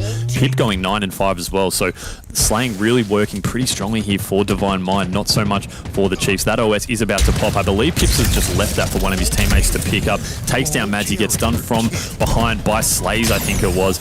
And Slays I love is just going that to try. repulsor play there. It's not to cut you off. He just went, no. I'm not winning this. See you, mate. Exactly, just get out of there. Slays is dropped as well. I think we do see Sways, I should say now, is in this garage. He did have OS, so that OS has now been taken down. Berserk is dropped by Sways, so that OS now no longer a factor, but because of that, they're able to push into this garage, take control again, Justin, 77-6, so a real strong lead coming out here from Divine Mind. This is a real statement to start this matchup off. Speaking of statements, have a look at Plasma there. Got double positive right now. He's full styling on the Chiefs currently, but we are on board with Rated. He's currently 8 and 8 right now, in a nice battle with Slade. Gets the better of him with some crispy shots. Madsy coming in with the cleanup though. Madsy now with that sniper, he's going to need to hit some shots to get his team into it. He drops down right away, and it does look like Chiefs is struggling quite a lot. Divine Mind, they really need one more connection of ball time, and they'll be able to close this one out. The ball has been reset after it sat down, getting cold like leftovers in the fridge. Now Madsy, opportunity to get them back in the game. He has got that heat wave fully loaded off the rack, rotating that ball over. Even though they're so behind Hoots, you can tell that he's still just in the mindset of, we need to win this game. He finds himself one, desperately trying to stay alive. That's key for the Chiefs players. They can't afford to be falling. They can't afford silly deaths. Madsy doing everything he can, but he does fall. Now Rated trying to hunt out, Berserk trying to hunt out that one-shot play, not able to get that final burst into the player, and here he is. Got to shut down Rated as soon as possible because they are 95 points, but that player is going to get away from Berserk. There's nothing he can do. You can see he was trying, but he kept getting pushed back, and looks like Divine Mind taking round number 1. Just beautiful rotation there with the ball as well from Divine Mind. It looked like they were running down bottom mid to try and get away potentially through to Brutes, but then doubles back knowing that he's got his team's coverage there. So it just shows that the communication is really firing right now for Divine Mind. I mean, look at the slays across the board as well. All Divine Mind players in double digits, rather high double digits as well in the case of people like Plasma. Meanwhile, Chiefs, you've got 3 guys in single digits and only Beaston with the 10. So the slaying is just going to be a real factor right now. Divine Mind putting that to work. You can see Sways there. I thought that should have almost just been a no-scope, but even doubles that up with the grenade as well. That OS is about to pop, and he's just dropping shields left, right, and center. 3 down for the Chiefs. Beaston's the last one alive to try and put a stop on this OS, but he's going to be taken out as well. So the OS will be taken here by Sways. I'm surprised none of his teammates were able to pick it up, Justin. I think they maybe just said, Sways, you can take care of all this. Sways just jumping around, chucks the OS in, and he's going to be able to push really hard up here onto bottom tower. He's going to be met with 3 players though, so they have baited him around quite a bit. Beaston doing a great job just peeking, staying alive, and he's melted that entire OS. So Sways has been able to do nothing with the OS. In fact, he's dropped. So the Chiefs, that's what we need to see more of, Justin, is that real solid teamwork. And look, they've neutralized the OS and finally they're getting hands on some ball time. But the whole time I've been talking, I haven't realized Divine Mind 27-6. So they've managed to scrap a fair bit up while all that was going on. Yes, certainly did, and something to note as well. I don't think Sways missed the no-scope. Yeah, he wasn't hitting any headshots, but he'd hit the body and then go for the cleanup instantly. And when you're hitting shots like that, it's no wonder his teammates were able to string together some ball time for them. But the Chiefs, not out of it just yet. Beeston, he does fall, but that's a lot of players from the Chiefs going down. 3 X's in the kill feed, and Divine Mind, they're well set up in the garage. And Pips, he has that heat wave as well in a really strong position. He can just shut down pushes so well with this power weapon, and he's looking for them. He's checking all the different routes that these players can take. And look at this, he's being given the ring around the Rosie Beast and taking him out. But to say that Chiefs, it looks like they might be able to break this setup here, Hoots. This is their opportunity. Get some kills, get that ball, string together some time, and get themselves back into this match. Yeah, this is really the moment here for them, I think. They really need to try and find something here, because Divine Mind has made a real statement so far in this opening game, saying that, you know, last week wasn't a fluke. We're coming out strong again. Beeston, he has this OS, so he's able to push in with this heat wave, although he's been mostly melted, it looks like. I don't know who it is he's up against. I think it's Pips. So Pips doing a great job of staying alive, and we might even have Beeston take it down here. That is just so unfortunate for Beeston. He should have had Pips dead to rights. He had teammates throwing nades in as well to help him out, but unfortunately just cannot even secure a kill with that OS. 2 down, 3 down now for Divine Mind though. So the Chiefs, this is their time to start trying to get a bit more ball time. You do see now they've brought it back to less than 10 seconds. They're starting here now, Divine Mind, to try and push in and break this setup. Slays there holding the ball. It's only Madzi really providing some kind of protection for him. Slays, I like that though, dropping the ball, fighting back himself. Slays and Madzi, the only 2 Chiefs players up in garage. Slays is going to be dropped. Madzi though, that's huge. Winning that one-on-one battle there. 4 dead for Divine Mind. Madzi picking up the ball. Snipe up now for Berserk. And you have Divine Mind spawning around bottom tower, Justin. So now we can see Chiefs getting some big time together. Yeah, it was great stuff from the Chiefs there to start stringing things, and they have taken the lead in this round. Now Berserk with that fresh snipe as well, Hoots. So look at him to start connecting things, and just no hesitation with that sniper as well. Just a lot of confidence that he'll hit those shots, not only to connect with them, but you've just got to believe that you're going to hit those shots, and that's when you see those crazy plays where they just go for them. They don't waste time trying to line things up too much. They just, their gut instinct. And look at this, Berserk is on the hunt. He's angry. He wants to be able to get these kills. Plasma getting the better of him in there. I'm not sure how many jumps Berserk was able to pull off. It looked like he was flying in the sky half the time there, but switching through players that are falling left and right. Double kill for Slays. It takes a little bit of time for the body disrespect. And Slays, you know, I don't think you have time to shoot bodies when you haven't secured this game just yet, but he gets it done anyway, searching out these plays, and it looks like the switch has been flipped, Hoots. There's just something about the Chiefs. They seem to be more aggressive, more confident, and just hunting down Divine Mind. You took the words right out of my mouth. This has been a massive swing. We've seen Chiefs really start to pick up the lane. They've got an OS. Beeston's obviously got that in now. It's just about to run out. But the fact that they've been able to secure this OS, and whenever I'm looking up at the Divine Mind scoreboard, Divine Mind are 2 or 3 dead, and the Chiefs are only about 1 or all up. So you can see, look at the score, how this has changed. I think you're absolutely right, Justin. The score has absolutely flipped. Plasma's dropped there. They're the only 3 players left. He's out of ammo. And he's out of ammo, so I don't know what he's going to be able to do there apart from just melee. But even then, regardless, he manages to keep them at bay. And the Chiefs, that's a massive turnaround, Justin. The switch has absolutely been flipped. They just came alive in the second half of that round. And we're just having a look at the Steam store there. Everything's looking good, which is fantastic. We're just going to be getting back into this third round, I think. Maybe just a couple of little issues. No, we're all good. We're back. So we are just jumping into this final round here. Good to see the game's updated. The Steam store's looking nice and fresh. And we do have this snipe now being picked up by Divine Mind off this opening rush. Plasma down there with the heat wave in bottom mid. Mads just trying to put shots on him, keeping him at bay. But Plasma doing a good job of staying alive, although he will be dropped with Beeson taking him down. This OS popping in 10. And at this point, Berserk just trying to stay alive, put pressure on this OS. But with 1 down for each, I think we're going to see the Chiefs be in a position to grab this relatively uncontested. So not sure, Justin, what Divine Mind were focusing on for that part of the game there while that OS was coming up. But we just see how important that is for the Chiefs to have, although 2 down for them. Madzi still with this OS, so he manages to stay alive bottom mid. Picks up a double though in Sways, so Sways with that double kill, huge to take that OS out of Madzi's hands and just keep this ball neutralized down at bottom mid. But a real rough scrap at the start here, Justin. No team really able to get any kind of ascendancy. That was just absolute mayhem down there, wasn't it, Hoots? It was just kind of like last man standing is going to get all the goodies, Snipe, Heatwave, and the ball as well. Beeson putting in some damage, but he gets called out and taken down instantly. Now with Slays here with the board, racking up some points, but Pips, he's got the sniper rifle in hand, doesn't hit the body. That's a dangerous situation for him, but Berserk has to back up anyway with no shields. Fresh mag into that head smasher of a rifle, searching these players out, does get the easy cleanup with the nade, taking out that player, doesn't get the better of him. Beeson with the Heatwave, still full shields to go in and take things out. He's got all the goodies. Heatwave, Sniper, Beeson, time to shine, time to show Divine Mind what you're made of.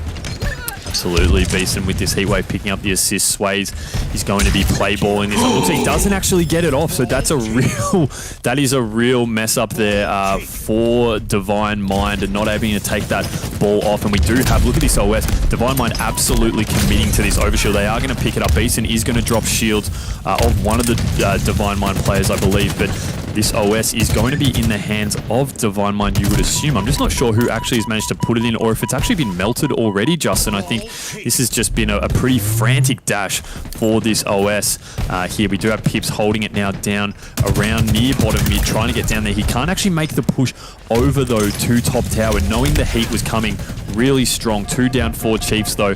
So hopefully if Divine Mind can get things together, they should be able to make a move on this ball to get it to tower. But I think right now, Justin, it's more just intel gathering, trying to find where Chiefs are spawning before committing, and it looks like Garage is where they're going to be taking it. So Sway's moving the ball to Garage. He's leading the objective time across the board for both teams. So Sway's just clearly playing the objective role a little more than the Slayer role that we normally see him do.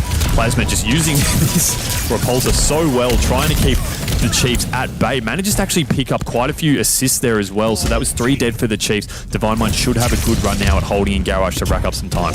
Yeah, this game feels like it's been going for a really long time and the scoreline is still so low, which means it's anybody's game at this point. It's not like, you know, the Chiefs are on 70 points and Divine Mind's trailing at 10. The scoreline is essentially the same. It's just like one little string together of time.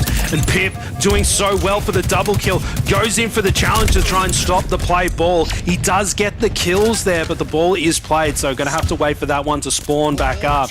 A lot of X's going down. It's just back and forth in the Slays department. No team really being able to get one up on the other. It's just like a couple of kills and then scrap time. They're so evenly matched together that no team is dominating the other at this point. But we are on board with Madzi the Shark as he moves in for the hunt. Blood's in the water. He's hunting for them, able to work with his teammate there to clean them out. Turns around and there's Sways. Sways has picked up that fresh OS. And here he comes. He's got the heat wave as well. Perfect opportunity to break the setup, but the setup doesn't need to be broken when everyone's already dead. Berserk in a little bit of trouble here because Sways with that heat wave and that OS, he tug-tailed and run. And look at this, Divine Mind, perfect position to rack up some points here. Sways not able to get too many kills just there, but all the players are falling. Pip's doing well to get a trade there, and that just plays into Divine Mind's hands. You know, when you're trading kills out, you can still get ball time because you've still got control. So much death everywhere, Justin. It's been a really dirty, scrappy game so far. But that OS, when it was in the hands of Divine Mind, they were able to put on some real scoreboard dominance here and start to get a pretty big lead. This has probably been the biggest lead of the game so far, up by about 40 or so points. But Berserk having none of that. Big win there, moving this ball now back into Garage. This seems to be the area that both teams are favouring. No one else seems to have really had too much luck holding it at B, holding it at top tower. Berserk, though, looks like he's got other plans. He's starting to shift the ball away from Garage, moving it around to B. And Justin, this does just keep surprising me because we're not seeing teams have any success over here. You see Berserk bringing it across, instantly he has to drop the ball. Nade picks him up. That's just going to be a bit of a dead zone. I feel that teams are favouring it because it's a safe way to play ball, but when you do have a relatively strong setup in Garage, I don't understand why they're not trying to hold it there. I don't know, mate. It could be that the Chiefs were reading the situation and going, hey, listen, we're trailing by 30-ish points. We need to be in a position where we can play ball because they're just going to keep pushing in and breaking the setup. They can't afford to be scratched down by fighting up in blue. They need to just move it to an area that they can play that ball. It didn't work out for them because of the execution, but I think the intent was there, and it's keeping them in the game at this point. But look at that, Sways with another double kill going, 27 and 20. But look at his assists. He's got 23 assists. This man is just an absolute turret. Finds himself one, looking for the second. There he gets it. He's got that OS as well. He always seems to have that OS, and it's like he doesn't need it, but he's got it, and that's just must be so frustrating for the Chiefs guys. Oh, just look at the swing we have now. They haven't had to drop the ball the whole time that Sways has had this OS because he can just put in so much work. Only 9 seconds to go now, so they went on about a 30-point run with that OS on their side. It's just such a crucial factor of this game now. Chiefs just weren't really on top of making sure they were in a position to grab it. You obviously need to have so many things to keep in your mind when you are playing on this map. With, you know, you've got the ball, obviously, snipe, OS, but if you lose that OS, it's the most crucial aspect, and you can just see teams go absolutely to town on you if you don't make sure you secure that OS. Sways here using the drop wall as well. I thought that was going to work out for him. 3 down for Divine Mind, so if you are Chiefs, this is where you need to make your move. You've only got 35 seconds left on the clock as well, so you need to be holding that ball for as long as you can, not letting that timer count down, but making sure your score's going up. Berserk holding it here in the window. We do see people doing this a lot because it can be tricky to hit, but unfortunately Berserk cops it from both angles, has to drop it out at scoreboard. Madsy hunting down the ball. He knows that he needs to start picking this up because they just simply can't allow the ball to go unheld right now. But meanwhile, Divine Mind, if you're Divine Mind, keep the Chiefs away from the ball. There's no point picking it up right now. I know you only need 9 seconds, but there's only 15 seconds of game time left. Just stay away from it and at least let that timer count down. But instead, no, they actually want to go for the win straight away. So the ball will be held, although dropped again. I think maybe they've realized it just makes sense to leave it completely. Let that timer drop down. Look at them just sitting there looking around at the ball. Chiefs have to run at it, basically like fish in a barrel, and Divine Mind will take the opening game, Justin. It was dirty. There was a lot of slaying, a lot of kills going on. It seemed at any one point there were only 2 up for each team, but eventually Divine Mind do it, but they had to work for it. Yeah, they certainly did. It was just back and forth, back and forth, back and forth. You know, players falling left and right, but Divine Mind, it seemed like they were the only team that could go on like a big solid run. Once those players had fallen, they got their setups and they held them really, really well.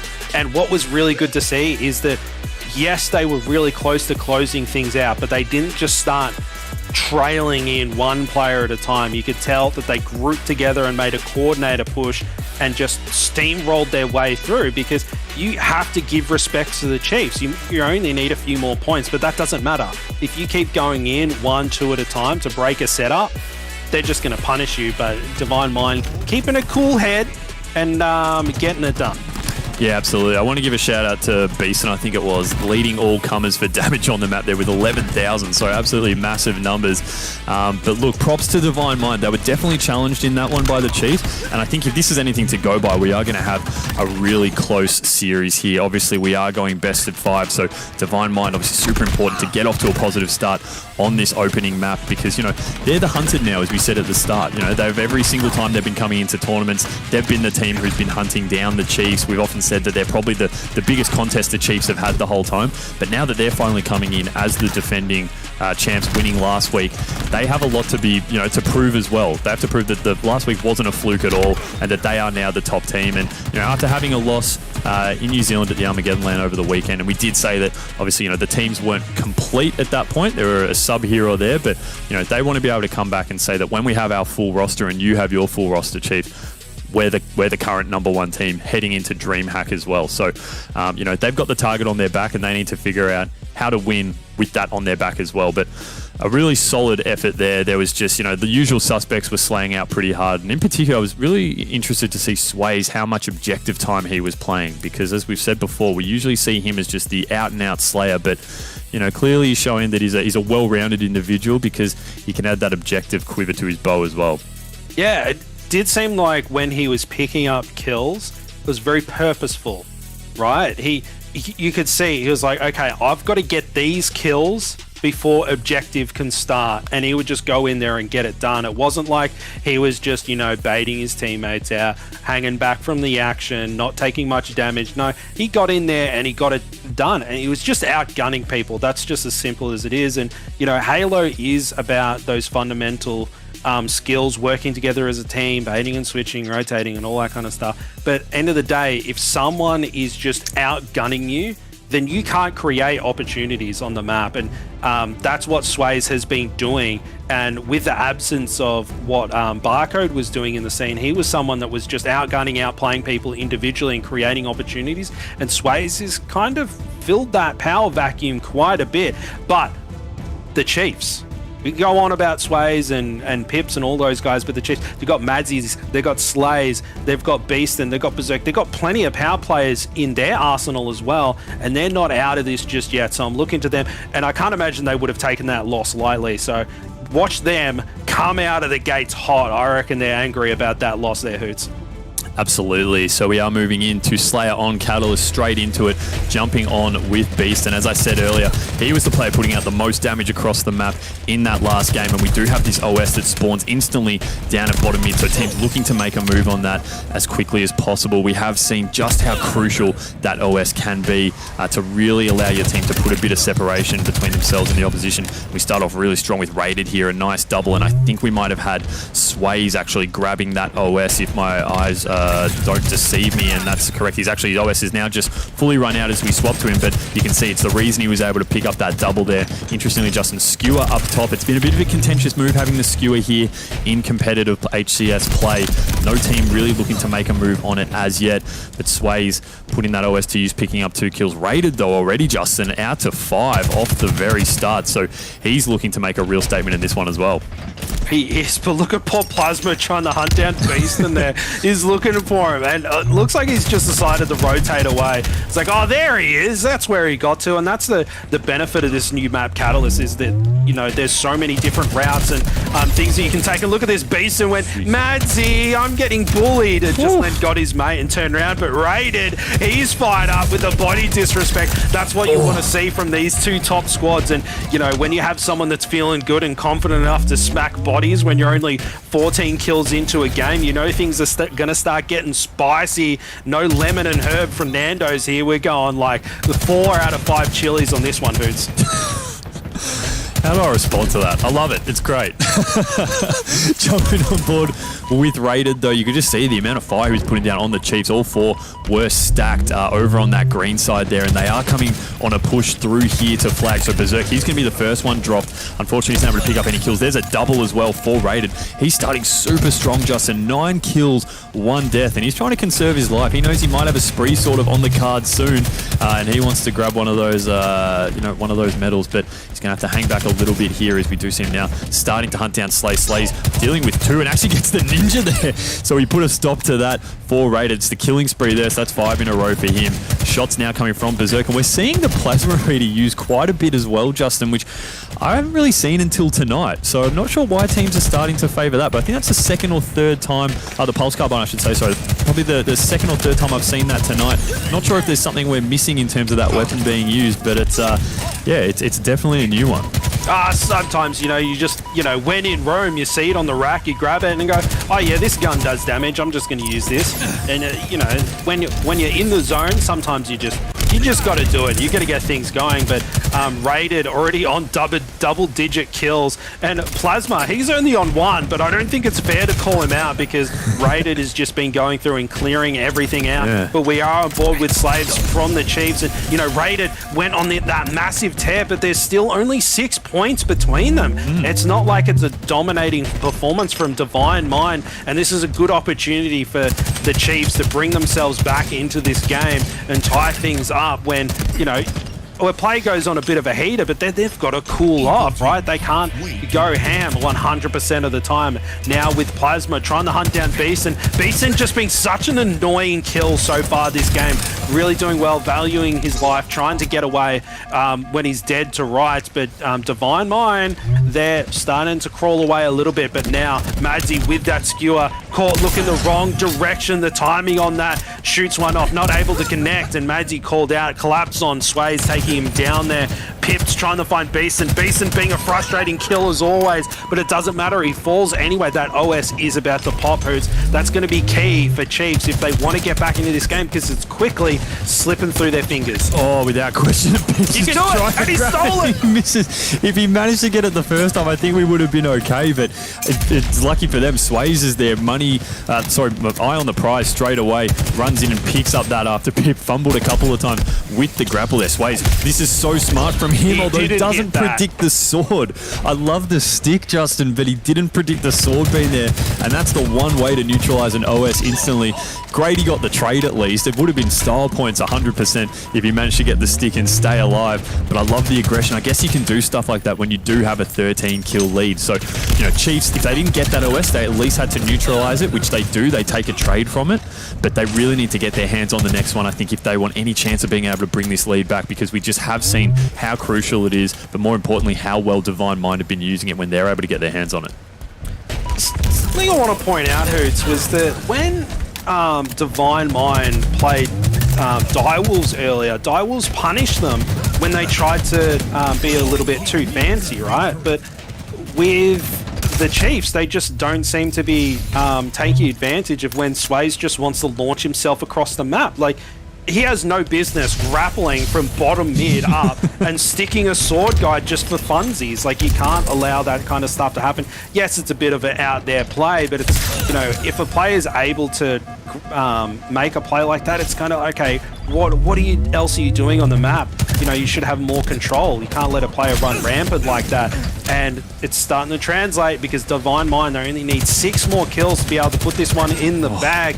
No steak dinner this time around, but I think they can at least shout him a beer. I think you're absolutely right. I don't even know if this OS is maybe going to come up in time. I think Divine Mind's in a race to try and close this out before it even becomes a factor. There's a nice trade there. Only 3 kills left now for Divine Mind to take a 2-0 lead in this series, and what has been a really convincing second game Slayer on Catalyst. You see the OS has popped. I'm not sure if anyone's actually been able to put it in yet. You've got raided for Divine Mind. Going hunting with the sword, doesn't even need to.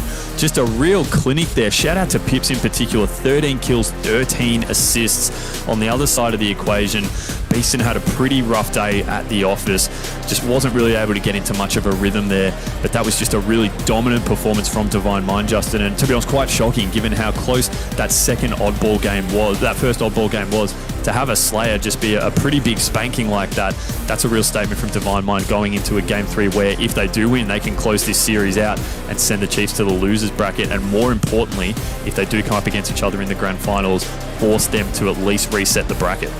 Yeah, and I mean, I was praising Beast in that game being a really hard kill and really annoying, but I mean, if you're running away, you're not shooting your gun, right? And, some of those situations, perhaps he was better off standing and fighting because, trading out kills is sometimes just what you need to do. You need to go, okay, well, I'm not going to win this fight, but if I can get 2 bursts into them, that means the next fight that my teammates are going into, they're going to be able to take that player down. But if he spends all his time, playing ring around the rosy, running around the map, trying to stay alive, but dying anyway, then he's not really having much impact on the map.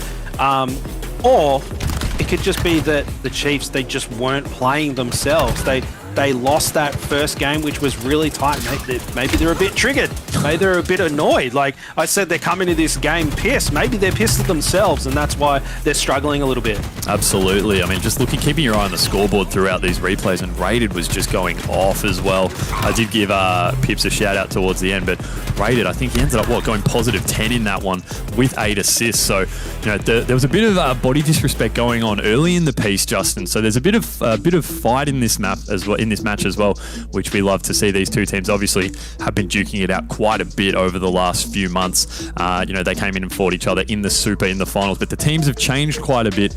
There's still that pretty fierce rivalry that we love. And, as we've said before, the Aussies love some trash talk, and when you can't be right next to each other, when you're forced to compete online, that body disrespect is that way to send that trash talk across. But look, a super strong performance there from Divine Mind, and that really, I think, if I went into this matchup at the start thinking it could be anyone's game, after that first one I still couldn't really pick a favourite, but I think it's pretty safe to say after that game too that Divine Mind looking like the team to beat tonight.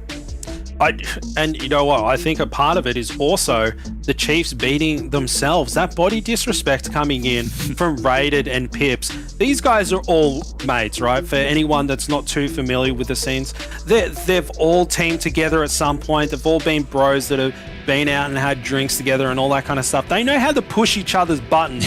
And Rated knows that if he goes up and shoots Berserk's body, that he's going to punch in the wall next to him, be annoyed about that, and they're getting into their head. So looking to the Chief to just cool it down a little bit.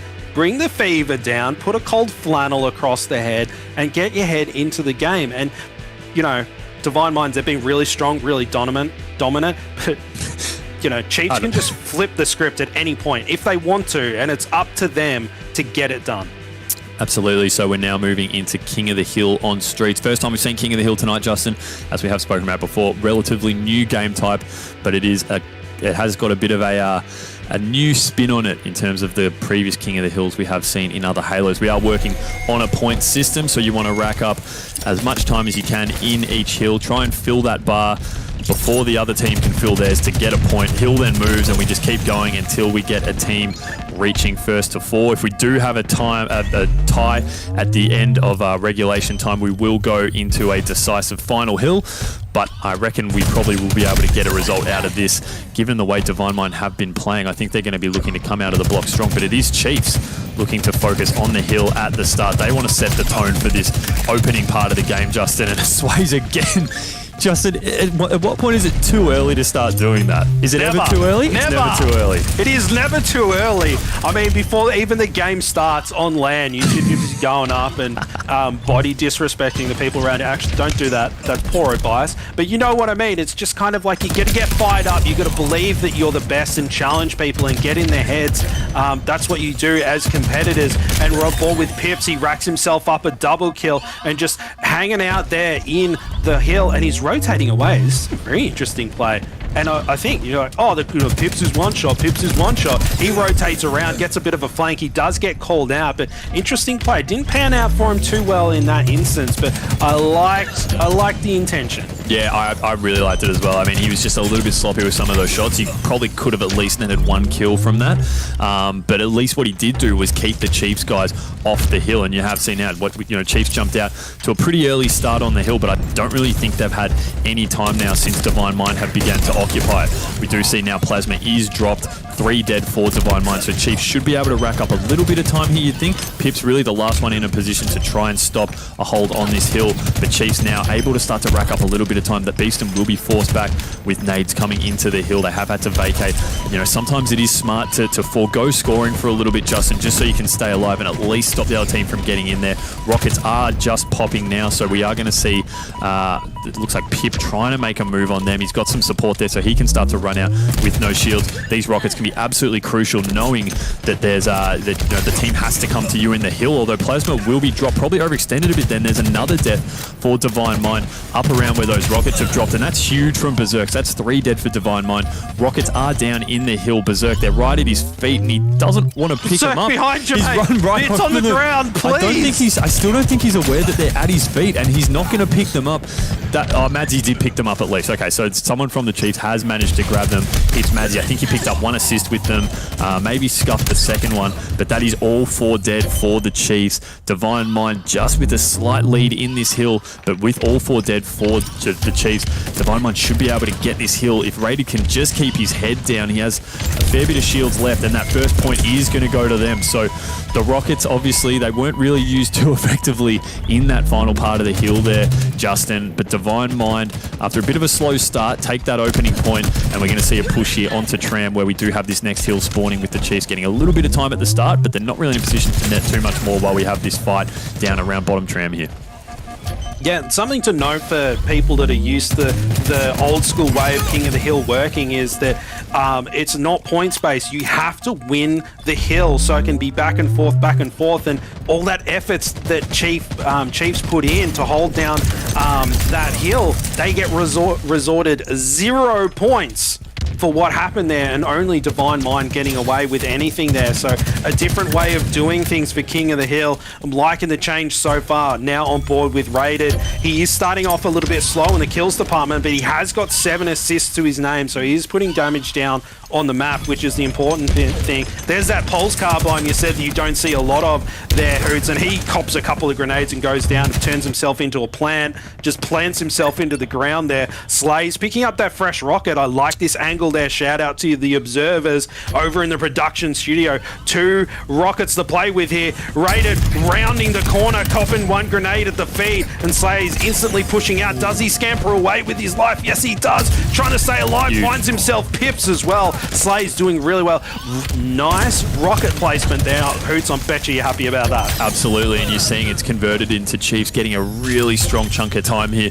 Divine Mind finally able to stop them, but those rockets there, he was perfectly positioned to stop that run-up coming down from Cafe, and really we've just now had Divine Mind be able to get some semblance of control down in this bottom hill, and Slay's doing a really good job to stay alive there. Beeston does poke out bottom mid and takes him down with that sight line there, and Beeston now just trying to stay alive around this ball spawn area, and the nades coming in from Pips. But look how quickly Divine Mind have swung this back, Justin. It's pretty much all equal now, and with this Bulldog, they're going to be able to do a really good job here, Pips, of at least trying to keep Beeston off it. Beeston does manage to stay alive, but I love the movement from Pips here. He's taken down 1, taken down 2, that's a double, and he can get in, and with this 3 down for the Chiefs, you could see Divine Mind swing around and take this hill. If he can get enough protection, the push looks like it's going to come down from Pizza, but Pip in a perfect spot here to take this second point, Justin. That's got to be crushing for the Chiefs because they were in such a prime position to take that point and just weren't able to close it out.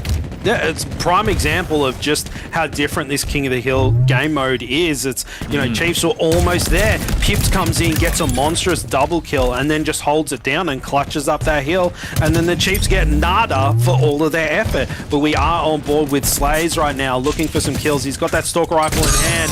He throws out a little bit of a wall, maybe a little bit of a panic. He wasn't expecting the player to be there, but just throws it out.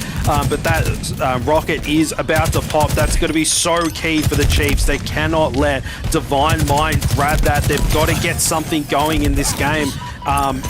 And Slay's now on board with him. His shields are flashing, doing everything that he can to stay alive. He's 12 and 10 right now, so showing up for his boys. Madsy, 1 rocket to play with here, looking for a play behind him, but it doesn't matter. Rated below, taking him out, and Slays goes in for the cleanup. He gets scared too, and he runs away. He gets taken down. Divine Mind just working so well together. 360 medal coming up for Beaston there.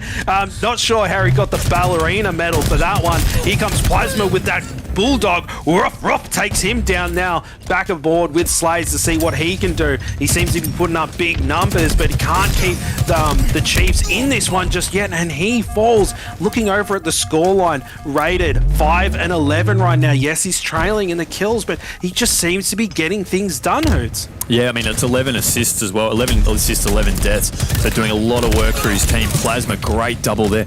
Chiefs really need... So Chiefs have the lead in this hill. They can't really afford to lose this third one. You know, they've got the lead again. They just need to make sure they're holding it. They've got a relatively okay setup here, although they will lose too quickly, and we'll have Divine Mind jump straight in. Madsy, unfortunately, not really in a position to be helping defend that hill from back there. The kill assist comes in as well. Great work by Pips and Rated to team shot that.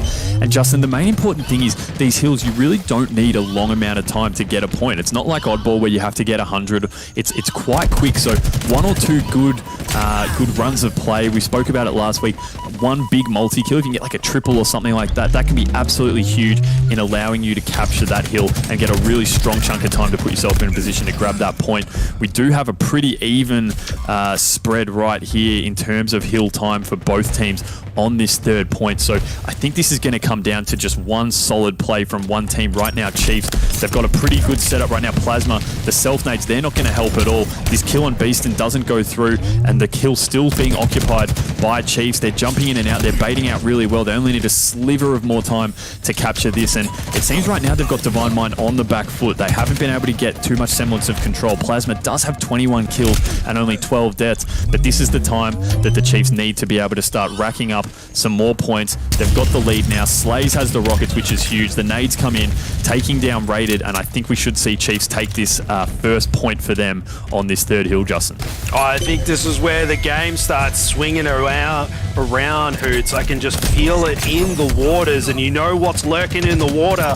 It's going to be the Shark with 12 and 14 currently. Yes, he's neg 2, but when you're starting to get back into the game, you got to be watching out for those players. And it did seem like that last hill, Hoots, you called it out. They just seem to be in control, and Divine Mind, they're a little bit flustered, and I think this is where we see Chiefs rein things back quite a bit. They're not going down without a fight. Now with Slays, he's 17 and 16 with 12 assists. He's just doing everything that he can for his squad right now, and I love this. He's pushing in on Sways there and tries to take him out, but Sways sliding in with that shotgun, taking him down. Here comes Madzi to try and get the cleaner, able to secure that kill for his team, but Pips responding instantly. Like it seems like every single time a player gets weak, they win a 1v1 situation, but they get cleaned up instantly, and that's just credit to both of these veteran squads. Absolutely. This is a big moment for the Chiefs in this game, Justin. We've seen a few times they've started to get a bit of a lead on, but Divine Mind's made it to shut them down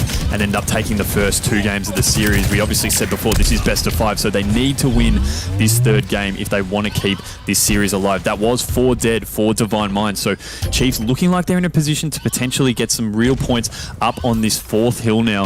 Madzi, he has the rockets. He's getting in close quarters. We see the rockets go down there all the time, Justin. Meanwhile, though, the Chiefs still racking up time here. Keep in mind, though, we are 1-2.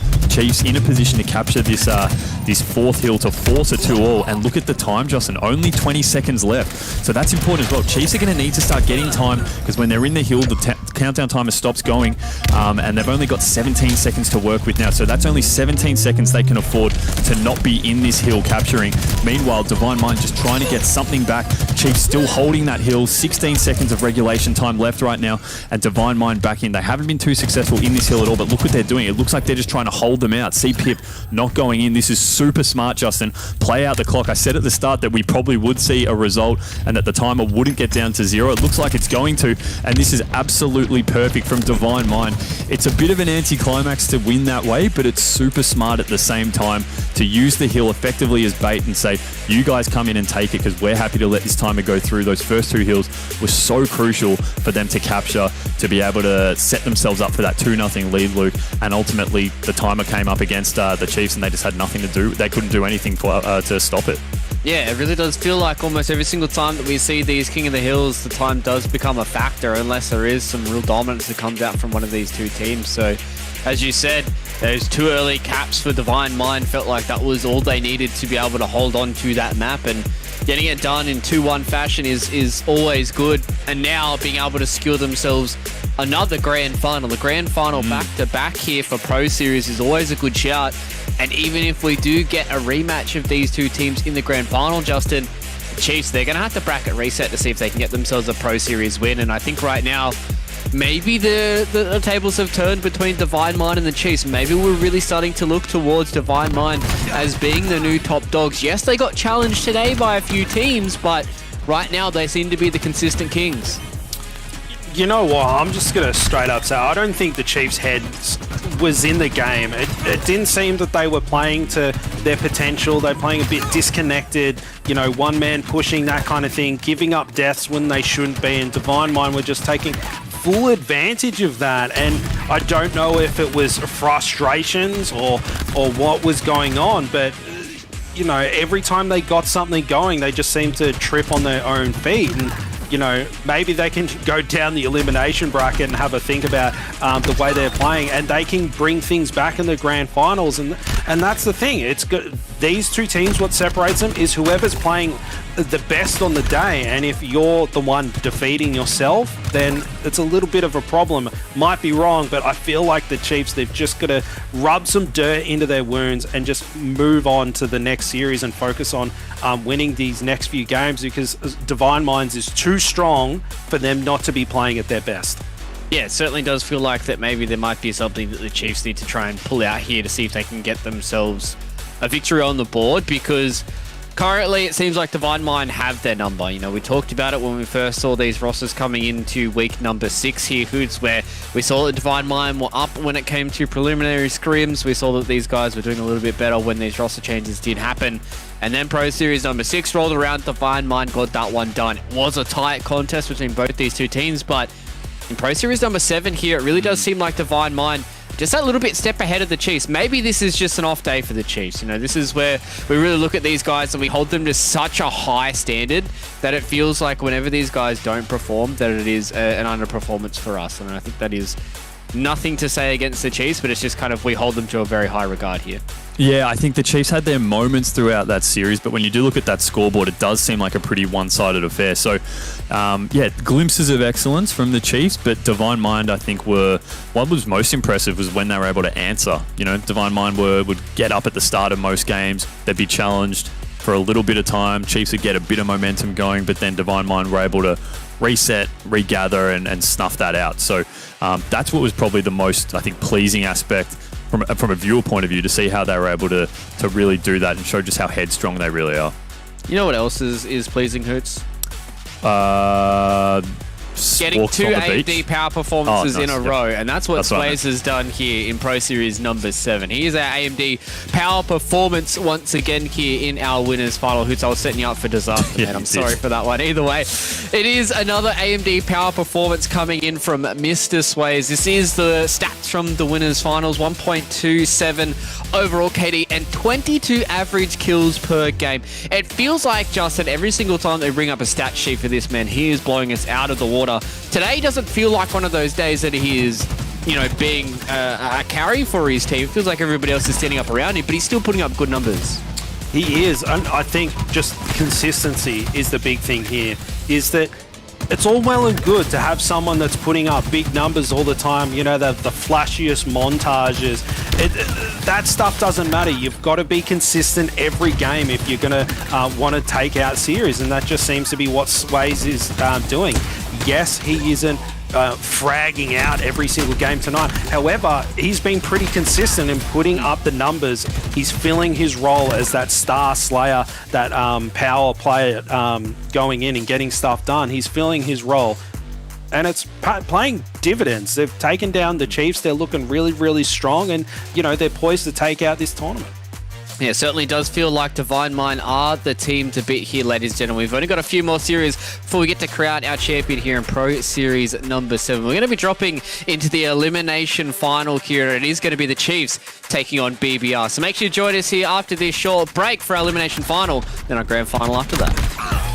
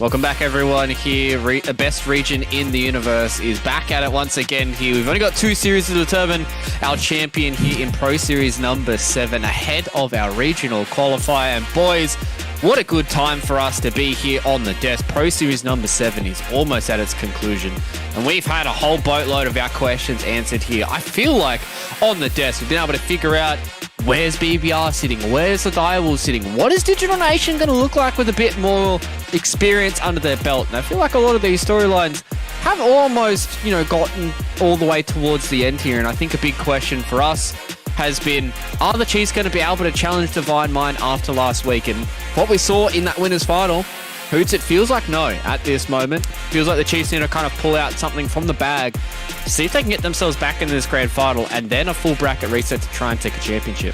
Yeah, you're right. I mean, the nature of that last series we just had being a 3-0, it is something they are going to have to pull out of the hat, it looks like. And, we move, as we see on the screen here, the Chiefs and BBR in the elimination final.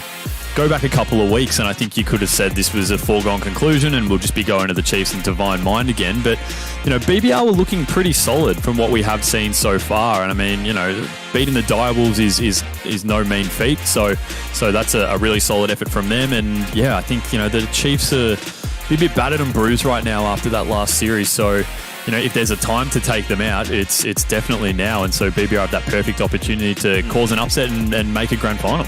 Yeah, certainly, especially with a bit of wind in their sails coming off that Direwolves victory. Would have loved to have been able to watch that. But we've got to watch our elimination final first, lads, before we get in towards our grand final. The Chiefs and BBR going head-to-head here. We've seen both these teams go toe-to-toe. And I think at this point, Justin, I think the question I want to ask you is, who are you kind of favouring with a bit of momentum, right? BBR, close victory. They did just get off of Direwolves. Now this is their first time back in Pro Series in a long time since the Super.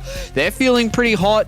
Chiefs getting 3-0'd by the Divine Mind after last week, where every single one of those series was 5 mappers, probably makes you maybe lean a little bit more towards BBR, right?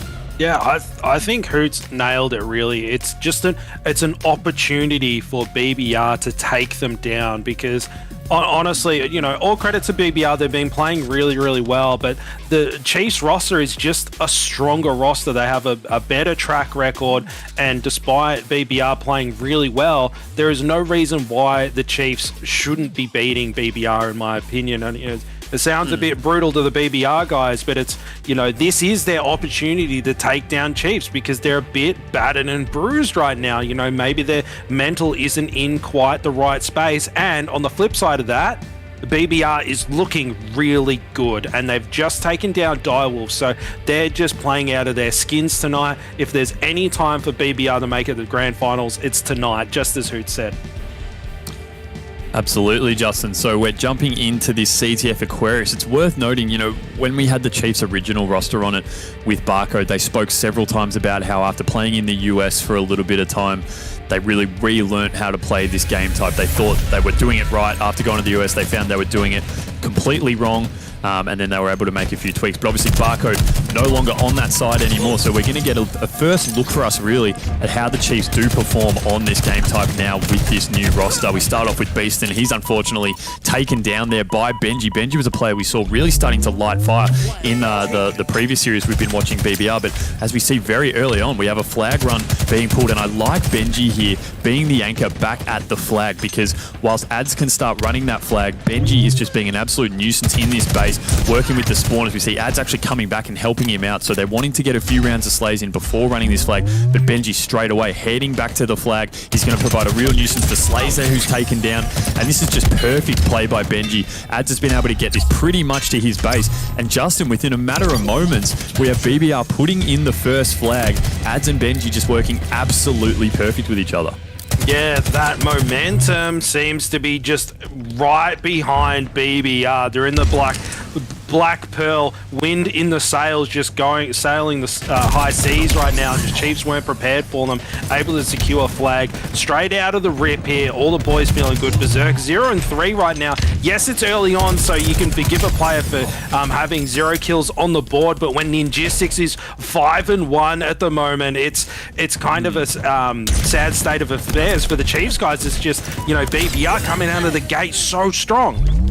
Absolutely. I mean, yeah, you just highlighted that. The kills, Beaston and Berserk right now, sort of not really troubling the scoreboard too much at the very start, and yet Ninjestics just leading the way. So the Slay's clearly coming in for BBR, and look at this as we have Brattles here, top mid, just putting absolute work into the Chiefs squad at their back flag. They did have 3 down for a second there. Brattles unfortunately just couldn't get in quick enough to really capitalize on that disruption they were causing in the Chiefs base, but I love this from Ads, just playing real sneaky. We saw him actually doing this earlier as well when he was over on P side, working really well there, taking down Madzi. This camo's coming up, and I love this, the area denial coming through with those shock nades, just stopping any kind of push from over on P side. He's taken down on Car. Ninjestics, though, is right there as well. This camo, I'm not sure who's actually been able to pick it up, if it even has been picked up yet, but the flag, an attempt at least, by the Chiefs, but that is going to be quashed pretty quickly by Ninjestics. 2 down for BBR, 2 down for Chiefs. The flag is sitting down at bottom center for the Chiefs, and it looks like we're going to have Brattles here moving in. He should be able to get this return here, and he's got himself a heat wave and picks up the nade kill, a blind nade there going in. So things just working for Brattles as he picks up the double.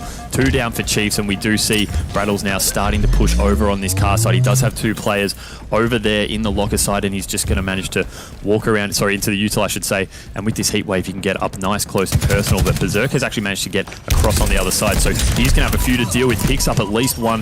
Not a bad effort there with the heat wave going again. Justin doesn't connect, but it's just the ruckus they're causing and keeping the Chiefs completely both off guard as well as just completely unsettled. Speaking of unsettled, something that's unsettling me is just how much Father Benji is taking apart the Chiefs currently. Yes, Beaston just got a nice little 4 shot there, but BBR seems to be out slaying the Chiefs, which is just something that you wouldn't expect with so much star player power on the Chiefs roster. But now with Beaston here trying to get his boys back into the game, he gets called out instantly and just melted. But, you know, Beaston did really well to do a lot of damage there. Hail Mary medal for Slays there, just placing that nade perfectly, but he gets called out and taken down. Brattles and Ads shooting him down to perfection. Berserk going for the ego chow to get that flag in, and it works perfectly, and then snaps onto Brattles bottom mid for the cleanup. Berserk might be firing up. This could be the return of the Chiefs that we know. Yeah, it looks like Chiefs have started to get a bit of ascendancy in terms of the slays as well. Obviously, we still have Benji and Ninjestics going off, but the Chiefs across the board a bit more consistent with their kills. Benji just a sort of a real whip and manages to pick up that kill finally. He wants to just stay alive while his shields come back. He still has his camo 3 down for the Chiefs, and this can be really dangerous. Benji can get in behind the Chiefs if they do start spawning flag and can get a few quick picks before making a pull of his own. There's actually no one there, so they have spawned over on the util side, on the car side, I should say. Sorry. Benji just, I think he's going to hang back and wait for his teammates to come in. He does start to make the push now. The nade isn't going to connect there on Madzi, I believe, but he does end up dropping him.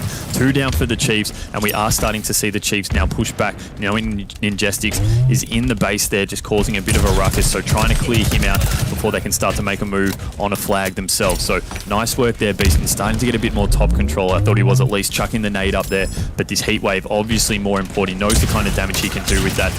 Shots there on Benji. Benji will be dropped. And so that's 2 down again for each team, Justin. So I think we've sort of hit a bit of an even point right now. BBR definitely got the jump on them, but Chiefs are starting to work their way back into the game and start to get a bit of map ascendancy now. Yeah, and look at this killing spree for Beaston. He seems to be firing up big time, and he's wasting no time getting this flag moving as well. The Chiefs, they seem to be getting a little bit more comfortable. You know, BBR caught them off guard, off the rip, but someone in the comms went, boys, time to pull your heads in and get it done. Uncontested flag, it just goes straight in, and then Ads just gets deleted off the map. He just disintegrated by Beaston right there. Very well placed shot. Now on board with Berserk, throwing out those sizzle sticks, taking down those players. He's caught unawares, not sure where that player is. Ads catching him by surprise now. Beaston still got that heat wave. He's almost used all the ammo in it, finds one player, able to take him down. The reversal and the double kill. Beeson just doing so much work, and that allowed Madzi to get that flag in, and now it's 3-1 in favour of the Chiefs. Guys, quick as you like for the Chiefs there. They've just turned it on all of a sudden, and yeah, there's just BBR have just been getting hammered off the spawn the whole time. You can even see now coming into their flag, just fire being rained down upon them. Berserk starting to move in. Look at this, the whole Chiefs squad pushing in on BBR. They've got the camo in the hands of Madzi as well. Benji's going to be the last one alive, although he does get a nice nade in there to cause a bit of damage. He is sitting there over at P side, so he's done a really good job actually of keeping the Chiefs from pulling this flag. It looked like they had this one locked in the bag for sure to at least be able to get away and get closer to their base, but haven't even been able to take it off the plat there. So Berserk, he's just going to hang fire for a little bit, knowing that 2 of his teammates are down and BBR is all 4 up. Just really nice work here by Berserk, just making sure he's staying alive, getting in a good position. He is dropped, so that's 4 down quickly for the Chiefs. A real swing of momentum there. Brattle's now taking this top position. We've seen him doing this quite a lot, Justin. He's able to put some shots into the spawners of the Chiefs spawning on the flag, and look at this. He knows where they're going to be spawning themselves over on the fridge side. So it looks like Slays is going to be caught completely unawares. That's 3 down again for the Chiefs. So we are going to see BBR, I think, be in a position to get a cap here. I don't think anyone from the Chiefs is going to be in a position apart from Madzi, who is just flooring it into the base there if you're Ninjestic, because I think you're in a pretty safe spot to put this one in. Although 4 shots, I think, at once. I reckon that was a full team perfect 4 shot just coming across and wiping him off straight away. This flag still hasn't gone in. In fact, the Chiefs are pulling one of themselves. Beatson gets a touch. The flag is still alive, although Ads is going to be taken down. Benji's sort of the last one in a position to try and keep this flag alive. This has been an incredible flip, Justin.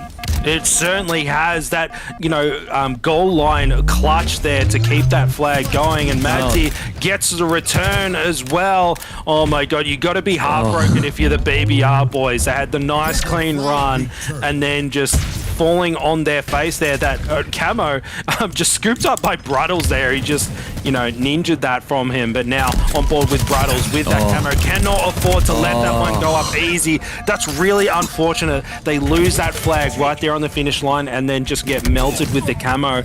It's not looking good for BBR, but I say that Ninjestics is going to prove me wrong here. Already getting a flag moving. He's stuck a little bit by Berserk and Beeson behind him as well. This is not the kind of sandwich that you would want to have at this time of night. He gets deleted off the map. Now with Madzi trying to put some shots down, doing well to apply damage, grabs the flag, gets it on the move, trying to stay alive. He gets around the corner. Yeah, nice. He's one shot. Shields are flashing. A little bit of a fumble. That's unfortunate, but he picks it up anyway. No time to lose, and he fumbles again. And he's gone, Madzi, what are you doing? Bad Madzi.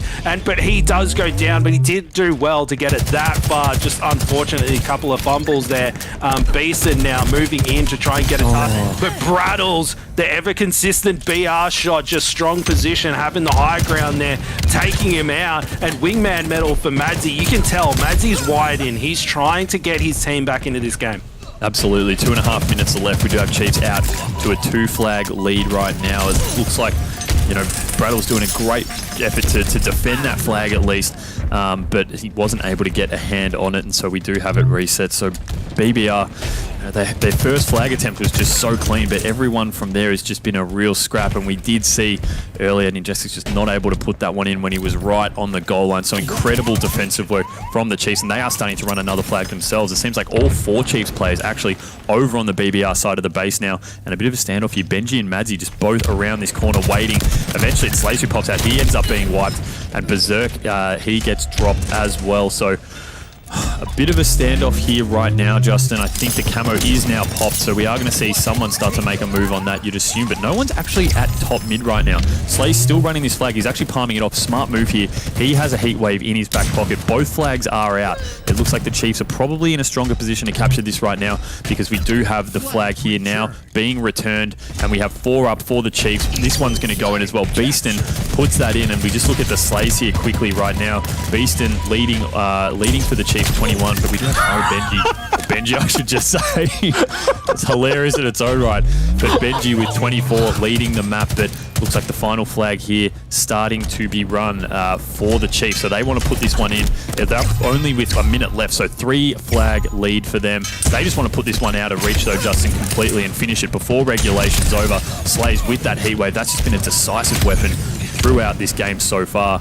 But it looks like the Chiefs probably not going to be able to put this one in, so we might end up just having a 4-1 finish here, but I don't really think they're going to be able to get a touch on this one, although as I say that, we do have Beeston coming in just to keep it alive, Justin. They want to close this one out. I really do not think that you roasted Ads enough in that situation. I wanted to leave him. I apologize for the chat for not maintaining my composure, but in all my years, I've never seen anything like that. That was just pure class. That clip is going to be doing the rounds for years, I reckon. But the Chiefs just looking so strong right now. And Beeston just straight up, it's in the gamer tag. He's just going monstrous for his squad. Look at him. He's going in. He wants blood. He's taking those boys out. And 7 seconds to go. And it does look like the Chiefs are going to be able to put this one in the bag. BBR, they had some moments of glory there, but it didn't matter. Chiefs, they just woken up a little bit. A little bit of a glitch at the end there, but we do have 4-1 coming through for the Chiefs. As we said at the start, Beeston with a very... BBR with a very strong start there, but unfortunately after that they went on a -4 cap run. The Chiefs just putting 4 straight in and really shutting that one out. So that's a big statement to start off with, Justin. We thought we'd see BBR potentially be able to, really hang with them, and they were at the start, but it just sort of all seemed to fell away at the end. Chiefs really got the ascendancy there. They had a couple camos in their back pocket, in particular that control of the heat wave that they managed to maintain throughout most of that game was a real difference maker in the end there. Just having a look at the stats quickly and look from a damage point of view, pretty even. In fact, it was Benji, as we said, leading all comers in terms of kills. 32 kills, 18 deaths, Justin. So a real solid effort there. And I don't know, are we going to see Ads' play in the highlight reel? Oh, I'm waiting for it. I just put that one up 5 times in a row. That's what I want. Hopefully production can make that happen. That was just one of those really unfortunate things that you hope doesn't get caught up on camera. That's unfortunate for Ads, but a veteran player like him, I'm sure he's just gonna laugh that one off and go, all right boys, yeah, that was real funny, and then just get his head in the right space for the next game that's coming up. But the Chiefs seems to have woken up a little bit, Ads. I don't know if you feel it. They're not really having to outstyle them too much yet. What is this? Oh no, that wasn't a 360. That's got to be a 720 like or a 900 or something. Someone in the chat, go back and just count how many times it was. Did he Tony Hawk it? Because I reckon he did. I think he might have. It was it was definitely a double 360 medal at a minimum, I think. But if you are pulling off stuff like that, in an elimination bracket final, we're obviously not in the grand final right now, but this is do or die here for both teams. So to be able to go on for style points like that, something we don't see too often. So I guess maybe that speaks to the confidence level of the Chiefs. We were maybe a bit worried that after the 3-0 loss to Divine Mind that maybe they'd be down in the dumps and that things weren't going to plan for them. But maybe they're out to just have a little bit of fun, get that positivity going to bring into the grand final if they are to make it there.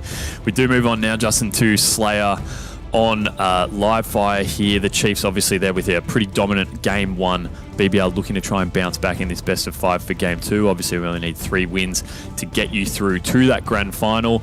If it is Chiefs to get through to the grand final, they're going to have to reset the bracket against Divine Mind. So they definitely have their work cut out for them regardless, but we are starting off with Beeston heading straight down to, well, he was heading straight down to bottom middle, but instead we have Madsy now working with Berserky, coming up through the sneaky. We do have Ads waiting there with some nades coming through. Benji as well.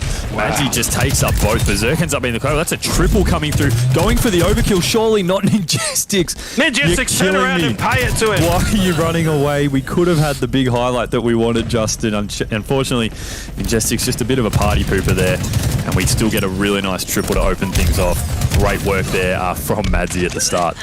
Yeah, it really was. And Beeson, a bit of a self-destruct there. I think he fell off the map. Now, Brattle's just so consistent with making sure he's doing the right things on the map. And yeah, he's not putting up big numbers, but he made sure that he was there contesting that overshield and then picked it up for free. And now he's coming in to clean house, grabs himself 1 second there is for him. And he's got so much overshield to use as well. He like that overshield there gave him the confidence to go out and challenge those two players and take them down. Now look at him getting in the faces of the Chiefs guys, and the pinch is coming in. Plenty of shields left for Brattles. They're cleaning the players out. Madsy with that needler trying to hold him back, but here comes Brattles. He does get taken down. That's unfortunate for him, but BBR, they've got a 4-kill lead at the moment. Hoots coming out of the gates pretty hot.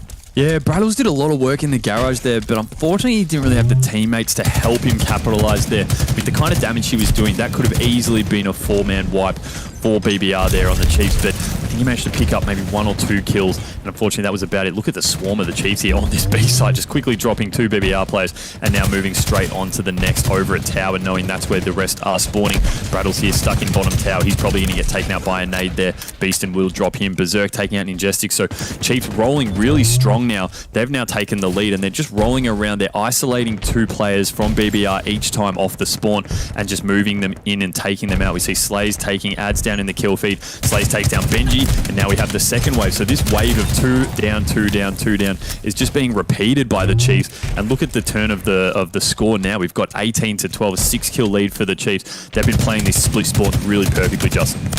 It really is, you know, like this early in the game, you can flip the script really quickly, but it seems that the Chiefs have, you know, they've started just getting in the groove a little bit. Nice double kill for Slays there. They get a pick and they just get in hyper aggressive, working together there. And Slays with a little bit of that overshield should make an easy kill onto Ninjestic. Ninjestic's doing pretty well to survive there. Brattles poking out enough to melt him with that heat wave in hand, but on board with Benji. He dropped 30 kills the last game and a boatload of assists. So looking to him to repeat that performance in this Slayer game. Unfortunate, not able to get that kill, and that player getting away. Benji doing everything that he can, and he's trying to get away. I'm looking at the wrong part of the screen. My apologies there, folks. But Ads is Mads are on board with him. He cops a grenade and goes down, unfortunately. Now with Brattles, triple kill for Brad, putting in some nice shots, just such consistent BRs, but that doesn't matter when you get a flurry of grenades landing at your feet and putting you into the respawn screen. But now with Berserk, Mr. Light Aim getting some nice shots over in the garage there. Ads backed off a little bit, but they both get out to challenge each other. I love that. But Slays comes in, 1 burst cleanup with the sniper in hand, ready to take out players. Brattle's caught in the open a little bit. He does grab himself 1 kill, but here comes the collapse. Slays is watching one angle, trusts Madsy will be able to get that kill, but no, Brattle's getting the better of Madsy in that situation. And now Sway's going for some style points of his own. He's got this snipe and he's like, boys, I'm getting itchy fingers. Where are the players at? And he hits Benji there, gets the body shot. No headshot, but I'm going to pay it, Hoots. Did someone tell Slays that we were watching his POV? Did he know somehow? Because clearly just running around doing 360s, he knew he was being watched, but they're only up by 6, Justin. So, you know, I like the showmanship, I like the confidence, but you're not winning by a huge amount yet. So, you know, you just look now, Beaston's dropped, the swarm coming in from BBR. This lead now only down to 4. We do have a snipe in the hand of Slays, though. Nice shot there on Ads, jumping out, catching him in the air, moving in through the garage now, and we do have him just grabbing another no-scope, so he's heating up. Maybe he can start to do a few more 360s because he's clearly starting to feel the rhythm. He knows Brattles is there as well. He didn't hit the third one. I thought he would, but look at the use of the pillar. Ends up getting the trade. That's going to help bring that lead back out again to about, I'm just looking at the score quickly, about a 7-kill lead. So, you know, it seems like that initial thing we were talking about a bit earlier, where they were isolating the spawns, getting about 2 or 3 rounds of 2 downs. That's sort of been the lead they've been able to hold this whole time. BBR haven't been able to get it back. Still a 7-kill lead now for Chiefs. Not sure what Slays is doing, just shaking his head there at one of his teammates. But meanwhile, they just come straight into the garage and start putting in more work. And it's just been death sort of everywhere right now for BBR. 3 down, 4 Chiefs, though, momentarily. 6-kill gap, but Chiefs have hit that 40-point lead, Justin. This is where we start to pay a lot of attention. Yeah, I mean, Chiefs is mucking around a little bit, and they've got to give respect to BBR because they'll start picking up on those opportunities that you give them. But I don't know if maybe it's their strategy. Maybe they're a bit tilted from the previous series and they went, you know what, boys, let's have a little bit of fun. We'll make sure we win these games, but we've got to get loosey-goosey. We've got to get a different mindset for when we come up against Divine Mind. And the scoreline, it's pretty tight, but it's kind of like the Chiefs are just kind of having a little bit of fun with it at the moment, I think. And BBR, they're holding on the best that they can, but we are on board with Madzi, who's 12 and 8 at the moment, putting in some shots there. Takes down Ninjistics, grabs the overshield, not able to slam that one in. Does look like Ads was able to scoop that up, but he goes down as well. No scope for Slays, double kill, triple kills there if he wants it. Doesn't manage to hit it, unfortunate for him. That could have been the most dirty overkill I've ever seen, but not able to connect. He was lining that one up, but luckily Ninjistics having a little bit of a sit on the ground and thinking about what went wrong that game and crouching there. Yeah, they're certainly going for style points at the end there. I thought maybe that final OS that I think Ads was able to get, I thought that was maybe going to be the last chance for BBR to get back in. I think he might have even been assassinated, to be honest. I think he had his back to Slays there towards the end, and Slays came in with that snipe, was able to drop that OS, and at that point it was really all she wrote. So with BBR not able to utilize that OS there, they do now go down 2-0 in this series. So Chiefs 1 game away from the rematch with Divine Mind in the grand final. And we're just taking a look at the stats here. Across the board, it was a pretty consistent performance from the Chiefs. They really did start to feel their momentum towards the end, and I think even though the match was relatively close, I think they were just toying with BBR towards the end. They're 5 double kills out of Slays, so he was racking up the multis, and I think a lot of them came through when they were isolating those spawns consistently through about a minute and a half period. But off the break, really, Madzi, we almost had that overkill, Justin. Ninjistics just drops right back off that ledge and you know, doesn't give us what we're after, unfortunately. Yeah, listen, Ninjistics, jump out and challenge every single time. You know, it's either you get a massive kill and shut them down, or we get a lovely clip that we can farm in interactions on Twitter with. So next time, just jump out and challenge so Madzi might get that overkill. But I think Slays is the guy we need to talk about that last game. Who's not only was he putting up big numbers, but it just seems like he was doing it with his feet. Like he was just kind of hanging out. He was leaning back in his chair, like yawning a little bit, just going, boys, are we going to like win this series? Because I really want to beat Divine Mind. And I think that's the correct mindset for them.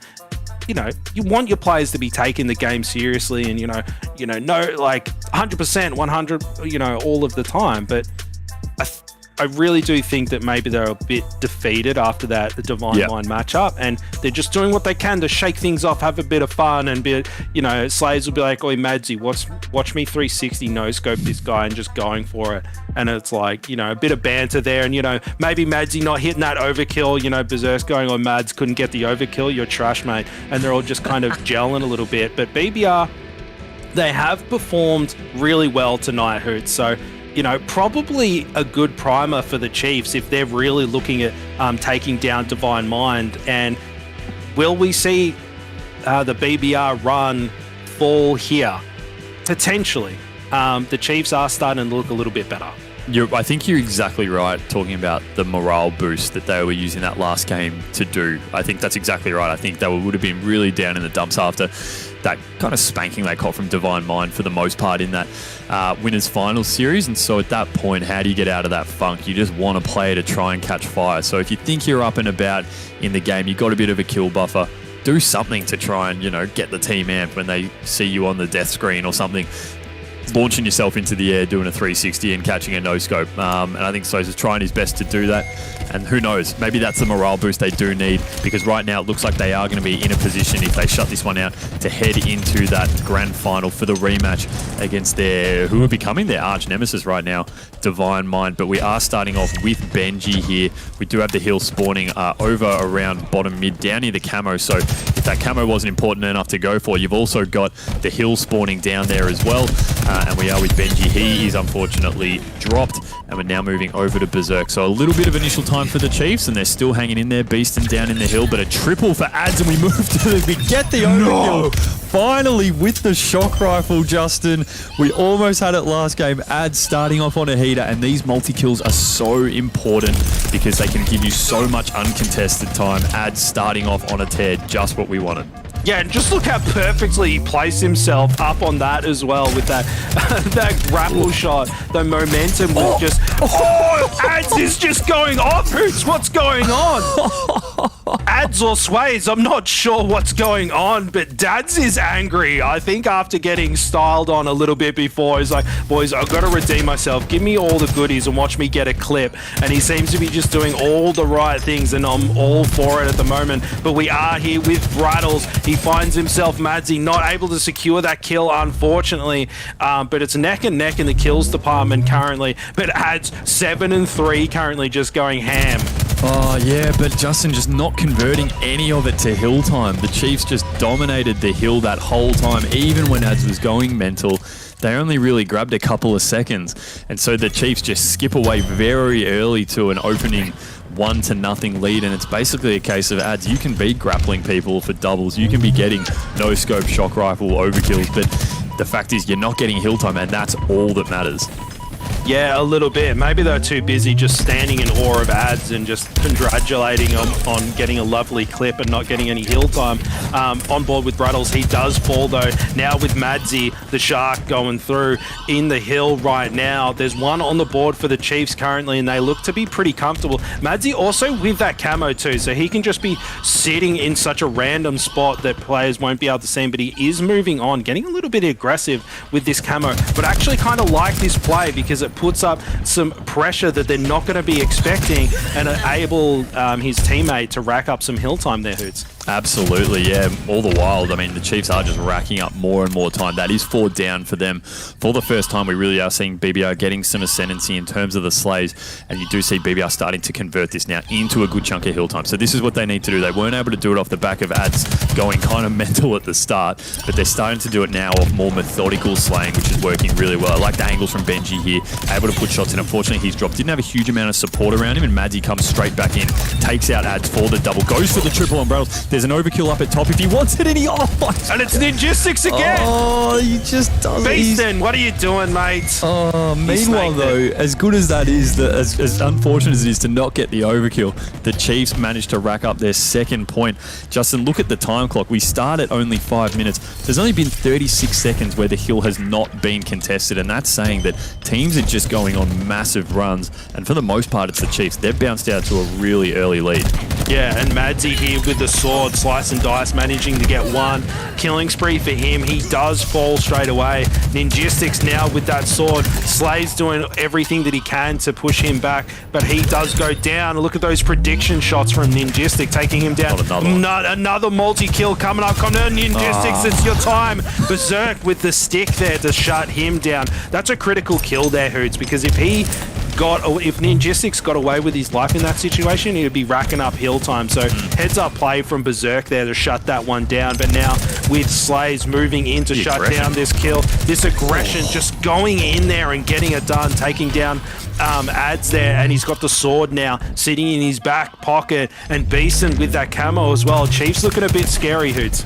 Yeah, they are. I mean, BBR got a really good chunk of hill time there, but this camo, I think, is going to be really crucial in stopping it. Just look at this. Brattles is going to be taken down. He was in a position to start to make a move on that hill. A double there from Beeson. I think he might have taken his teammate out as well. There is a sword there if he wants to pick it up. He has this camo. I thought that should have been a triple as well, but he still gets the stick. That was 3 down for BBR, and look at the flip again. So that's so disheartening for BBR. They were bringing this hill in. They got a really good chunk of time. And look at this. Chiefs just roll right in. They're going to take the 3rd point. They're back in the hill. Only a sliver of time left. They're looking to close this one out super quickly and get straight into our grand finals. They want to be done before midnight. They really do. It's bedtime for them. Beeson doing everything he can to stay alive in that situation. Speaking of Beeson, going 15-7 right now, Hoots. So putting on a bit of a show. Madsy with 13-16 as well. So doing pretty well himself. Berserk gets taken down by Ninjistics. Ninjistics doing everything that he can, taking down Slays as well. Second player's there if he wants him. And that hill, there's a couple of dead players, but BBR not really responding and getting in that hill and getting that critical time they need to get them back into this game, Hoots.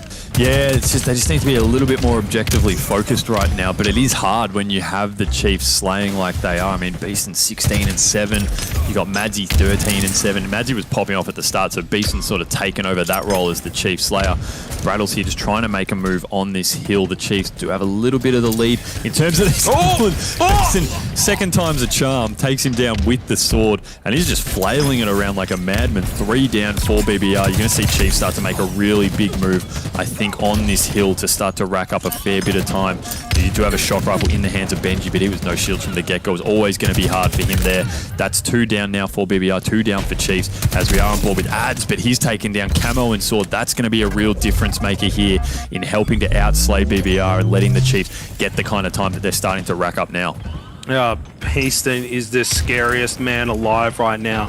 19-7. He's got the sword. He's got the camo. Bags himself one. Killing spree for him. But the call-out grenades that come flying in, looking to take him out. Finds Brattles, takes him down. Another play there. Father Benji, though, one to take down the Rampage. But Beeson, 21-8 right now.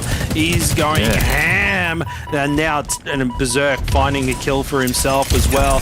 Doing what he can to clear out that hill, and he falls himself. Just players falling left and right. Ads, he not able to secure that kill. Slay's getting away with his life, and it looks like the Chiefs are really getting in there and just getting up in the faces of BBR. Just so much pressure, Hoots. Yeah, this hill is always a real scrap down in the tunnel here because it's really easy to get snuck up on a couple nades down there, and it's it's pretty hard to avoid. So we do see the nade spam goes in, knocks the player out. So BBR were getting a bit of time there, but Chiefs have managed to basically shut them down now. They're not really looking to make a move on the hill straight away. They're waiting a little bit, shields to come back, and then just have a look at this coverage here. You've got coverage from back blue down around the seeing Madsy just go nuts again, but we are seeing coverage from back blue as well as front, and I think we're going to see Chiefs about to shut this one out. Justin, Madsy does take a few nades. Benji tries to get one in there, but unfortunately can't take him out. That's a 4-0 from the Chiefs, Justin. We thought Ads' overkill and grappling maniacal play was going to maybe set a bit of tone at the start, but unfortunately after that it was all Chiefs, Luke. 3-0. That's the statement they needed to make after getting 3-0'd themselves in our winners final. Yeah, it certainly was, and that was kind of the turnaround that I was hoping here for the Chiefs. I was, there was a little, kind of voice in the back of my head that was thinking maybe this might be the time for BBR to kick the Chiefs while they're down and force them out of a grand final for the first time in feels like ever for Halo Infinite, but it really was kind of on the Chiefs to show us that they had that grit and had that bit of tenacity to truly have that rematch in the grand final. And Justin, I think they did it in a pretty convincing fashion. The fact that this King of the Hill started with an Ads overkill with a shock rifle and then Chiefs still made it look like a 4-0 sweep is kind of telling the fact that there was just so many more members from the side of the Chiefs that were just doing a whole lot of work. Yeah, listen, it's just no stopping the Chiefs at that point, right? They just started to wake up a little bit, they went, time to get our heads in the right space, boys, and we'll get things done. Ads with that early overkill, which was just beautiful, and then he follows it up with a lovely double with the grapple shot here as well. So good. And it's just so good. And the Ads, I'm sorry, mate. It doesn't matter. It was all about that time where you got 720 taken out before. That's what people will be talking about. It will be, Ads will be like, yeah, boys, you see the overkill they got? And it's like, yeah, did you see when someone 720'd on you and you couldn't get the kill? That's what it's going to be about. That's what people will remember. I'm sorry, Ads. I love you, but that's what it's about, unfortunately. But BBR, they had a really strong tournament tonight, didn't they? They came out, they surprised a lot of people. They took down the Direwolves, who looked really hot at Armageddon, and that's just credit to how these guys are shaping up. And hopefully this roster can get some game time in before DreamHack Melbourne, because I think that's the difference maker for the BBR squad, is that you do have some of the players like Ads and Brattles that don't really have the grind time that some of these other teams have, and they're going to have to put some hours in if they're going to want to take down the Chiefs. And I think that's literally what it is they've got to just get their BRs tuned a little bit, and they can contest for that number 2, number 1 spot. Yeah, they certainly feel like that they are right on the cusp of being able to have a good play. But I mean, if all things pan out the way they do here today at DreamHack, then that still is an Orlando spot for BBR. They are obviously aiming for the title, but I think what they've shown us today, Hooters, has definitely been a step in the right direction, right? Obviously, them coming back with a new roster, we weren't really sure how they were going to fit, especially with some of their other players playing on different rosters throughout a few of these previous Pro Series. But hey, this is a good shout, and this is also a good shout from the Chiefs as well. This is a big kind of kick in the pants, I think, that they needed from Divine Mind to really get them back into gear and really wake up for this series, because they put BBR in the bin, and now they're coming back in towards this grand final, and if they want to get this championship underneath their belt, the last one, by the way, ladies and gentlemen, before we go into the regional finals, so this is all important for these teams. They really wanted to make a statement here, right? And we might be able to get a statement here from one of the favoured faces on the Chiefs. We've got the Shark here on the line. Let's bring him in. Let's have a chat to Madsy and see how he's feeling after that series. Madsy, mate, good to have you back here on the desk. It's been a long time since we've had a chat to you. So my first question is obviously the winners final up against Divine Mind. That was a bit of a blowout coming in, to be frank, in that series. That to be a little bit closer than what it was. Is that what kind of forced you guys to kind of play around the way that you were in that elimination final? We saw that there was a whole lot of, you guys were doing like 360s, like even towards the end there, you were like, repulsing off the walls and stuff like that. Is that just you guys just trying to get back in the groove? Yeah, no, we're just mucking around because we knew we'd beat BBR, we're mucking around, beat them and then get back into the finals. I love the confidence, Madsy. What do you take from this series from BBR? You said you thought you were going to beat them anyway, but what do you take from the way you performed coming back against Divine Mind after, they did deal with you pretty quickly in that first series? So what kind of confidence do you take from this series going back up against them? Yeah, no, Divine Mind definitely, they're playing well and we're just playing bad. Against BBR, that series, just keep doing our thing and just reset, focus up for the grand finals. Now, Madsy, I want the intel. Who was raging? Who was punching walls? Who was throwing controllers? And who was the in-game leader that went, listen, mate, you need to pull your head in and get your head in the game, otherwise we're going to lose when we come up against Divine Mind again? No, it was me. It was definitely me. Yeah, you went in and it's like, come on, boys, get into it. Slap him silly. Nice. And then who was raging? I'm just kidding. I know exactly who was raging. So, Justin, you can't be doing on the download, mate. Yeah. So you can't be giving this. All right, Madsy, before I let you get ready for the grand final, I've got one nice question for you guys. Obviously, you guys just come off the back of Armageddon LAN win, so that's obviously got to give you guys a whole lot of confidence. How was that LAN experience for you guys as a roster, obviously heading into DreamHack as well? Yeah, that was really good. Shout out to Armageddon in front of that LAN. That was super fun. It was really good to get LAN experience with the boys. Yeah, we played pretty decent. We played okay. Obviously, Divine Mind had to fill. Overall, it was a really good experience, and super keen for DreamHack. Yeah, I think everybody is, and I think everybody's excited to see, especially what you and Divine Mind can put together when it comes to a LAN, and I'm excited to see what these series are going to look like. I'm excited to see what this grand final is going to look like as well. So, Madsy, good luck at the grand final, mate, and congrats on another victory here. Thank you, guys. Appreciate it. Thanks, Mads. Well done, man. Cheers, Mads. Sometimes we do like to put the players under the pump here, and I think Justin likes it a little bit more. I threw him a lifeline. They're trying to get the vibe going with their boys, and he had to go in, and Daddy got the belt out and disciplined a little bit. So I saved him a little bit. Last thing I want to do is create any turmoil when they're moving into the grand finals. Yeah, especially because they've got a potential bracket reset ahead of them. And, ahead of us, before we get into that grand final, we've got something spicy to show everybody here. It is top 5 KD leaderboard throughout the entirety of the tournament. This is all the way up to date before our grand final, ladies and gentlemen. Sways with a 1.37, Benji at 1.2, and Rated comes in at 3rd. I think the biggest shock for me, Hooters, there's no Chiefs players here. No, yeah, I actually didn't even notice that at all. We've got players from Next in there. We did see Vamp. He was going off when we were watching them at the start of the broadcast today. Sways, I think last week was going at around, was he like 1.6 or something? I think he ended 1.6. 1.6, yeah. So, a little off, but we did note in some of the previous series that he was playing a lot more of the objectives. So, I think Benji, for me, is the one who's been performing really. He's been probably my standout for tonight, I think. Every time I've been looking, he's just been doing a power of work. He's always been leading the slays for his team. So I reckon he's had a fantastic night.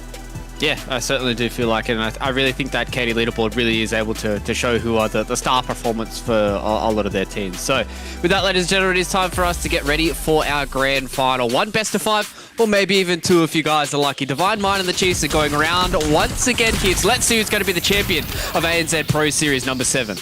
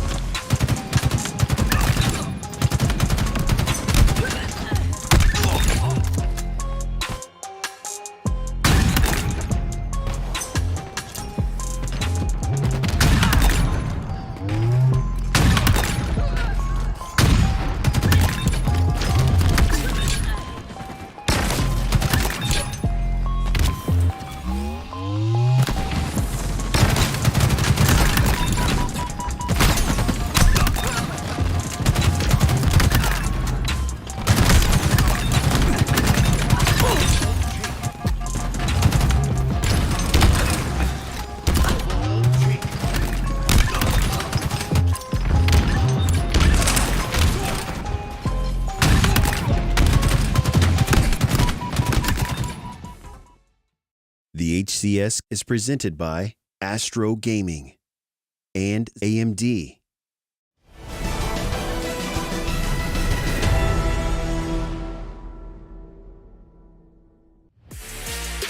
It's a tale as old as Halo Infinite itself. Divine Minds and Chiefs going head-to-head in a best-of-5. Who comes out on top? Who really knows? But if the past is anything to go by, majority it's been the Chiefs, but recently it's been Divine Minds. So this is the question for our grand finals, our final Pro Series before we get into the regional final at DreamHack Melbourne on September the 2nd. Who is going to come out on top? This has been our tale throughout the entirety of today, lads.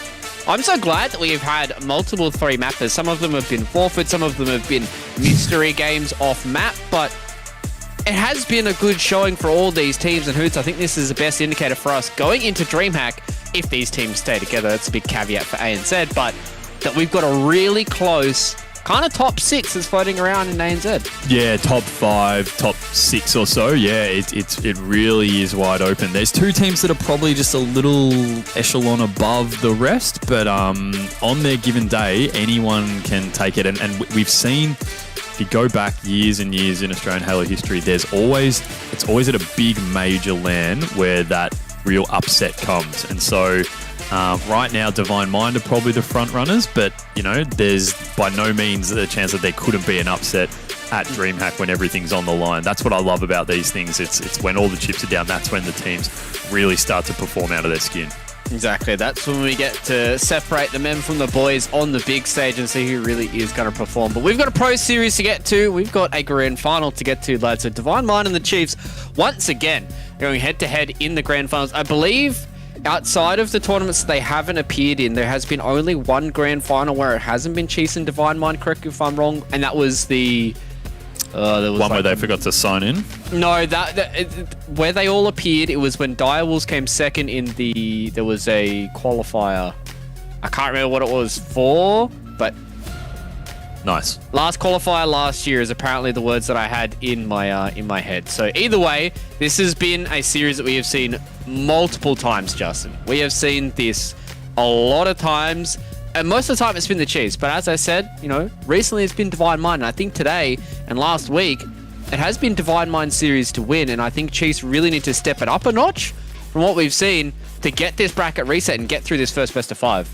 Yeah, I think so. And I mean, we talked about it before. There was probably a bit of a mental game with the Chiefs, but we spoke to Madsy before, and it was pretty evident in their gameplay that they're just kind of trying to have a little bit of fun and just, shake off their devastating loss. And, Madsy just said that, they'll have a bit of fun, reset, moving, and their sights are set. So maybe they're locked in, and I'm anticipating there could be a bracket reset. So Hoots, I hope you're comfortable, mate, because I reckon it's going to be a late one.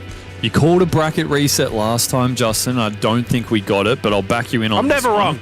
You're never wrong, apart from last week. So I'll back you in on this one because never wrong. I think I think the Chiefs might have picked up a bit of momentum in that last series against BBR. Sometimes you just need to know how to win again, and I think they managed to do that in the last series. And we saw some pretty outlandish plays from them, really just trying to get themselves hyped up. And we had in that post-game interview, Madsy said that it was absolutely working. So interesting to see how they come off the back of that previous loss against the Chiefs, but also considering the win they had against BBR. But we are starting off on board with Beast and hanging in the back tram here. Some nades and BR shots will come in to stop that. Berserk, meanwhile, he's happy to just waste the rockets, rather have them out of his hands and out of the enemy's hands rather than giving them up too quickly. And so we start off with 2 down for Chiefs. Meanwhile, no real ascendancy yet in terms of strongholds being captured, although it does look like this B site will go to Divine Mind and they will start scoring first, Justin. So obviously 2 sites need to be held to keep that score going up. We have Plasma here on a nice flank, putting shots into the Chiefs players who are trying to move in on arcade. Pretty much all Chiefs players have gone into the arcade area with at least some damage in them, and meanwhile they're not going to be able to make too much of a play on this A site while Plasma starts capturing it. So brief triple cap there for Divine Mind. Plasma moving straight into B, trying to clear out the Chiefs players. It looks like they're trying to go for a triple cap relatively early, Justin, although that overextension probably going to hurt them in the short term, because we are going to have 3 down now for Divine Mind. Potentially worthwhile just staying at that A site to defend while your team's scoring. Yeah, maybe. And that was a great flank before and weakening up all of those Chiefs players, but none of them dropped, and they took that and just started racking up points anyway. So not really making a excellent play, and not really translating to much, unfortunately. But we are on board with Berserk now. He does fall the caster's curse. As soon as I open my mouth and talk about the play at hand, he dies. But Madsy now with that stalker rifle, stalking his prey, takes down one. Sways is sent to the respawn screen. And look at this, the Chiefs, they got the triple cap right now. Divine Mind, they want to stop that bleeding as soon as possible. They do, but they still have to contend with the Shark coming in and clearing house right now. His shields are flashing, but he's looking for more. That B stronghold just sitting there. Pips trying to hold down the fort, but here comes the Chiefs push. They want to take them out. Berserk getting up in their faces, and I see in the kill feed Slays with those rockets as well, Hoots. Yeah, that triple cap came about for the Chiefs when they only actually had 2 up and Divine Mind were 4 strong. So quite odd that you see a triple cap happening with only 2 team members up. Slays, I like this flank coming around here. He's got a fair few players actually at the back here. Manages just to pick up 1 on Plasma, but I think you can assume Rated is probably pretty weak as well. Starts fighting down, I think with Pips down there at bottom as well, in mid as well. Pips will survive there, but we are moving into this A site now. They're starting to try and capture that one back, although some nice defensive shots there coming through, and we're not really seeing too much of a capture here, although coming through on A, we are having the Chiefs start to take that back again. So Justin, we are really neck and neck right now. The Chiefs managing just to keep a little slim lead here, although it looks like Divine Mind answering right back, capping C, also going for a cap on A. Meanwhile, B is getting taken, so we really are seeing a flip of the sites right now. They are. The Chiefs coming out really strong, but Divine Mind, they're responding just fine. It's not like they're getting dominated or anything like that, and it kind of feels like this is the matchup that we should have had originally in the winners final, both teams going at it, and neither one really having a big run over the other one. Now with Sways here, and he's 8 and 6 currently, doing his best to hold down this area of the map, but Beeson comes in with a clear out. Yes, he does get the trade, but Sways was in such a powerful position there, Hoots. He was putting in damage, multiple angles, and he just needed to get taken down. Yeah, absolutely. We're on board with Slays now. Slays and Sways, we're jumping between the two, but we're trying to keep sense of it as much as we can. We have these rockets popping. I think that was in about 5 seconds, Justin. But we're still on board with Slays here, just doing a bit of work around this arcade side here, and the thruster pack being used by Pips, unfortunately to no avail. He'll be taken down. We do have Chiefs holding 2 sites right now, although that A site is being contested. Rockets have popped. Berserk runs in and grabs him straight, although a nice nade will come through from Sways to take him out. It looks like he's going to start to make a move on these rockets. I think there's one Chiefs player who's going to try and contest them. I think that's Berserk, or is Beeston, sorry, right above him. So Beeston will get the kill there and the rockets secured. That's huge for the Chiefs right now. Their lead's really starting to break out, Justin. They're up by almost 100 points. They have these rockets in hand as well, and they're still scoring. Those rockets being used perfectly by Beeston there on Pips. He has one other player on his right, misses him. Double kill though, right below him. That's perfect use of the rockets there. 3 down for Divine Mind, but that's a big win there from Madsy as well to keep them 3 at bay. Chiefs just still scoring, Justin. Doesn't look like Divine Mind's really been able to get any kind of score back for the last couple of minutes. Hurts.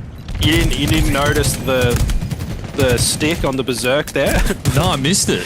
Yeah, it was a betrayal. He threw out that plasma grenade. It was a pseudo triple kill. So, you know, we love to pay those things. So absolutely. He nailed it. So triple kill for Slays, I think it was.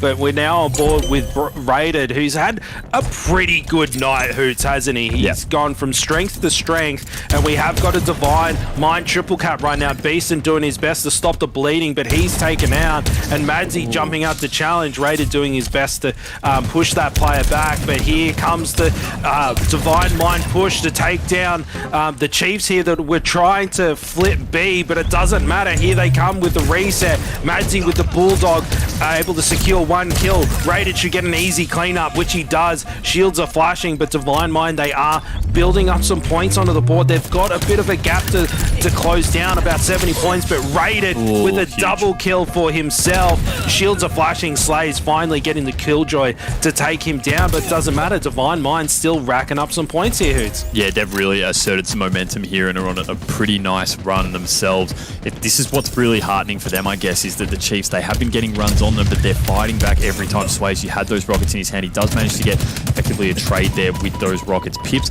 only on the 4 kills, Justin, so he's not really putting in the kind of work that we have been expecting of him in some of the previous series. If he can start to light fire, I think we can really see Divine Mind to start to bring this back, but they are still scoring 133 to 171. Just as I say that, Chiefs starting to capture that B side. They're putting a stop to the score in there and starting to score for themselves.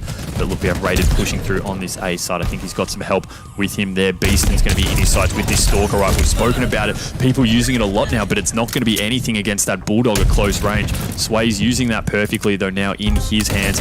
And we have Chiefs still scoring, although this A side is being contested rather heavily. Sway's just needs to stay alive here. Unfortunately, he can't. He will be dropped as well. Madsy, he loves this position, Justin, on top PD there. Just putting shots down onto the P2A, but look at the push coming through from Divine Mind onto this B side. Yeah, he is, and having a look at the scoreline a little bit here, Slays 18 and 11, and Madsy, he's going 12 and 8 right now, and he has double-digit assists, so it looks like the Chiefs are really starting to work together very nicely, and it's translating into a comfortable lead right now. Divine Minds, they can still get it done, but that timer is starting to tick towards 250, and the Chiefs is looking pretty strong. Now, Beaston, with that microwave, looking to make some dinner for himself and get this map in the bag.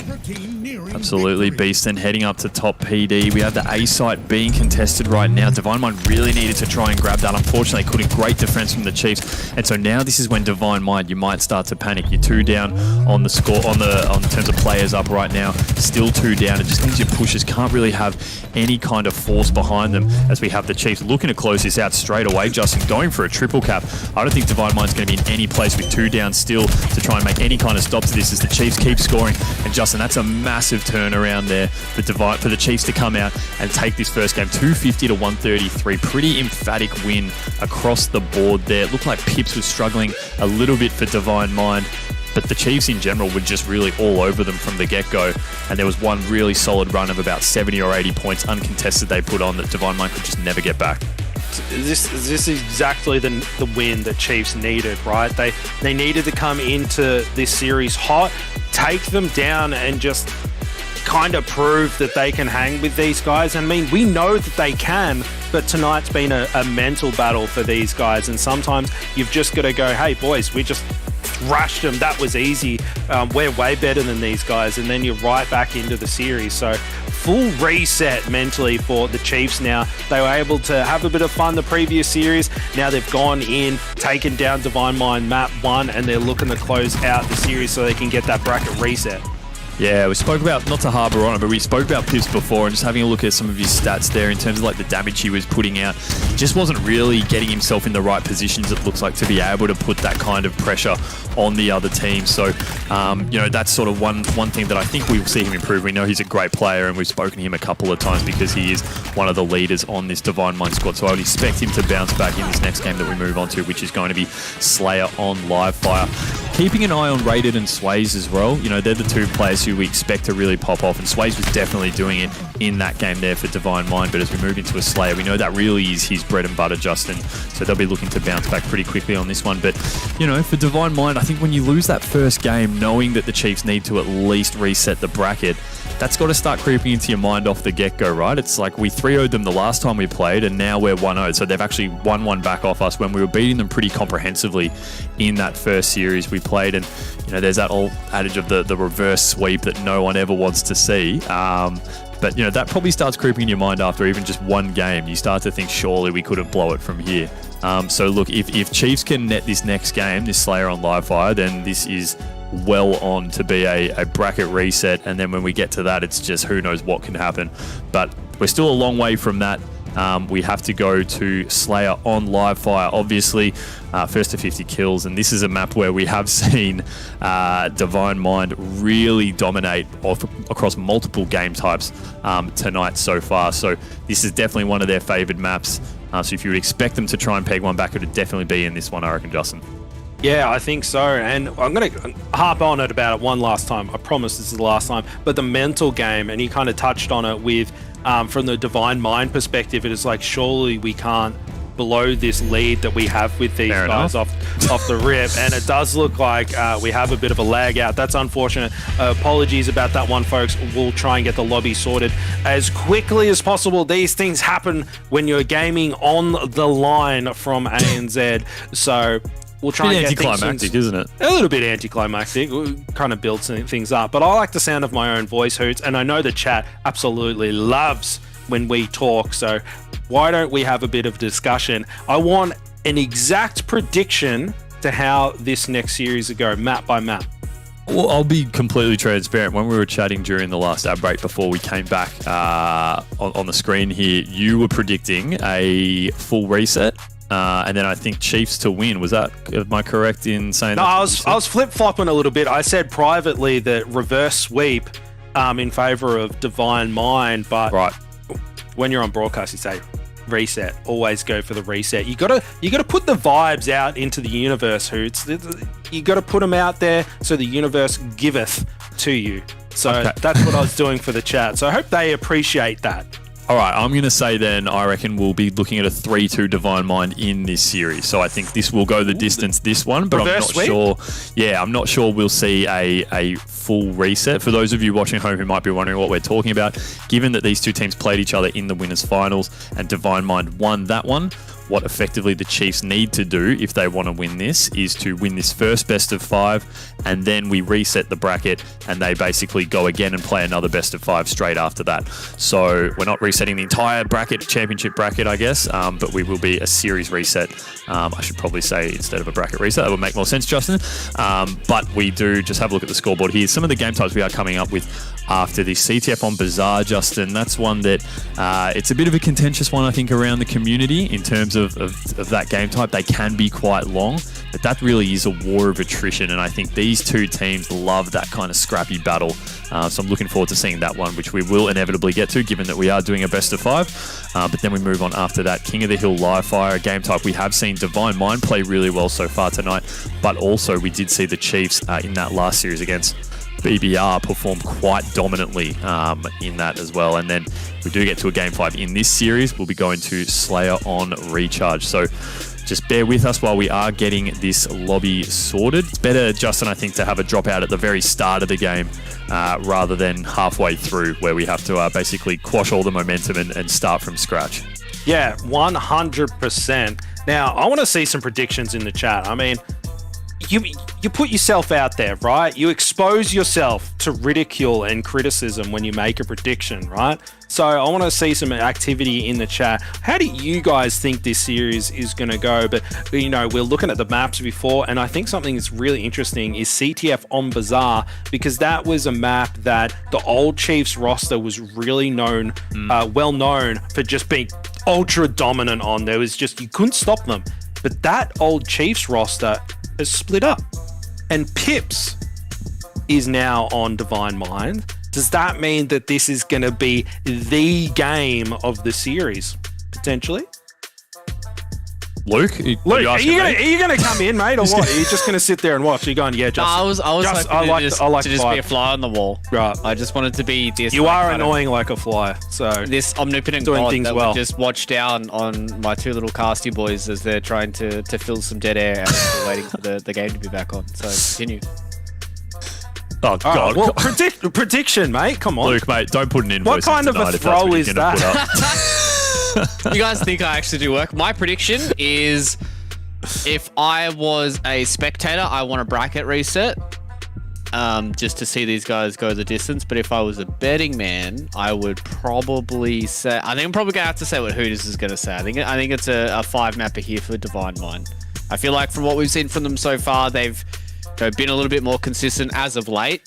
And I really do feel like they can get this one done. Maybe not a reverse sweep. I feel like reverse sweep is pretty hard to do with how consistent these two teams have been. So I think if Chiefs get themselves this second map, then I'd probably say Chiefs go for the bracket reset and we play again.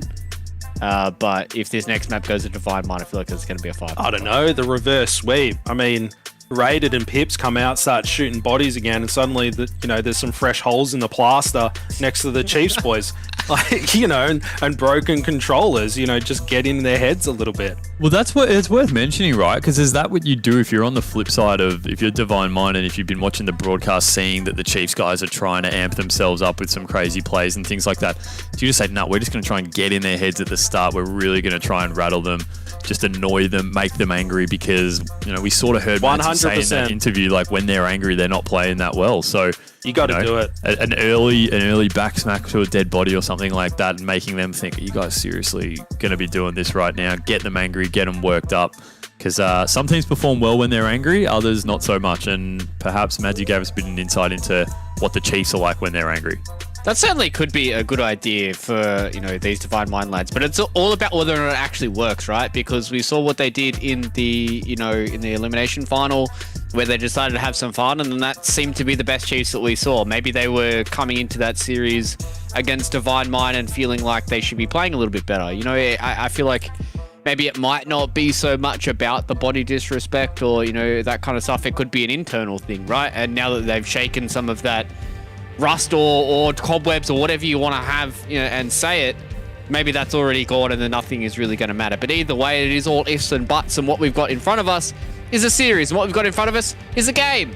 So let's go into it. Yeah, speaking of cobwebs, someone's gone down and just cleaned the internet connections in the streets of ANZ so we could get this game up and running. Now, Hoots, we are in the grand finals, so let's bring up the volume. Let's bring up the hype a little bit. We have Divine Minds versus the Chiefs. Now, the Chiefs were sent down into the elimination bracket. They weren't too happy about that, but they are back with a vengeance, and we are starting things off with Pips, and he's just checking his thumbsticks are working a little bit, and he's like, yep, they're all dialed in. Correct sensitivity. Let's do it. Now he's rushing through, and he's gone for a little bit of a flank here. Look at this aggressive play, but Beeson read him like a book there, but he's a little bit scared. He's like, Pips, leave me alone, please. And Pips able to get the flank on him anyway. Beeson, not sure what he's doing, but he knew Pips was there. Now he's just wasting so much time. I'm not sure what the play was in that situation, but one thing it did do is Raided scooped out that overshield and the sniper rifle, Hoots. One thing it did do as well is allow them to jump out to a really early 5-1 kill lead. You're right, Beeson did a good job of actually staying alive there and trying to conserve his life. But Pips was a man on a mission there, and we saw at the start just running straight for. I love the aggression, jumping up to Nest. I also love this from Raided, just jumping out. He's going for some no-scopes himself, similar to what we saw Slays doing on this map before against BBR. So they're trying to get a few style points themselves, get themselves hyped up. Meanwhile, we are now on with Plasma. He's going to find Slays there around the sneaky ramp. He's going to be dropped a perfect on him as well. Beautiful shots coming out there. Plasma's going to cop some shots as well, but he'll be able to get away. I think we're actually, sorry, we had the screen just slightly wrong there. I was reading it incorrectly, but we are on board with Plasma. He's just managed to get a double as well, so solid start there from Divine Mind. A 6-kill lead at the start, Justin, so, you know, they're coming out to prove that Game 1 was an aberration and that they're the team who should be dominating this tournament. Yeah, pretty bold words from Hoots there. We'll have to see how things play out, but Raided, he just seems to be so consistent today. His shots are so crispy, his movement unbelievable. He's just cool as a cucumber moving through. He does fall, but now back on board with Plasma as he's hunting down Berserk, but he gets taken out by Pips before he's able to secure that kill. Madsy, he goes down as well. That overshield is about to pop as well. Who's able to get their mitts around that one? Plasma, one-man army over in here, and I love that nade placement as well. Raided able to grab another overshield, and he got it cleanly too, Hoots. He's got basically that full stack of extra shield to get aggressive, and Slays running for his little life right now, trying to put some damage into Raided, but here comes the collapse to take him down. Sway's able to take that player out, but here comes the Divine Mind collapse. Raided doing his best Obi-Wan high ground impression, repulsing up to top tower, hunting down Madsy. Madsy unaware, trying to stay alive and taken down. Raided, not able to secure a lot of kills himself, but the pressure that he was applying, that was key to that collapse. And look at the 12-kill swing while he has just been able to do that, running around, just absolute chaos caused by him having that kind of freedom with that that overshield. The nades coming in from Pip. I love that. He should have picked up 2 then, I would have thought, with the nades. Only picks up 1, but his teammates are going to come in, clean up some of the rest. 3 down again for Chiefs. 15 kill gap for Divine Mind. Justin, it's Slayers that they're really doing so much of their damage, and it's their OS control that we've seen consistently tonight across multiple series, where they're just controlling that OS. They're really prioritizing it because they know the importance of it, being able to just break setups and really just cause absolute chaos. And whilst the OS player might not be the one collecting all the kills, he's certainly the one who's creating them and allowing the teammates to come in. You see Sways here pinging the heatwave, saying that's something we need to make sure we have control of. I'm not sure who it was that ended up picking that up, and Sways meanwhile has a sniper moving up to top tower. Massive lead right now. We just saw pitched a fastball Beaston, so I'm guessing got the kill by throwing the nade there at a one-shot player. We don't see that too often. Sway starting to move into the garage now with the snipe, looking for shots on Berserk. There's a nade coming right in his face, but he's going to back up a little bit, not pushing yet until he has that team coverage, and that's what I love, Justin. The teamwork there, not pushing until you're with the teammate.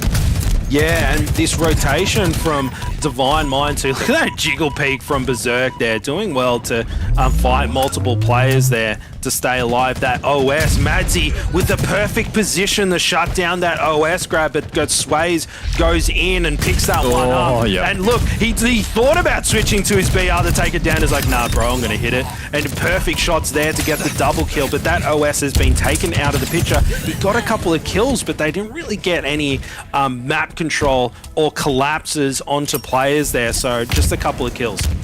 Jeez, this is an absolute spanking from Divine Mind, Justin. I think it's pretty safe to call it now.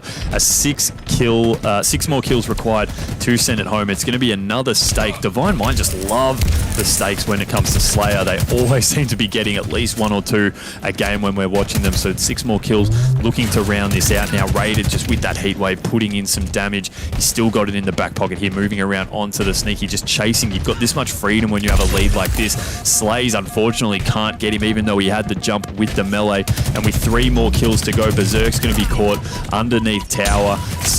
Raided just turns around. Unfortunately, can't get the finish kill there, but the spike comes in. I thought he had it, Justin. 1 more kill required for Divine Mind. It's another stake, 50-27. And looking at the scoreboard there, it was just consistency across the board. That's exactly what Divine Mind needed after losing that opening match.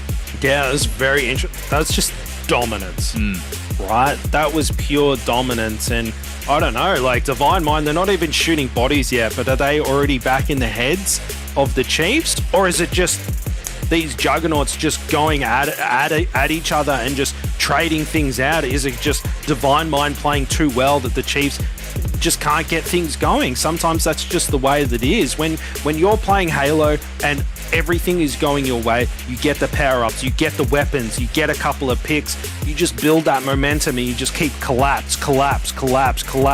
And that's really evident in the Slayer games, that when the other team is kind of steamrolling, it can continue the entire game. So perhaps we don't need to make conclusions that the Chiefs is, having a bit of a mental struggle again, and it could just be Divine Minds. They just had everything going for them in that game.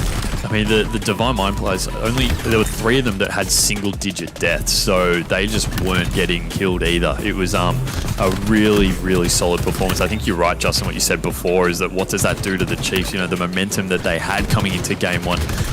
It's a fair assumption to say a lot of that might have evaporated now, given the level of spanking that we did just see from Divine Mind. They've clearly just turned it on, and it's just this, I was saying it before, it's this OS control that they just across the board have been so consistent with throughout the whole of tonight. I don't think we've seen any other team prioritize it as much, have as much value on it as Divine Mind have, and it's just going such a long way into allowing them to get setups, to get on runs, secure power weapons. At any moment we looked, really, it seemed like Divine Mind had a snipe in their hands, they had a heat wave in their hands, and so much of that comes from having that OS and just being able to bury your head down and run out in the open, cause a ruckus and drop shields everywhere while your teammates come and clean them up. Just fantastic play from them, prioritizing that. And now we do move on to CTF. Bizarre overshield on that map as well, obviously. But there's a lot of other things to grapple with as well when we're looking at rockets, flags, grapple shots themselves, those dynamo grenades. So this is a map that really has a bit of everything in terms of game type, and so it's the top teams that really do excel when it comes to CTF Bizarre. Yeah, and it's mentioned those dynamo grenades. I know that a lot of players are using the sizzle sticks to just cut angles off so they can grab the OS off the start, right? Rather than going for the kills, they're just like, well, a player's not going to run through an electric grenade that's frying them. They're going to try and go for another round, and that's an opportunity for that player to scoop up that OS. So looking to see how these starting strats go, because they're just so important for getting those goodies off the rip, and you can turn around a pretty quick first flag cap if you are able to grab yourself the OS and the rockets. So it's going to be a bit of a slobber knocker off the rip, I reckon, here. I love it. Very Aussie slang for those guys who might be watching all around the world. We have some weird words here, but we are jumping on board with Pip. I love the nades at the start. Those ones that bounce right off the market, they really do damage to the players who might be trying to take... We have another dropout, it looks like, unfortunate. I thought Pips was just doing Pips things. We know he does like to melee walls every now and then, but I think we are having a couple of server issues here in this game. We did see Pips was looking a little bit jumpy there, Justin, so we'll just get that one sorted out. But again, like we say, it would much rather it happen at the start of the game than halfway through, particularly on CTF Bazaar, where it is such a momentum-based game. So we will just get things sorted out there, but we obviously are now 1-1 in the series, and you have to wonder, do these dropouts, what kind of stuff does that do for momentum as well? Divine Mind was coming off an absolute heater. They would have just been busting to get straight into the next game. Let's keep it going. Let's keep that momentum rolling. And now, unfortunately, with this dropout, we sort of have to take a couple of minutes just to get things sorted, make sure everything's all right before we get into the next game. But I guess that's my question to you. Does something like this really have much of an impact? Does this give Chiefs the chance to reset? Does it stop Divine Mind's momentum? Or is it really both teams are affected by it? Play on, we just wait till it's fixed? This early on with the reset, it's kind of, they just came in and it happened. I think both teams would just kind of go, oh yeah, it's on online gaming. It happens and you move on. It's when you're in the headspace and you're common with your teammates, you're calling things out. Maybe you're running a flag and then a player lags out and it just like deflates you, right? It's just like, oh. Yeah, absolutely. Wow. Yeah. So what I might say now is, hey Google, bring on Luke. There he is. Love it. Hey. My Google's actually listening to me. I better turn that off. Luke, how are you? Yeah, I'm doing well, boys. I forgot I've got one sitting here on my desk.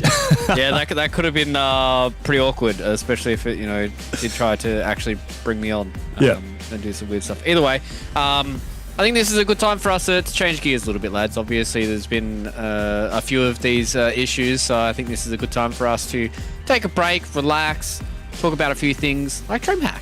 Obviously, DreamHack is coming around the corner, and that is our next big event, and this is what all these teams are playing towards, right? And, we talked about it quite a lot in Pro Series number 6, that not only is DreamHack going to be the biggest event that we've ever had here in ANZ Halo, but it also is super important for this roadmap as well, because going into DreamHack or the ANZ Regional Finals, it is all important because getting top 3 guarantees you going into Orlando, which is one of the only pathways, pardon me, to get yourself into the World Championship. So not only is the ANZ Regional Finals going to be insane 3 days of us full of 10 teams that are about to show us the best Halo ANZ, but it is also all important for these teams that are wanting to shoot higher than ANZ to get this one done, Justin.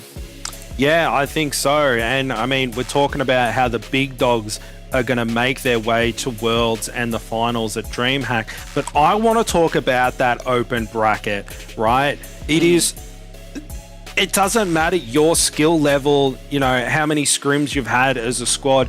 Going in and competing at these events is just what it's about. And if you haven't been to a LAN in a long time, maybe you're a Halo 2, Halo 3 OG that, maybe you just get some of your mates and sign up, or maybe you're looking to attend your first LAN and you're not sure what it's going to be like. Just sign up and go, because I promise you, they are memory makers. It will be something that you think about for a long time. And even if you come 42nd, it doesn't matter, you'll have a great time, and then you can just sit back in the stands and watch the pros go absolutely mental. So make sure you get your bros and your sisters, your mums, your dads, your aunties, your uncles, your second cousin, all signing up for the Open at DreamHack Melbourne. It's gonna be a blast, plus I'll be there.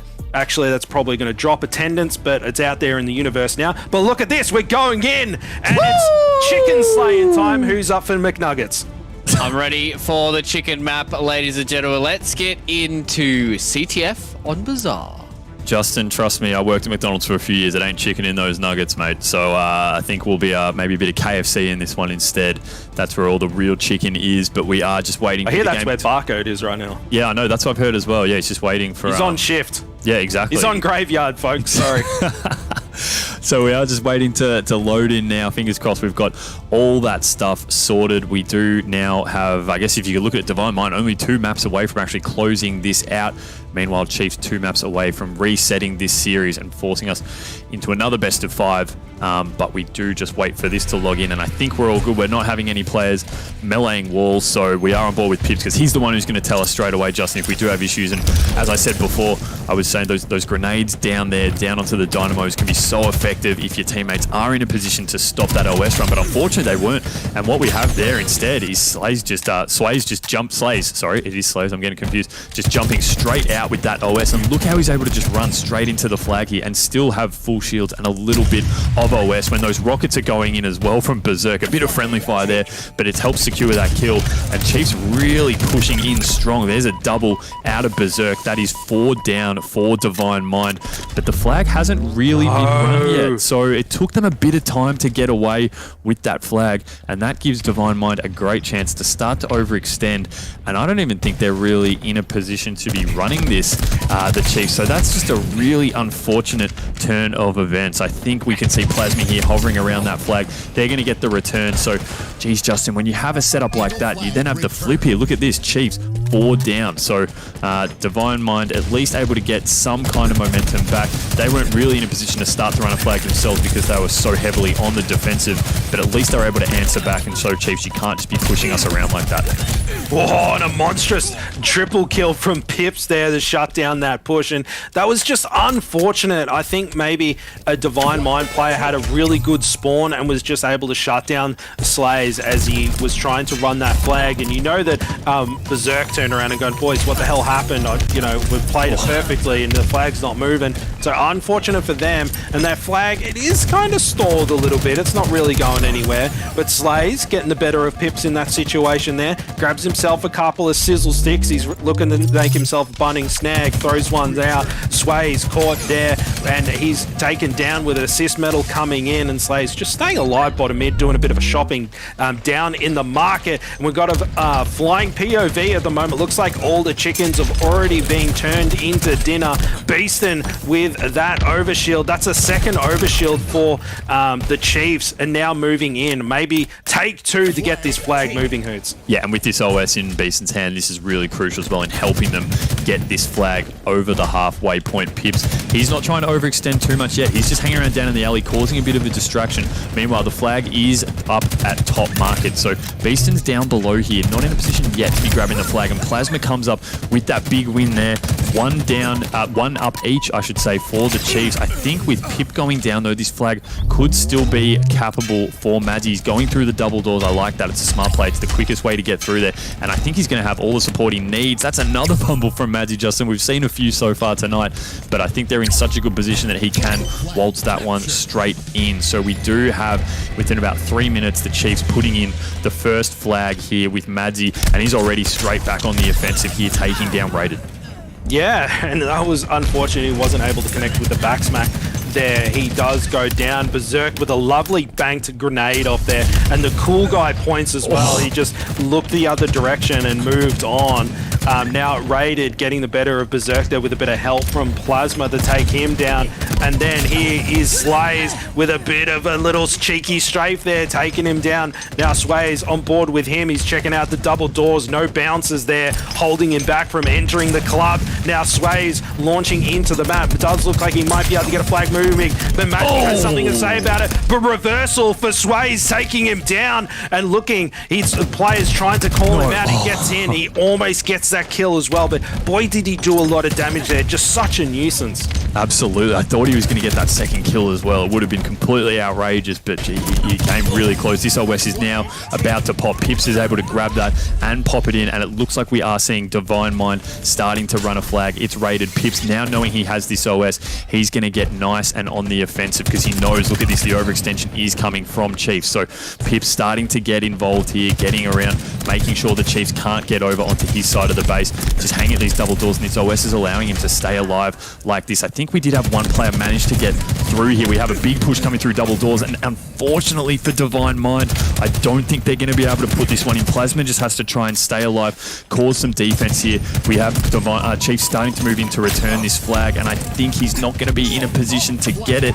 Unfortunately, this flag, I think, did get returned, so Rated knows he now has to give up on that and play a bit of defense himself, as we do have Chiefs starting to run this now through the balcony. Yeah, they are, and now launching on board with Berserk. He's having a pretty good game so far, 11 and 6. He's got that Bulldog in hand as well. I love his use of cover there, just jiggle peeking a little bit, but not getting too greedy about that kill. He's kind of eye on the prize a little bit, getting some flags moving. Pips throwing out some area denial nades there to try and cut off those angles. And Pips having a look at his scoreline. He's 9-9 at the moment, so go even Steven, and he trades things out, going 10-10. And now Madzi put some nice shots in himself. He does fall. Now, having a look at the scoreboard for the flags, we have got one in favor of the Chiefs currently, but it is so back and forth at the moment. The Divine Mind, they could score a flag at any moment, and that clock is ticking down, so it might become all up to the clock. Hooters. That clock's going to keep working down because both of these teams, they really do need a perfect clean flag run to get that flag across, because neither team is giving the other team an inch. Rockets and OS both popping now. I think Divine Mind are in the best position to actually grab both, with all dead for Chiefs. So this is the most opportune time they're going to get with Rockets and OS both popping at the same time. They easily secure both uncontested, and Plasma has this top point here that he can use to try and at least get some fire down. He manages to flip around, take out Berserk. There's the next rocket. I think, did he take out his... No, his teammate's still alive there. So it's 3 dead, 4 Chiefs. Again, this is the perfect time Divine Mind have to run this flag. I'm not sure where the last Chief members are. They would have spawned in by now, 3 of them, so they're probably going to start to extend down through the alleyway. Plasma running this through. Berserk picks up a kill on Rated though, so they do lose 1 Divine Mind. They lose 2 trying to run the flag through double doors. Madzi's dropped. Only 1 down for the Chiefs though, so the Chiefs still have the numbers to try and stop this flag. Slays massive out BR there. Berserk, he's going to get the return, so unfortunately for Divine Mind, when they had all the candy, they just weren't able to convert that into a flag score. Great defensive work by the Chiefs. Yeah. Great work that it is, and Rated, he got himself a double kill, but it's not really translating to much map control. I say that, and Sways and Rated are pushing up mid-map and pushing the Chiefs guys backwards. Sways finding Berserk, he's sent to the respawn screen, and Beaston trying to hold down the fort, but he falls as well. Plasma grabbing him. Here comes Pip, finds himself Slays, take him down, and has plenty of shields to work with as well, so he can peek instantly, looking for those opposite players, backing Berserk off here. Berserk has to stay alive if they want to stop this flag, and look at that spawn by Slays there as well. He's just propped up, and I'll have to see what he does, but Berserk hasn't really moved from that alleyway. He's still there trying to hold ankles. There's Madzi. He gets taken down. Pips just hits him with the grapple and just slams his fist right into his face, sends Madzi back in, and Rated doing everything that he can to get that flag moving. That's the moment, I think. And Berserk is shut down, and it's 1-1. We've got ourselves a game. That is just huge by Pip. That was the moment. If he didn't get that kill there, then there was no way that flag was going in, but he managed to pick up an insane double. And look at the momentum now that Divine Mind have. A double kill from Sways here. Nades going in. He's got that OS just a little bit left as well. Trying to get around this map here. Trying to get up onto the balcony. Slays shots. He's pushed down into alley. And look at the turnaround. Knowing Beason's still up there doing some damage. Unfortunately, he isn't able to get any kills out of it. We jump on with Pip. Pip's no shields now, hanging out bottom here, just doing a great job staying alive. Manages to pick up the assist there. 2 down for each team. Fire coming from Pip, and there's a big double kill from Berserk there, so that's massive. Getting a bit of momentum back for Chiefs, Justin. 3 minutes, 15 seconds left. 1-1. That play from Pip then was absolutely crucial in keeping Divine Mind in this. Yeah, and with 3 minutes to go, it really could come down to one last flag cap with how much they've had to slog things out. And it looks like Slays is just trying to be so annoying on these players and just moving things around, using his angles and just peppering at everyone. Grabs himself the grapple, so now he's got the mobility to go with that shotty. Madsy with one rocket in hand, and here comes the Chiefs push. They're smelling blood in the water. The Shark taking one down, munching their leg off. He loves the Surfer, taking him down. Now the Chiefs, looks like they're going to be moving out this flag. Madsy, he's fumbled the flag a couple of times, but this flag run is looking clean. He gets it all the way into the treehouse. That's such a critical area to get the flag moving. He does get lit up, and that flag is at the halfway mark. Perfect shots from Beaston, and he's staying alive as well. That's so frustrating. Here comes the push to try and get the reset, and both those players, I think they went down, so that flag is still sitting there, ready to be picked up, and it does get scooped. That flag's still alive. Slay's getting a touch, but here comes Sways from behind the sharp. That one down, what he does, and now Sways doing his best to stay alive. Ring around the Rosie. He's got that Bulldog in hand, but he's only got one slug to play with. Who hoots? OS is absolutely huge here, the Plasma's got, so he can just sit on this flag and definitely get the return. Madsy, I think, knows that's happened, so he's not even going to bother to push out there. So great work from Plasma, just knowing he can pretty much just be the returner there. No one else is going to be able to take him down while he does that. This OS is still staying strong here. They've got players on either side of them here as they move in, so they're going to have to coordinate. I love that. They both turned, looked up at Berserk there in the tree. That's 2 down for Chiefs. Plasma with this OS has just run out, but he's starting to run it up around the balcony, and I think he's waiting, thinking that there might be spawners down in the alley. There aren't. He's going to push this right across, so he at least gets this over the halfway point. Looks like he's going to go through the double doors. I like this use of the shock nades there. That's going to stop any type of run through that alleyway if he can just stay alive. Unfortunately, he's taken down. Slay's backing up for the Chiefs. This flag for the Chiefs might not be a chance to be put in. The flag is taken down just at the double doors, and Sways manages just to get through, but that grapple shot's going to get him right in there to start fighting. There's unfortunately 2 players though, so Divine Mind are going to be able to get this flag up onto their base. Their flag has actually been returned, I think. Plasma pops that in, 2-1, 48 seconds to go, Justin. Divine Mind needed to make something happen, and they have. And with 40 seconds left, are we going to see them start playing defense? This is really tight. Yes, there's only 30 seconds to go, but both of them have been so back and forth, and it's just Divine Mind that's been able to capitalize on the opportunities that's given to them, but that clock is quickly running down. The Chiefs, they don't have a lot of time. They can get it done, but with the pressure that Divine Mind is putting onto them, Slays, he grabs himself one. Look in the scoreline, he's 28 and 17, so he's doing everything that he can. 14 seconds left on the clock. Here comes the Chiefs push. Last chance for them to get things going.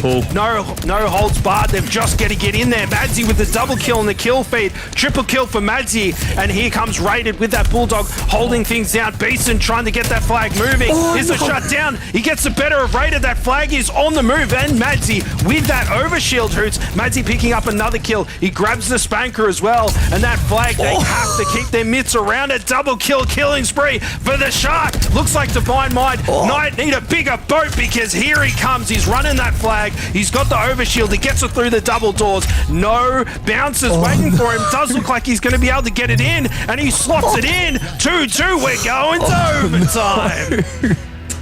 Absolutely amazing. That OS that Madsy had there was so crucial in getting him through those double doors uncontested. That is so massive, Justin, in the grand scheme of this, because the Chiefs, if they went down 2-1 in this series, I reckon that's enough momentum for Divine Mind. And look at this, Divine Mind straight off the start, 3 down. Look at the swarm for the Chiefs. Plasma Rated, the only one still left alive. Divine Mind has OS, they have rockets, and they're straight in the base already. They certainly are, wasting no time, but you have that momentum behind you. Why wouldn't you? You just get in and it's like, boys, and Madsy hitting rockets like that. Oh my God, he smells a very weak and injured Divine Mind of Madsy. He's gone, boys, just give the flag to me. Give me the goodies. I'll do it all myself. And he's running this flag all the way through market. Hasn't been touched yet. Kicks a bag of trash out of the way like it's the Divine Mind roster, and he's turning around his boys. I just want to pad my stats a bit more. Gets a trade in that situation, but here it is. Berserk doing everything that he can as well. That flag is down there bottom mid. 4 minutes on the clock for those just tuning in, and Next flag, Cap wins. Madzi clutching up before the overtime, and here comes Divine Mind to try and get the re on this one, but the Chiefs are watching that flag so carefully, and they're being really patient. Slay scoops that one up. The flag's on the move. I'm not sure Divine Mind is going to be able to stop this one. Pips finds a couple of grenades waiting for him to the double doors, and here's the Chiefs. They slam that one in. Madison Stone clutched it up, and then Slay's got it done in sudden death situation, and the Chiefs take that map. Hoots, hold me. Jeez Louise, that was, you know, I gotta be honest, I'm not a fan of Bizarre CTF normally, but that was unreal. That's the best Bizarre CTF game I reckon I've ever seen, and just the timing and Madzi's run at the end there in regulation time, and then just the way they started. Divine Mind were on the back foot from the get-go at the start of that overtime there. They had nothing really at the start. They were 3 or 4 down. Chiefs had rockets, they had OS. And it just seemed like they caught fire. Madzi just went like a madman, was so aggressive, and that aggression just caught them completely off guard, Divine Mind. They had no counter for it, and Chiefs were so methodical in getting that flag slowly back to their base. They outslayed a couple of times and then finally put it in when they knew it was a lock. That's got to be a massive momentum shift for them in the grand scheme of this whole series. It was just ridiculous. And Madzi, that was the Madzi clinic. He was like, boys, this is how you use the rockets, this is how you use the overshield, this is how you run a flag, this is how you clutch a game, and watch me do it again in overtime, sudden death. That was just ridiculous, and the Chiefs really did just show up, and that momentum, surely that's enough to carry Chiefs to the bracket reset. I thought that pip moment there with the grapple was going to be the thing that turned the tide for Divine Mind, and it did for a moment. But Justin, they went up in the game 2-1, and then I don't know if they were trying to play defensive, and then Chiefs just came in and ran over them, or they maybe overextended a bit when they had the win. But it was just so unfortunate to see there that they weren't able to hold that out and get the win for them. That's just got to be so crushing for them, and Chiefs now must have all the momentum going into this game 4, where they can actually win this series and force a reset of the series and potentially reverse sweep Divine Mind. Potentially. We'll just have to see how things pan out.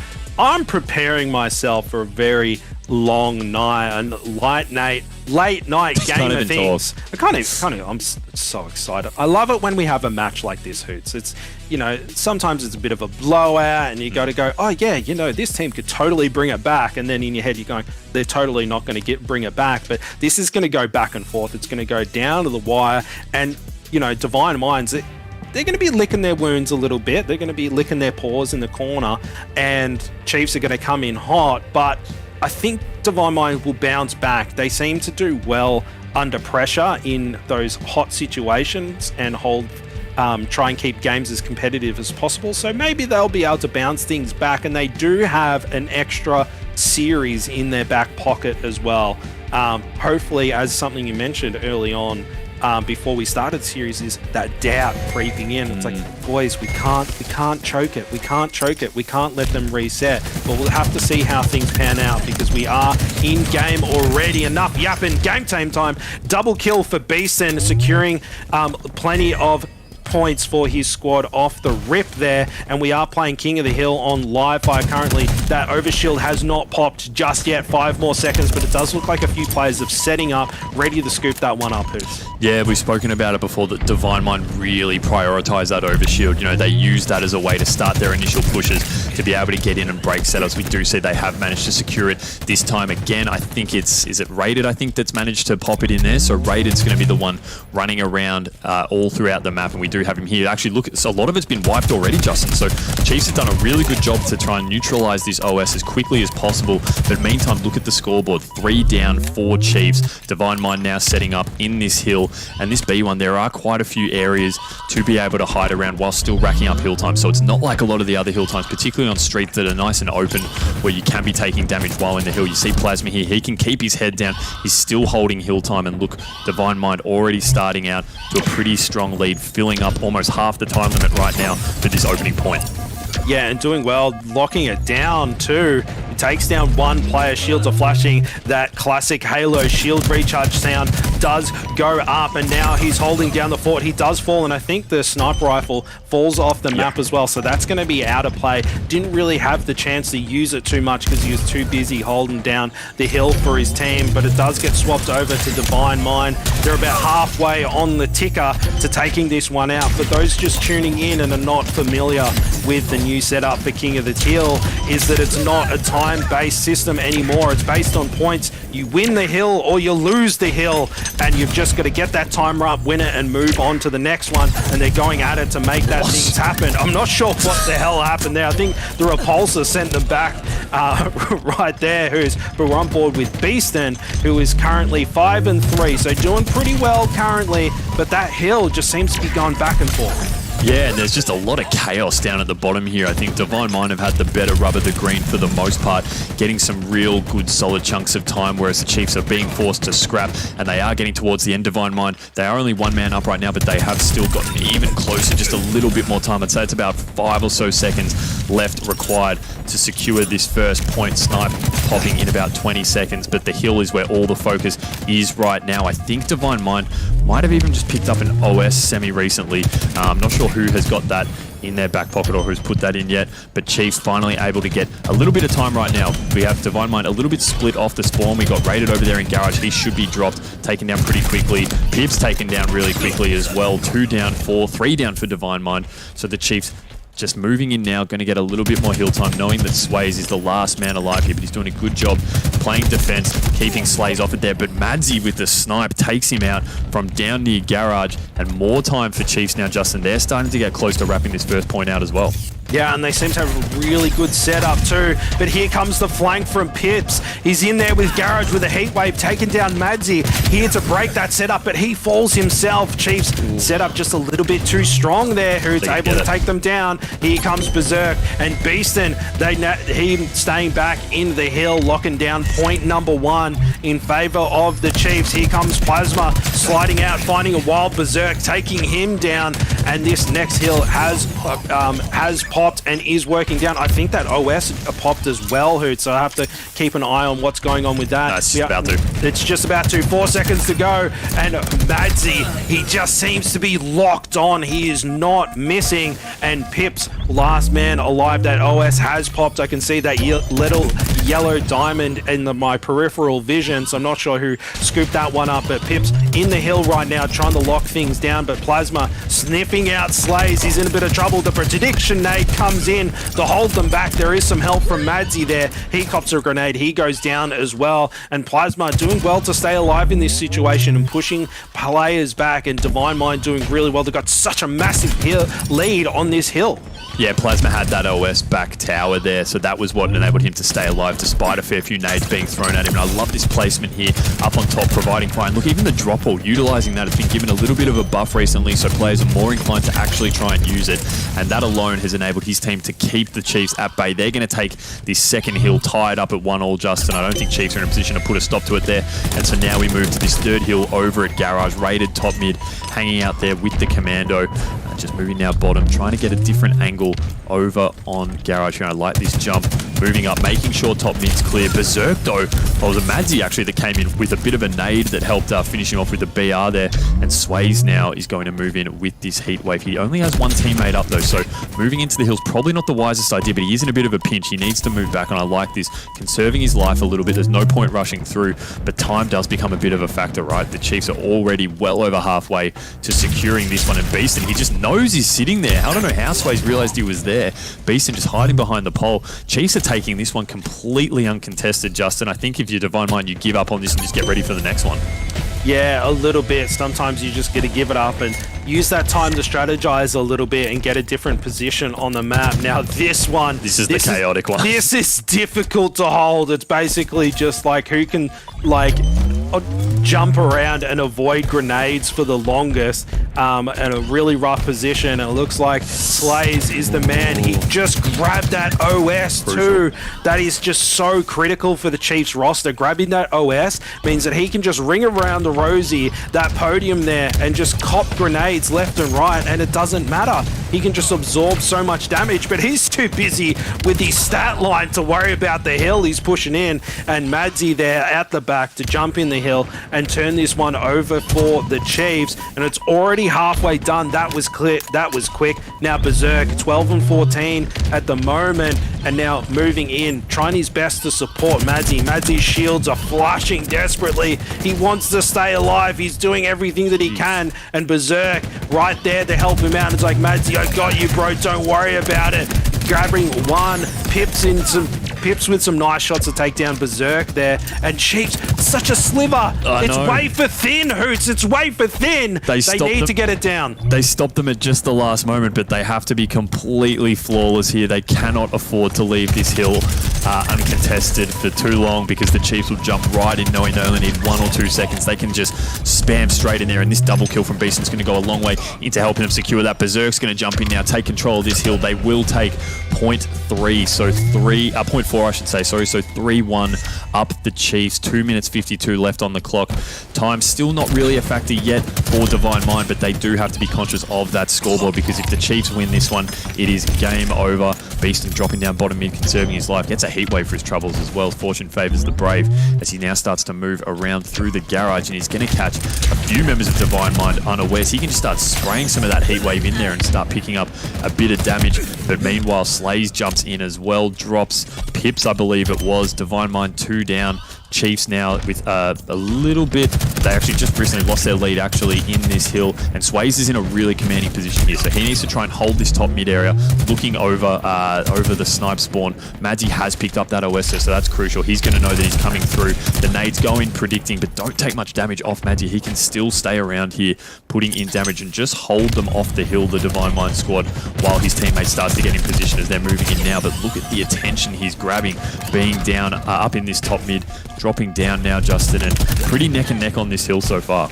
Yeah, it is back and forth currently. Madsy doing everything that he can, but he does fall as well. And the Slay's just chilling out on the podium here. Pip's taken down pretty handily by Berserk there, and Slays scoops up that heat wave, but he goes down as well. And it just seems to be going kill for kill right now. Neither team able to go on a big run with that hill that's up top mid there. Beeson, he falls as well rated. He goes down. Pips trying to get the better of Slays with the cleanup grenade, but Slays is saying, hey Pips, I'll see you later, mate. I've got somewhere to be, and just yeets it out of there. And that sniper's spawned up in the hill as well. And it looks like someone managed to scoop that one up, so maybe they can get a nice flanking position on those long sight lines. It's not a hill I'd want to be trying to get points on when the sniper's in play, and it does look like Sways is the man with that one. And still, he's neck and neck. Yes, Divine Mind has a sliver left to get themselves, but the Chiefs, if they get a little bit of a run, they can secure this one, but Divine Mind, they're in big trouble. Sways just basically... If they don't win this hill, Hoots, and it's bracket reset. So Divine Mind has got to do something now if they want to beat the Chiefs here and now. Sways just did a great job before to pretty much wipe the Chiefs completely by himself, but Divine Mind just haven't been able to close this hill out. They are stacking 2 in there now, but they're unaware of Berserk right behind them. Nades coming in as well, still getting a bit of time. I think they have to be close. I'm not sure what the score is exactly right now, but the Chiefs are moving in. It says objective nearing completion, so both teams actually really close. Chiefs and Divine Mind neck and neck. Divine Mind need to get Beeston out of there right now. This will go a long way to doing that, though, with that assassination coming in by Raider. He needs to win this kill. He gets the trade, but the Chiefs were still in there the whole time. I think it was Madsy being really sneaky around that corner, Justin, and I thought they were going to be able to put a stop to it there, Divine Mind, but they couldn't. More importantly, though, the Chiefs managed to reset the bracket, Luke, so we are going to another replay. Ooh, this is getting spicy, boys. This is getting real spicy. Last week, it was full 5 mappers between both these two teams. And now it seems like the series is starting to blow out a little bit. But in our grand final, this is a full bracket reset coming in from the Chiefs, getting the 3-1 in the first best of 5. So Divine Mind, they had a little bit of wiggle room, but Justin, it really feels like the Chiefs are stepping it up a notch. Maybe those spicy questions you threw over to Madsy made the Shark angry. Maybe. I mean, we keep saying it in the commentary. He smells blood in the water. Yeah. And the thing is that when you have momentum behind you and you're making the right plays, you're getting kills, you're getting hyped with your teammates, you just lock on, and that just seems to be what the Chiefs is doing right now, because the Divine Mind, they're not really faltering. They're doing everything they can. They're putting up a good fight, but the Chiefs just seem to be playing that little bit better so far, and I think maybe the Chiefs are already thinking about that next series, and they're just like, hey boys, we're just going to get through these games, and then we'll beat them in like the next best of 5. And that's what they're thinking about. And Divine Mind, maybe they're panicking a little bit. And it's like, oh god, we don't want to be like, taken out on a double bracket reset. It's not something that they want to see. So doubts creeping in, maybe. Yeah, I think maybe a lot of the ifs and buts when it comes to mental and all that kind of stuff are all hypotheticals for us here, and that seems to be the ender there from Plasma. He actually repulsed himself up into the air and out of the zone, touching the point. Oh no! So they won that. Hey, swings and roundabouts, ladies and gentlemen. Yep. That was a beautiful spot there from our observers. So shout out to the team out the back for that one. But either way, we've got a bracket reset already, Hooters, and I think this is where we're going to set our sights on this next best of 5 and really look towards, the players of Divine Mind to step up once again. If I do have to, say something about this Divine Mind roster, Sways isn't hitting, triple positive this time around. And I think that's probably a big caveat for us, right, is he's being, either even or sometimes slightly negative. And this Divine Mind squad, when they were dominating the Chiefs, Sways was, hitting triple positives. But now when he's faltering a little bit, the rest of the Chiefs squad are really starting to get amped up. And it's really hard for the Divine Mind team to get on top of them. So maybe they just need that mental reset. Some of these boys need to start hitting the zone and might have a spicy best of 5. Yeah, I mean, the Chiefs have been dominating the objectives, and we only had one Slayer, I think, in that bracket just then. So, unfortunately, Slayers seem to be where Divine Mind just have no issues at all. They just didn't have enough of them there in that bracket. But, as we do move into this reset, Slayers are going to be where they're going to need to try and at least get some easy wins and then see which objectives they can manage to snag from Chiefs, because I think we're starting to see that experience from a lot of these Chiefs players who have been competing on the international stage for a little bit of time now, really starting to come up, and those objective games is where they're really shining. Sorry, Luke. I'm just going to take that. It's okay, brother. I couldn't agree more. That's why me and Hoots work so well together, because we think the same. We finish each other's sentences. Yeah, nice. Yeah. I threw it out there. I knew you would catch it, brother. Now, moving in, the objective game types, 100% agree. It's Divine Mind. They've got to start taking some of these away. And it's crazy to think that Slayer was probably the most dominant game out of all of them. Divine Mind just steamrolled in and just flattened them into the pavement. But every other game, it's been very back and forth, but the Chiefs have managed to secure those wins. Yeah, maybe it might be a little bit of a momentum shift. Maybe it might be a little bit of change in the waters. Who really knows? Ladies and gentlemen, we're going to take a quick break here on the desk so we can get ourselves ready for this grand final reset. I'm sure we'll see you guys after this for the final series of Pro Series number 7.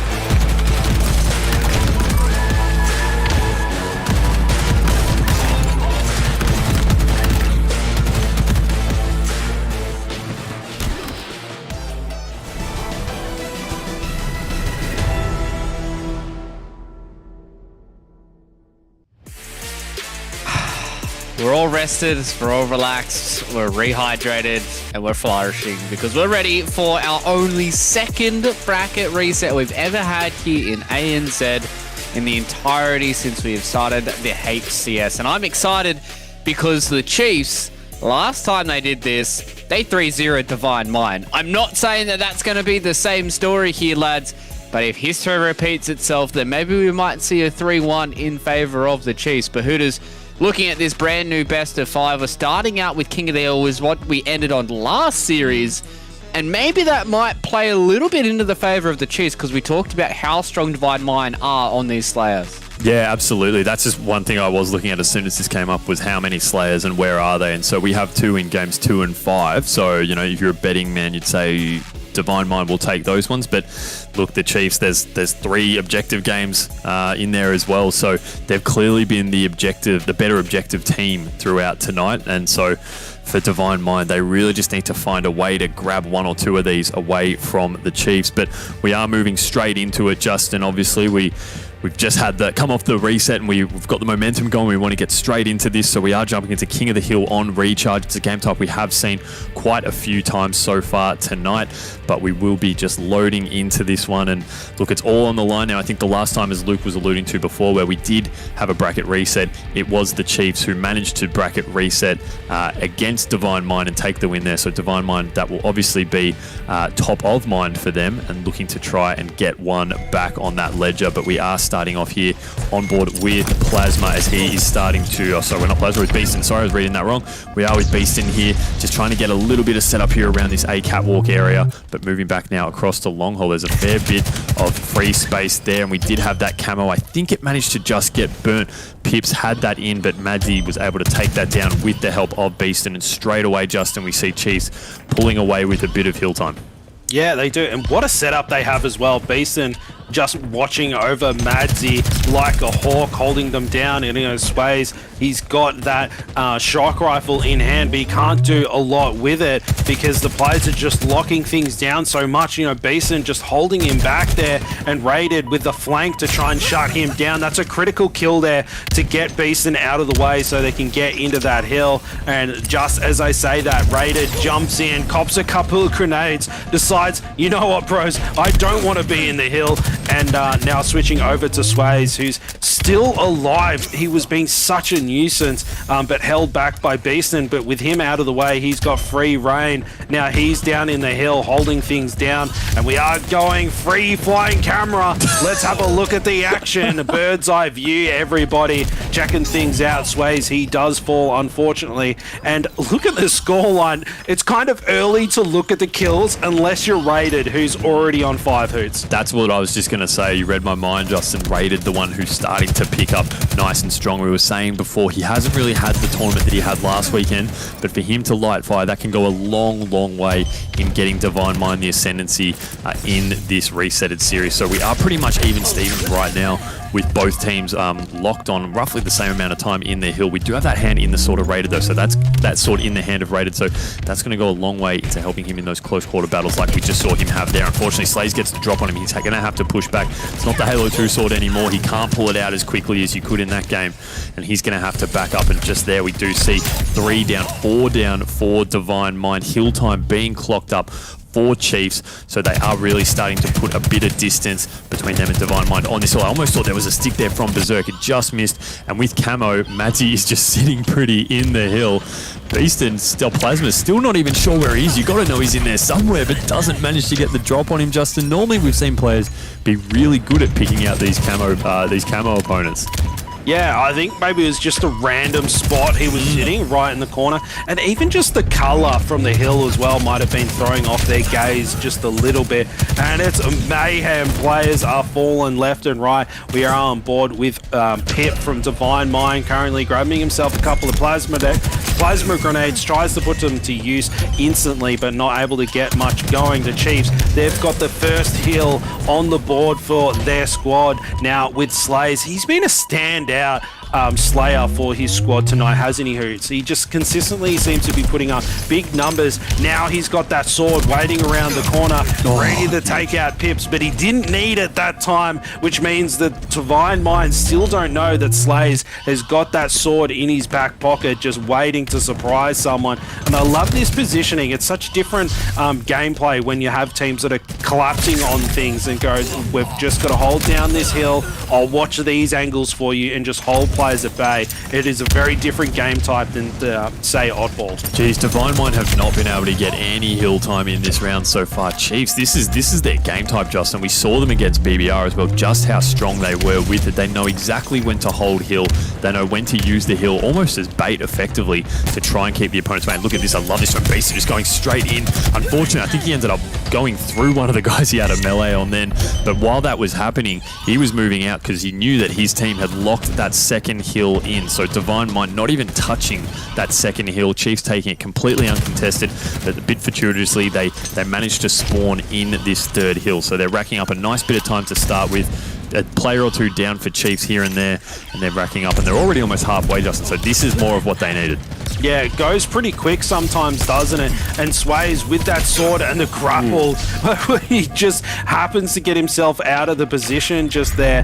And here comes the Chiefs to lock that one down. Yes, Divine Mind is pretty close to being able to take that one out, but the thing is, it doesn't matter how much time you spend in the hill, you have to close it out. You have to get that point. Otherwise, it means nothing. And Sways goes down. Now Slays has got the sword in his hand, and the Chiefs, they're closing in on the same scoreline the Divine Mind had on that. And here's Slays. He's just going to chill on the baggage, take down Sways, and that's just such a critical kill because you see that Sways was a man with a plan, and he had so much momentum, and he was just cut in half. Jeez, Divine Mind, apart from that initial hill time in this one that they got because of their spawns, just have not been able to get anything back here. Hill Guardian for Berserk, so he's just been sitting in here pretty the whole time, keeping Divine Mind completely away from it. And they pick up this third hill straight away. It's just been a real robbing victory so far for them right now, and it looks like that they're going to be easily able to take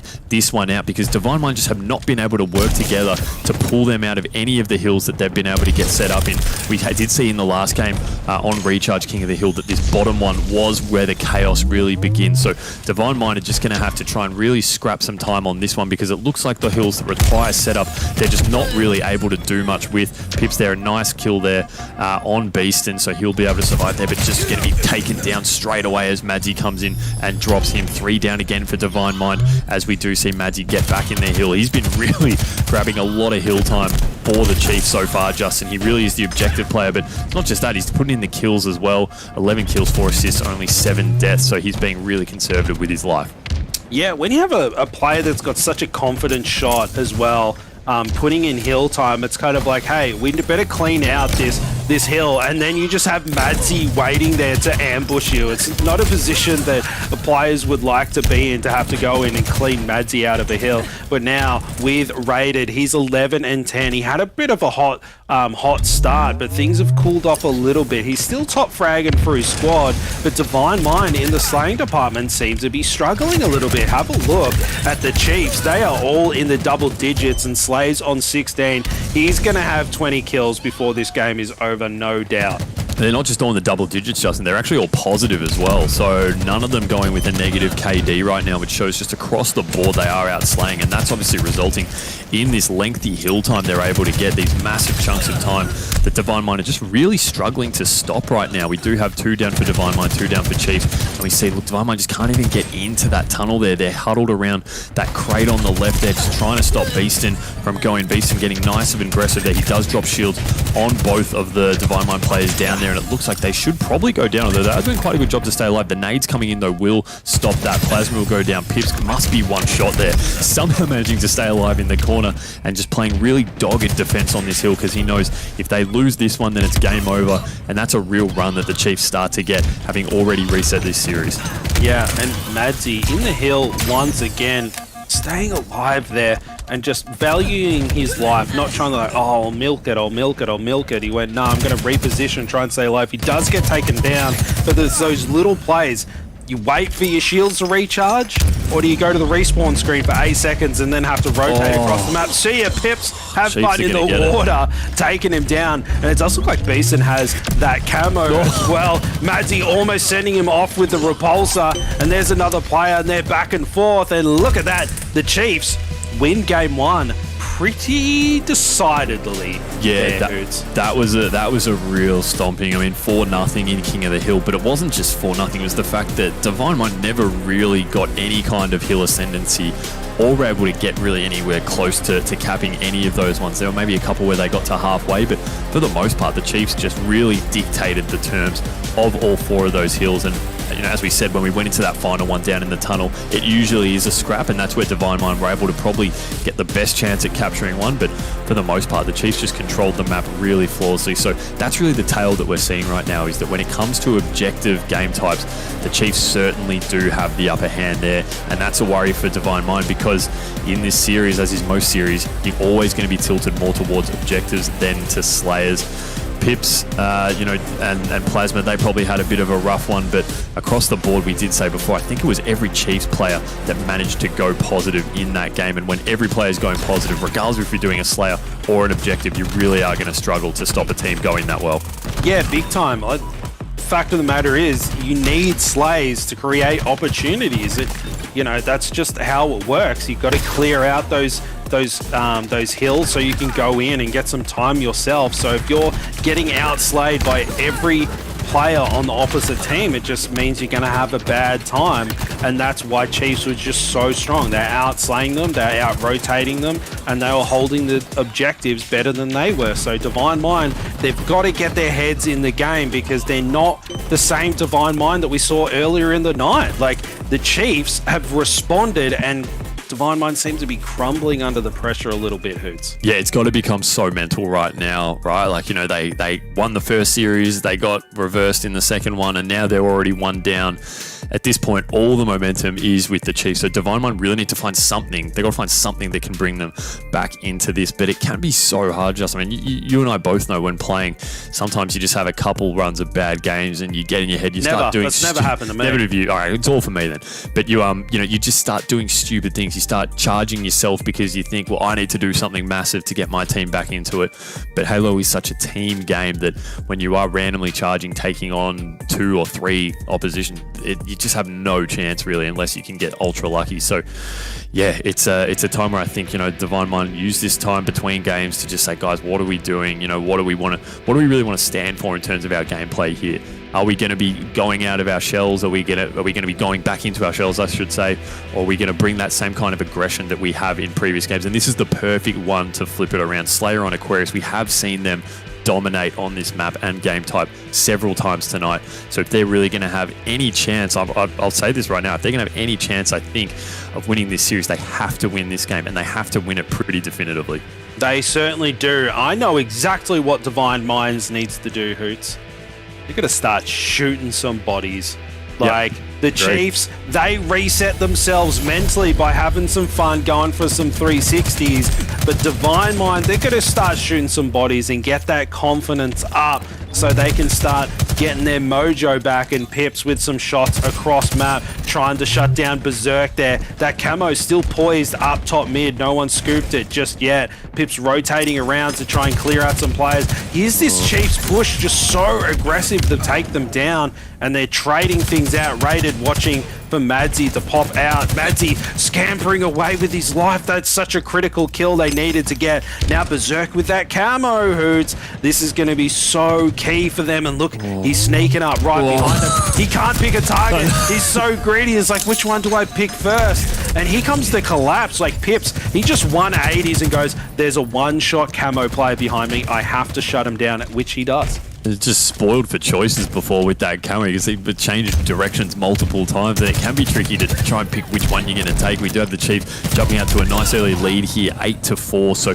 we have seen Divine Mind really be getting the jump on teams when it comes to Slayers, but this is not the case this time. Still just a slight lead for the Chiefs. We have had a few of them be dropped on. Unfortunately, I think it was Slayers before just missing a pretty simple melee, just wasn't getting that lunge there. But 9-6, Chiefs still maintaining this lead, and we are seeing a bit of a collapse in onto the flag here. Beeston will be dropped though, so Berserk's going to have all to do by himself. I think he has to go up against 2 players, so some nade damage will come in. He scampers away. I love it again, being really conservative with the life, coming back, waiting for his teammates to spawn in, and with a teammate helping him out here, I thought he might be able to get a chance to push in. It was Beeston that spawned there, so Beeston does get the trade, but a double for Sways there is exactly what they needed. Sways is out to a really strong start here, 6 kills, 2 deaths. So he's starting to heat up again, Justin. We saw at the start of the last game, he was doing that, couldn't sort of, I guess, trailed off towards the end a little bit, but Slayers are his bread and butter. This is where he does his best work, and he needs to pull something out here for his team. This camo's about to pop as well, so it'll be interesting to see if he tries to make a play for it. Yeah, he certainly does. He's just got to catch fire. We've seen him do it before,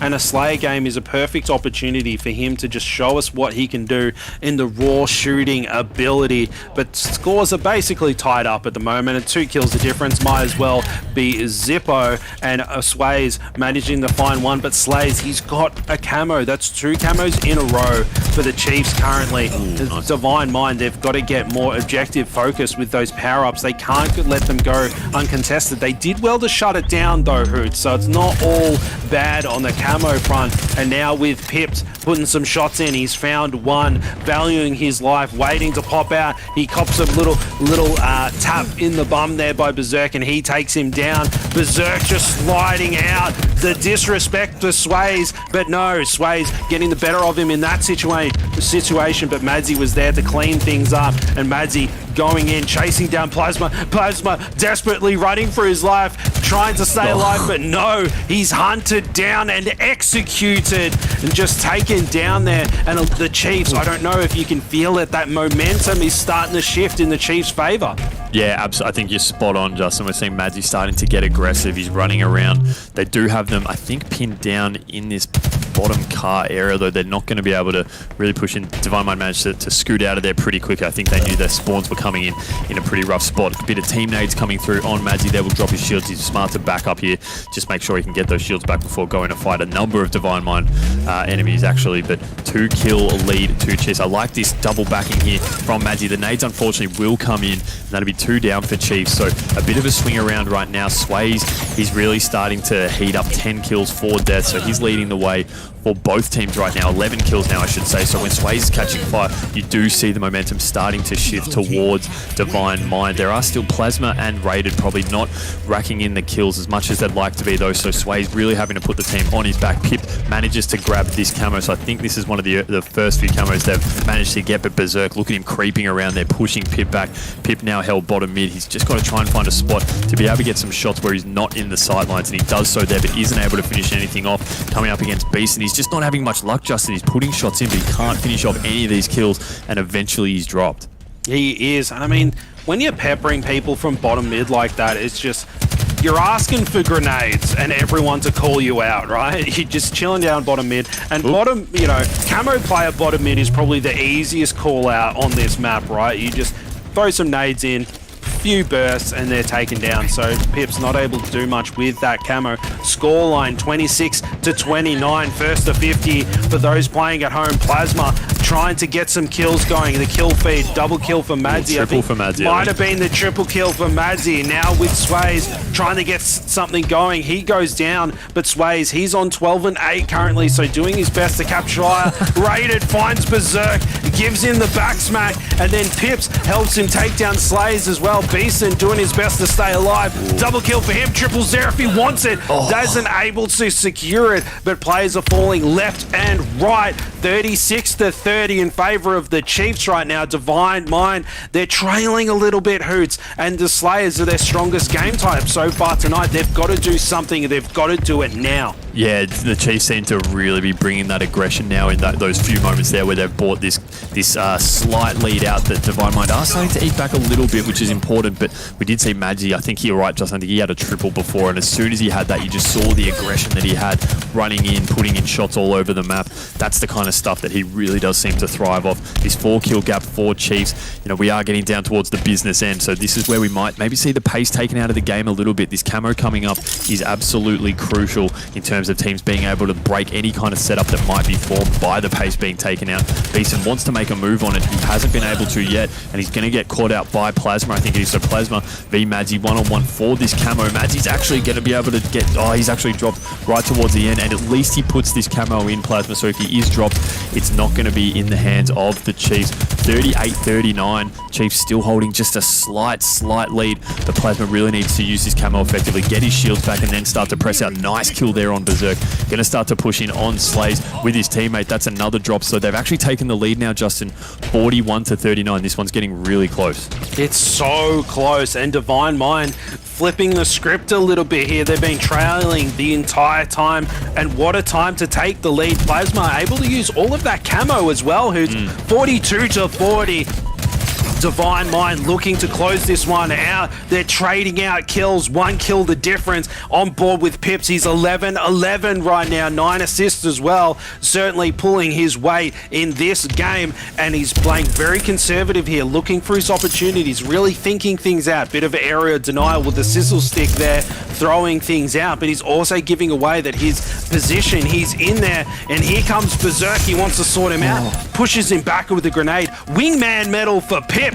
So that's 5 assists in a row for the big man himself. 1 kill the difference, 45-44. It's going to go down to the wire. Who's 45-45? 45-45, as you said, Justin. Beeston here on board with him, 13-12, so he's putting in a fair bit of effort for his teammates. Starting to push in on Plasma. That's a big pick there. They now take a 2-kill lead. Shots on above. He does manage to back out and using those thrusters to make sure he gets away nice and safe. There's another assist there, Justin, so they only need 1 more. Geez, that was quick. They've turned it around super quickly right now. Beeston just hunting for this last kill. I don't know whether, I think they're all spawning in back flag. Divine Minds, this is going to be really hard for them to get out without dropping a life camo in the hands of Beeston as well. So if they move back a little bit, they can just let Beeston, but he's going to be dropped. So Raided takes him down, but unfortunately for Divine Mind, it is the Chiefs taking that one out.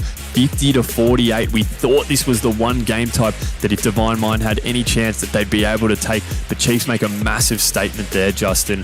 Winning in a close one as well. That just has to be absolutely crushing for Divine Mind. Chiefs now move up 2-0 in this series and are 1 game away from reversing Divine Mind in our Pro Series 7.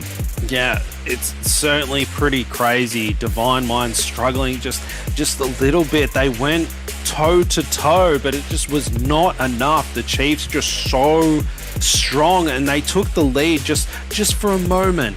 They could see the finish line to take them out, but the Chiefs, they're coming in swinging big time. Absolutely. Taking that one out 50-48 there, Hoots, and I don't know, I'm feeling a Chiefs victory. Divine Mind, yes, they're holding on, yes, they're competing, but they've got to close things out. It doesn't matter how well you played at the start or the middle of the game. It's all about how you finish, and Chiefs seems to be the better finisher at this point in time.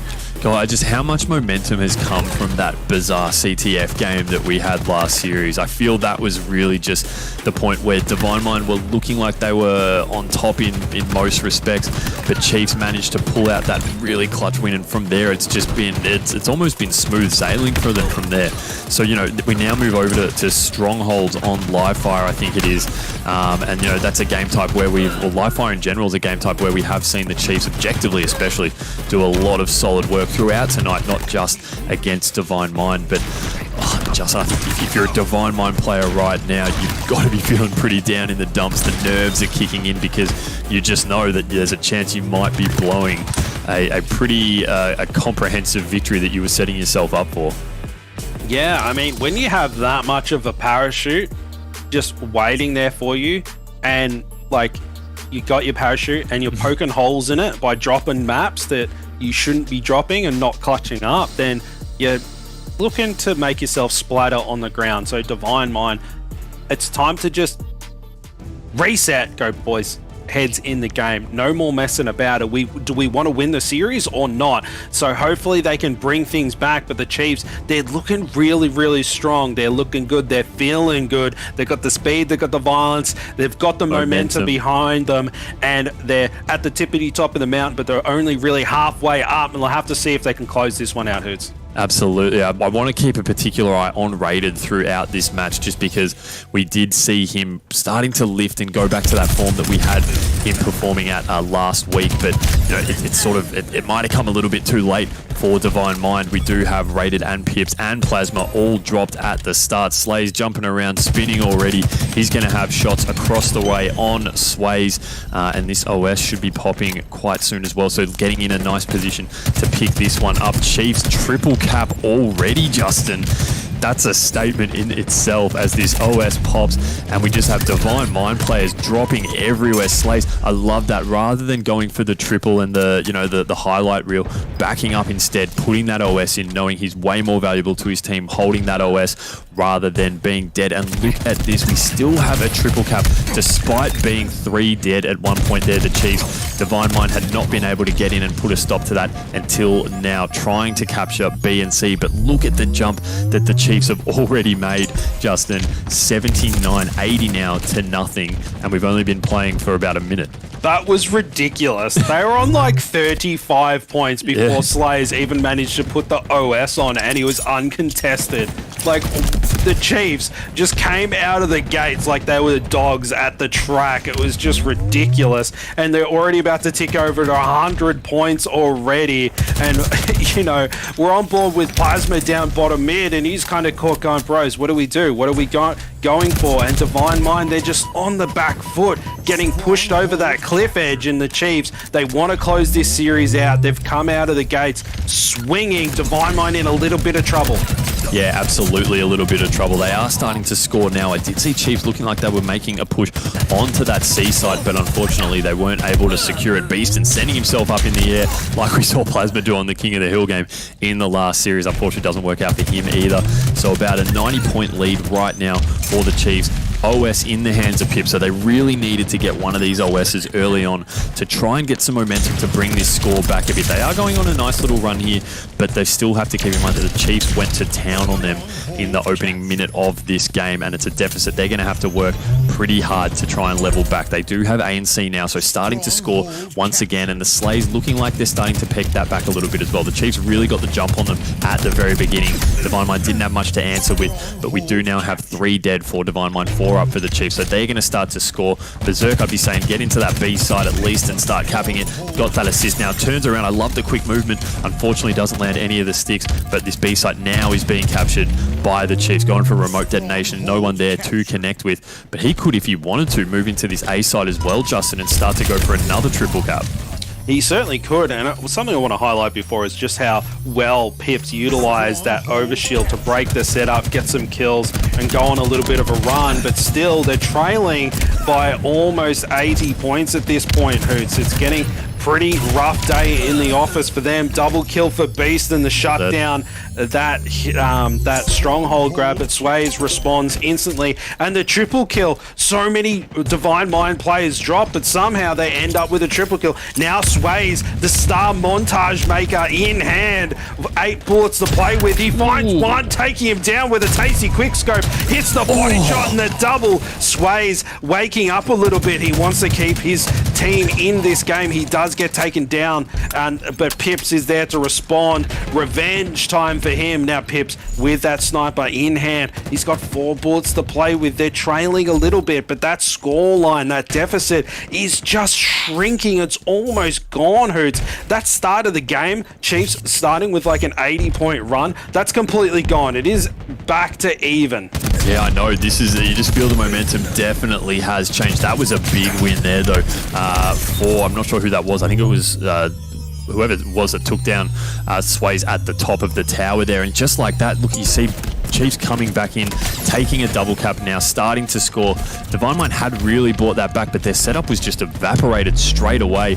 And Divine Mind now starting to try and get this A site back, but look at Beeson here starting to move in, denying that cap there, wanting to keep scoring as they move into B, start to cap this one as well if they can get a reset, although C starting to be captured now. So it is a real back and forth, but they're starting to score themselves again, Chiefs. So Divine Mind, though, great effort to try and get back in this one. It was all off the back of that triple cap. So we've seen both teams now, Justin, with pretty lengthy triple caps where they've done most of their work. The nades just coming in there from Beast and taking out Rated, starts to go up against Pips on the catwalk there. Can't drop him, doing some good work of trying to defend this B side, but that is 3 down for the Chiefs again. So we're going to see Divine Mind, you just think, start to move in on this B side to try and get a capture here and start scoring again. But this game's staying really close, Justin.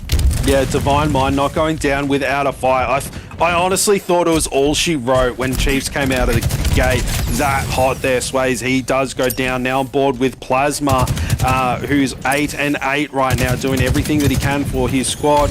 And Divine Mind, they've got 2 strongholds on their side. They're racking up some points, but here comes Chiefs responding. They're like, boys, you can catch us. You can try, but you're chasing the carrot. You're never going to get us. You're never going to catch us. And Plasma trying to use that drop shield. He's backed off, staying alive, and that's so important. They cannot be giving up deaths that they don't need to. Speaking of deaths, looks like Slays has been dishing a few of them out. 17-9. That is just redonkulous. But Divine Mind still, doesn't matter how much Slays is putting damage down on the map, Divine Mind's still right there with them, Hoots. Oh, that OS just got picked up by Slays, but I don't think it went in, so I think it's fallen off the back of that little silo there. This is going to be a huge run if Plasma can actually get this and put it in, although it will go in the hands of Pip. So Divine Mind still managing to secure that OS. That's absolutely huge in the grand scheme of things, because look what we have right now. Justin, Divine Mind have the lead. They were about to put a triple cap in. They do have this triple cap, so this OS absolutely huge, enabling Pips to get down there, taking out Beast, and 2 down for Chiefs. And the Divine Mind really starting to race away now. They've got about a 30-point lead coming up, and the time is also getting closer to that 250 limit. We did shout out Slays before on the Chiefs squad, but have a look at Sways as well. The Divine Mind 15-9, putting in a lot of work for his squad there. The Chiefs really need to try and peg one of these sides back to start scoring again, because Divine Mind are about to hit this 200 point, and that's when you really start to panic if you're on the opposition team, knowing that you need to start getting in hills, starting to make some captures and bringing that score up. They are briefly looking like they're potentially going for a triple cap. That A site will be reset, but B and C now scoring for Chiefs, so they're starting to bring that back a little bit. Justin, I have the feeling this one's going to go right down to the wire. Chiefs looking to close this series and the tournament out here in this game 3, but Divine Mind fighting tooth and nail to try and stay in it and force at least a game 4. Yeah, and now Slays, he's popping off big time in the Slays department, and he's got that heat wave. He's just locking down C, picks up a kill across the map there. He's just like, boys, I've got to get in the action. I'm a freight train. You've got to get me moving, keep that momentum on my side. He picks up 1 second there if he wants it. Killing spree for him. Absolutely massive string of kills from Slays there. He's looking for more targets, and it does look like the Chiefs are managing to hold 2 strongholds. The scoreline is neck and neck. It's do or die for Divine Mind right now. If the Chiefs manage to close this one out, they will beat them after the bracket reset and become tonight's champions. But Divine Mind, they're holding on. Rated with a double kill, rewarded with that OS. This is such a critical OS, Hoots. Here comes Divine Minds. They've got to close this game out to keep the tournament lives alive. And not just that, they're going for the triple cap on B. If they can put that in, they will really start to race away. The time now is pretty much all tied up. Chiefs are fighting tooth and nail for this seed. They will, I think, cap that one, given that they managed to get a few drops there. They are 4 up as well, so Chiefs actually back scoring 210 all. Justin, Chiefs now starting to race away a little bit. Divine Mind need to get this one push and do it really perfectly. I think one more spawn cycle of deaths and they're going to really have their backs up against the wall. It's 2 down for Chiefs, 2 down for Divine Mind. These next couple of kills, Justin, going to be absolutely crucial. Only about 20 points now left for the Chiefs to close this one out. They are still scoring. Divine Mind's push hasn't really worked. Beast and chasing down Sways there. He gets dropped. Berserk holding this C site here with the heat wave. And Justin, I think this this could almost be enough, but this Seaside is starting to go.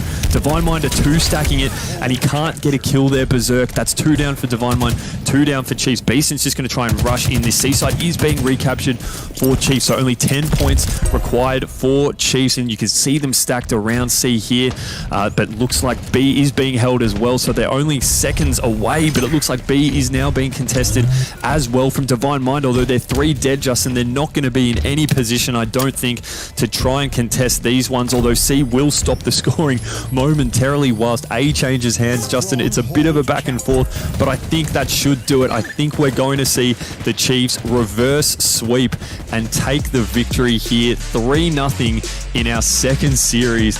They come from the clouds after being belted in the winners finals, go to the losers bracket, come back, 2 series in a row they win. What a tournament we've had. They do it again. They managed the reverse sweep. The only team we've seen, I think, do it so far in the HCS, Luke.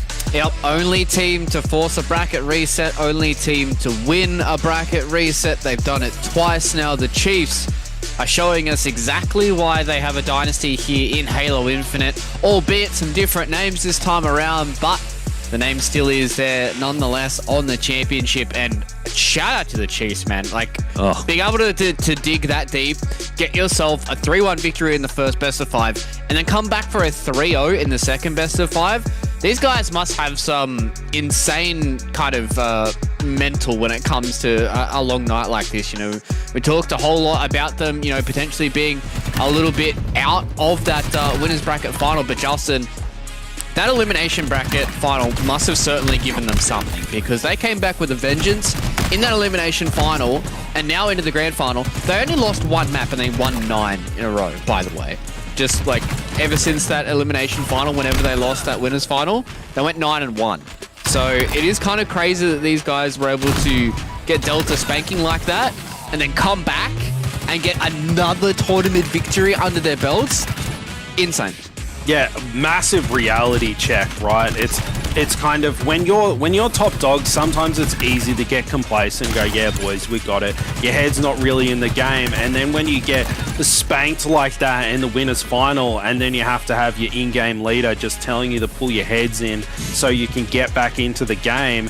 And they were able to do that, and that's what's important. I've said it before, it's a true test of a good team, not when they play good Halo, it's how they respond to when they're on the back foot and that they can bounce back from those losses. And that's how you win games. You know, if you're trailing, if you can't catch up and take control of that game, then you're just going to straight up lose that map. And the Chiefs put on a clinic of how to just brush things off and go, okay, boys, we botched it first time around, let's get our heads in the game. And they turned things around and they just dominated both those series there. You know, Divine Mind had a few moments of glory, but a few moments of glory doesn't show the W up on the scoreboard. Yeah, and I think, you know, it is good that we have this contention between both these two teams, and I think it is all exciting for us because this was the final Pro Series ahead of our qualifier. You know, it's probably almost a shoo-in at this point that we're going to be seeing teams like Divine Mind and the Chiefs qualifying directly into DreamHack. So it's just also exciting that we get to see what these guys are going to be able to put up on Atlanta as well. Lads, we've got the Shark back here on the line. Let's bring him in. Let's have a chat to him this time. I'm sure he's a lot happier with this championship dub underneath his belt. Matsy, mate. What's up, boys? What a good series from you guys. I think, you know, the fact that, you know, we went into that elimination final, you guys were able to do it so clinically and then get the bracket reset and get it done once again just goes to show that you guys have a lot of tenacity. The question for you is, who was the one that was really kind of bringing everybody up? Was it purely just that elimination final, the amount of fun you guys had, and you just said, hey, let's just have fun in this grand final and see how it goes? No, it was all of us. We were all just like, we were obviously a bit tilted about the winners bracket finals, but we just shook it off and just like, yeah, I don't know, just hit the regame button and shit on them. Love it. Mazzy, from watching at home, it looked like, from our point of view, I think that CTF Bazaar game was like really the turning point. It seemed like you guys, when you just managed to clutch that tying cap, and then you in particular, we were watching you, came out of the overtime and just went absolutely mental. I think you had Rockets OS, you pushed straight in and just ran the flag. Was that the turning point, or was there another moment throughout? Yeah, that was definitely, because that was OT, yeah, for sure. That was a pretty high win, definitely. Yeah. Yeah, listen, I've been caught off guard a little bit because Hoots just stole my question. I was going to ask about that because it was unbelievable. So I just got a simple one for you. It's kind of any tips for budding Halo pros out there for, you hit that regain, you were tilted before, you are able to compose yourselves and bring things back. What do you do? Is there like a system that you have? It's like for yourself, you need to walk out of the room and put the controller down. Does, someone need to have a drink of water? What do you do to try and pull yourself out of that? I don't know. It's just one of those things where you can't dwell on the past and you just shake it off and then just focus on what's ahead. Map by map, game by game. Like just take it how it comes, and we just got to keep composed. And I think the most important thing is confidence, which is what we all have. Because I believe we're the best in the game. Yeah, well, I mean, you guys have definitely proved it today, and especially being able to bounce back of what you guys had today. So, Madsy, before I let you go, got one last question. Obviously, with the change in the roster between you guys from when Barco was in the roster and now bringing in Berserk and Beaston, how has the team kind of changed for you guys? Has anybody changed kind of roles? Has anybody stepped up into a leadership role? Like, how has the kind of dynamic changed for you and for your entire team? Well, I think Ali's a new ball boy. Nothing's honestly really changed. It's more just like a chemistry thing now. Like we're all really good mates outside the game, which I think helps inside the game as well. Other than that, it's going pretty well so far. We're playing well. Yeah, I mean, getting you guys another tournament victory underneath the belt. We'll leave Pro Series number 6. That's just a blip on the radar for us here in the Cheese House. Don't worry about that. It doesn't exist, ladies and gentlemen. But either way, that's what they get for shooting bodies. I'm not sure what. I don't know. That's nice. Hey, who knows? Love it gets scrubbed off the record. Who knows? Exactly. Either way, Madsy, it's great to have you back here on the desk. I'm super excited to see what you guys can do on LAN. I'm super excited to see what this Chiefs roster can do, especially when you guys get an international opportunity again as well. So, Magic, congratulations on another Pro Series victory, mate, and I'm excited to see you guys at DreamHack as well. See you, man. Thanks, boys. Hey, Matt. It's always good to have the Shark back here in the winning ways once again. Obviously, Pro Series number 6. It was a bit of a blip on the radar. I think that was probably those guys trying to find themselves, right, Justin? Madsy did say it to us. It's all about chemistry for them now. It's all about finding that confidence and finding that groove once again, because it seems like, the Chiefs roster has kind of stayed the same mechanically, but it's still just trying to get that chemistry and trying to get that, team bonding going. Something big time that he said was the confidence and just believing that the right, it's like we are the best in the game, and just having your shots, your communication is clean, you're making the right plays, and therefore the play. I seem to be cut.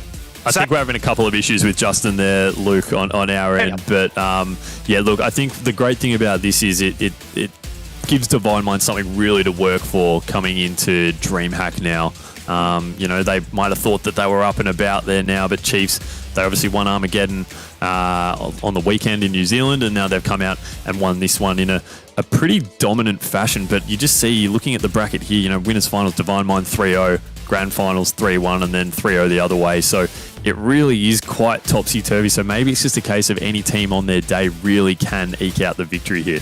Yeah, and I think it is kind of goes to show that this top 2 is still up for contention, and I think that is a very exciting prospect for us going into the regional final, because that is where we get to see which one of these teams or which one of these couple of teams, we talked about this expanding top 6, is going to show up on LAN, and I think LAN is a completely different beast. We have a little bit of an insight thanks to the Armageddon LAN, but I think DreamHack is going to be a completely different beast. It's going to be bigger. There's going to be a whole lot of stuff going around. It's 3 full days of competition for a lot of these teams as well. Everyone's floating around. Seems like Justin still might be in the background. Yeah, you seem to be okay now.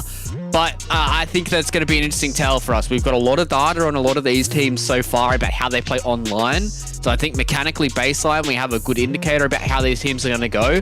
But it's all about, how they deal with the travel, how they deal with the hotel, how they deal with playing on stage. Is their setup correct? Like, there's so many different factors they're going to be playing in towards these players. And Justin, it is all about who turns up for those 3 days of DreamHack to get those top 3 slots so they can go over to Orlando.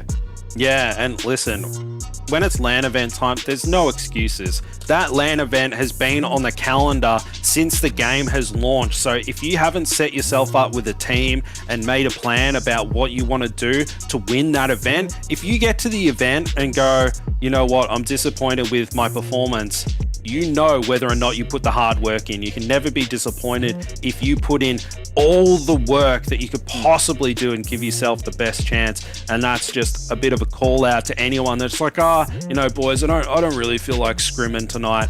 Sometimes you just got to get in there and just get the reps in and get it done. You don't always feel like practicing, but you just got to get to do it if you want to be the best. And I reckon that the Divine Mind and the Chiefs boys, that's exactly what they're doing, and that's why they're on top. Luke, can I just butt in and say I'm just having a look at the Twitch chat while this is going on, and there's a bit of trash talk going on, which I like. So it leads us to a few. What are they saying? No, it's nothing about us. It's just about each other. So the players are clearly feeling it and getting involved, which is good. It's going to bode for a great dream hack. You can't shoot bodies in the chat. That's the problem that Pips has. You could do a whole lot of stuff on a stage. That's all I'm saying. There's going to be some props. There's going to be some signs. There's going to be some wonderful stuff at DreamHack, and I'm so excited for us to get there. But there's still plenty of Halo in between now and then, lads. You know, albeit maybe our broadcast might stop here, but there's still plenty of open series for everybody to be a part of. As you can see here, these are the dates for everyone to be a part of the open series. These are going to be tournaments that are going to be played basically exactly the same as these Pro Series have been. Double elimination bracket, everybody plays it out, they bop some heads, and we see who comes out on top.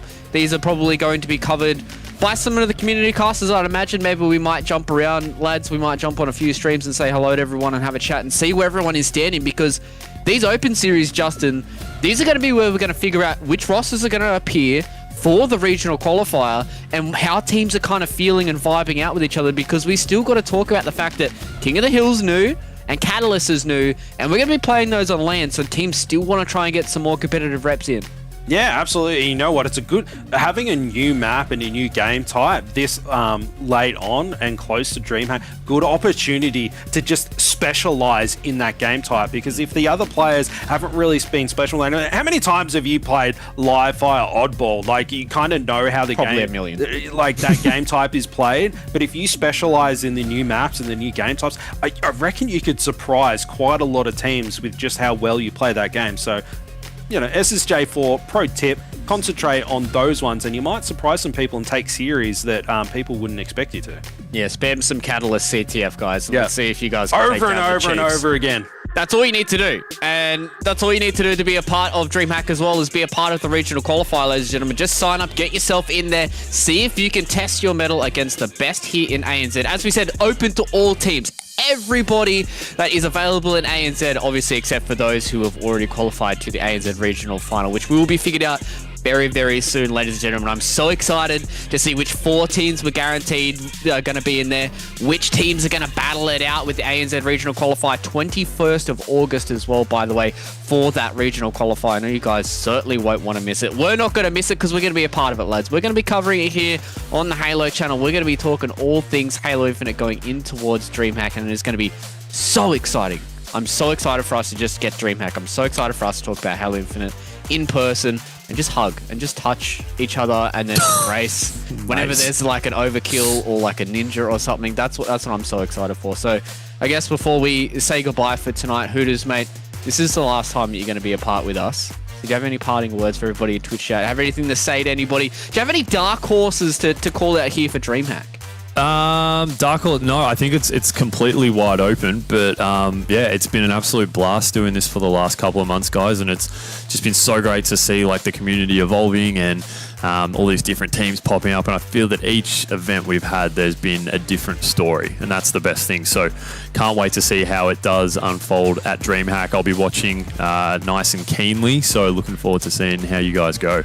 Yeah, I'm super excited for it as well. Justin, mate, do you have any dark horses, any final thoughts, any final wishes? Well, I'm not sure that I can share anything because Hooters is leaving. He's leaving me behind. And I'm going into DreamHack without my duo. It's going to be very sad, but you're going to be seeing me around. I'm going to have to go shop and get some more floral shirts. I'm sure there's a floral shirt in Melbourne that I haven't got in my closet just yet, so I'm going to go on the hunt and grab that one. It's probably in a Salvation Army store somewhere. Yeah, it's probably in someone's grandfather's closet right now. Yeah, or it's something someone's like that. curtain or something like that. I'm pretty good on a sewing machine, so I'm just going to rip down some curtains from the 50s and 60s, turn them into shirts, I reckon. Maybe just dig up a few coffins. I don't even know. I don't even know what we're talking on right now. But either way, ladies and gentlemen, that is going to be... The shirt game's important, Luke. I mean, the shirt game has certainly thrown me off, lads. But either way, Pro Series number 7 is in the books. All the Pro Series are in the books. All we've got left is DreamHack and some Open Series. It has been a wonderful journey so far, ladies and gentlemen. Hopefully, you guys will all join us on September 2nd to 4th for DreamHack, baby. I've been Fluke. He's been Hooters. He's also been SSJ4. And as always, stay safe. And we'll see you guys for the next one.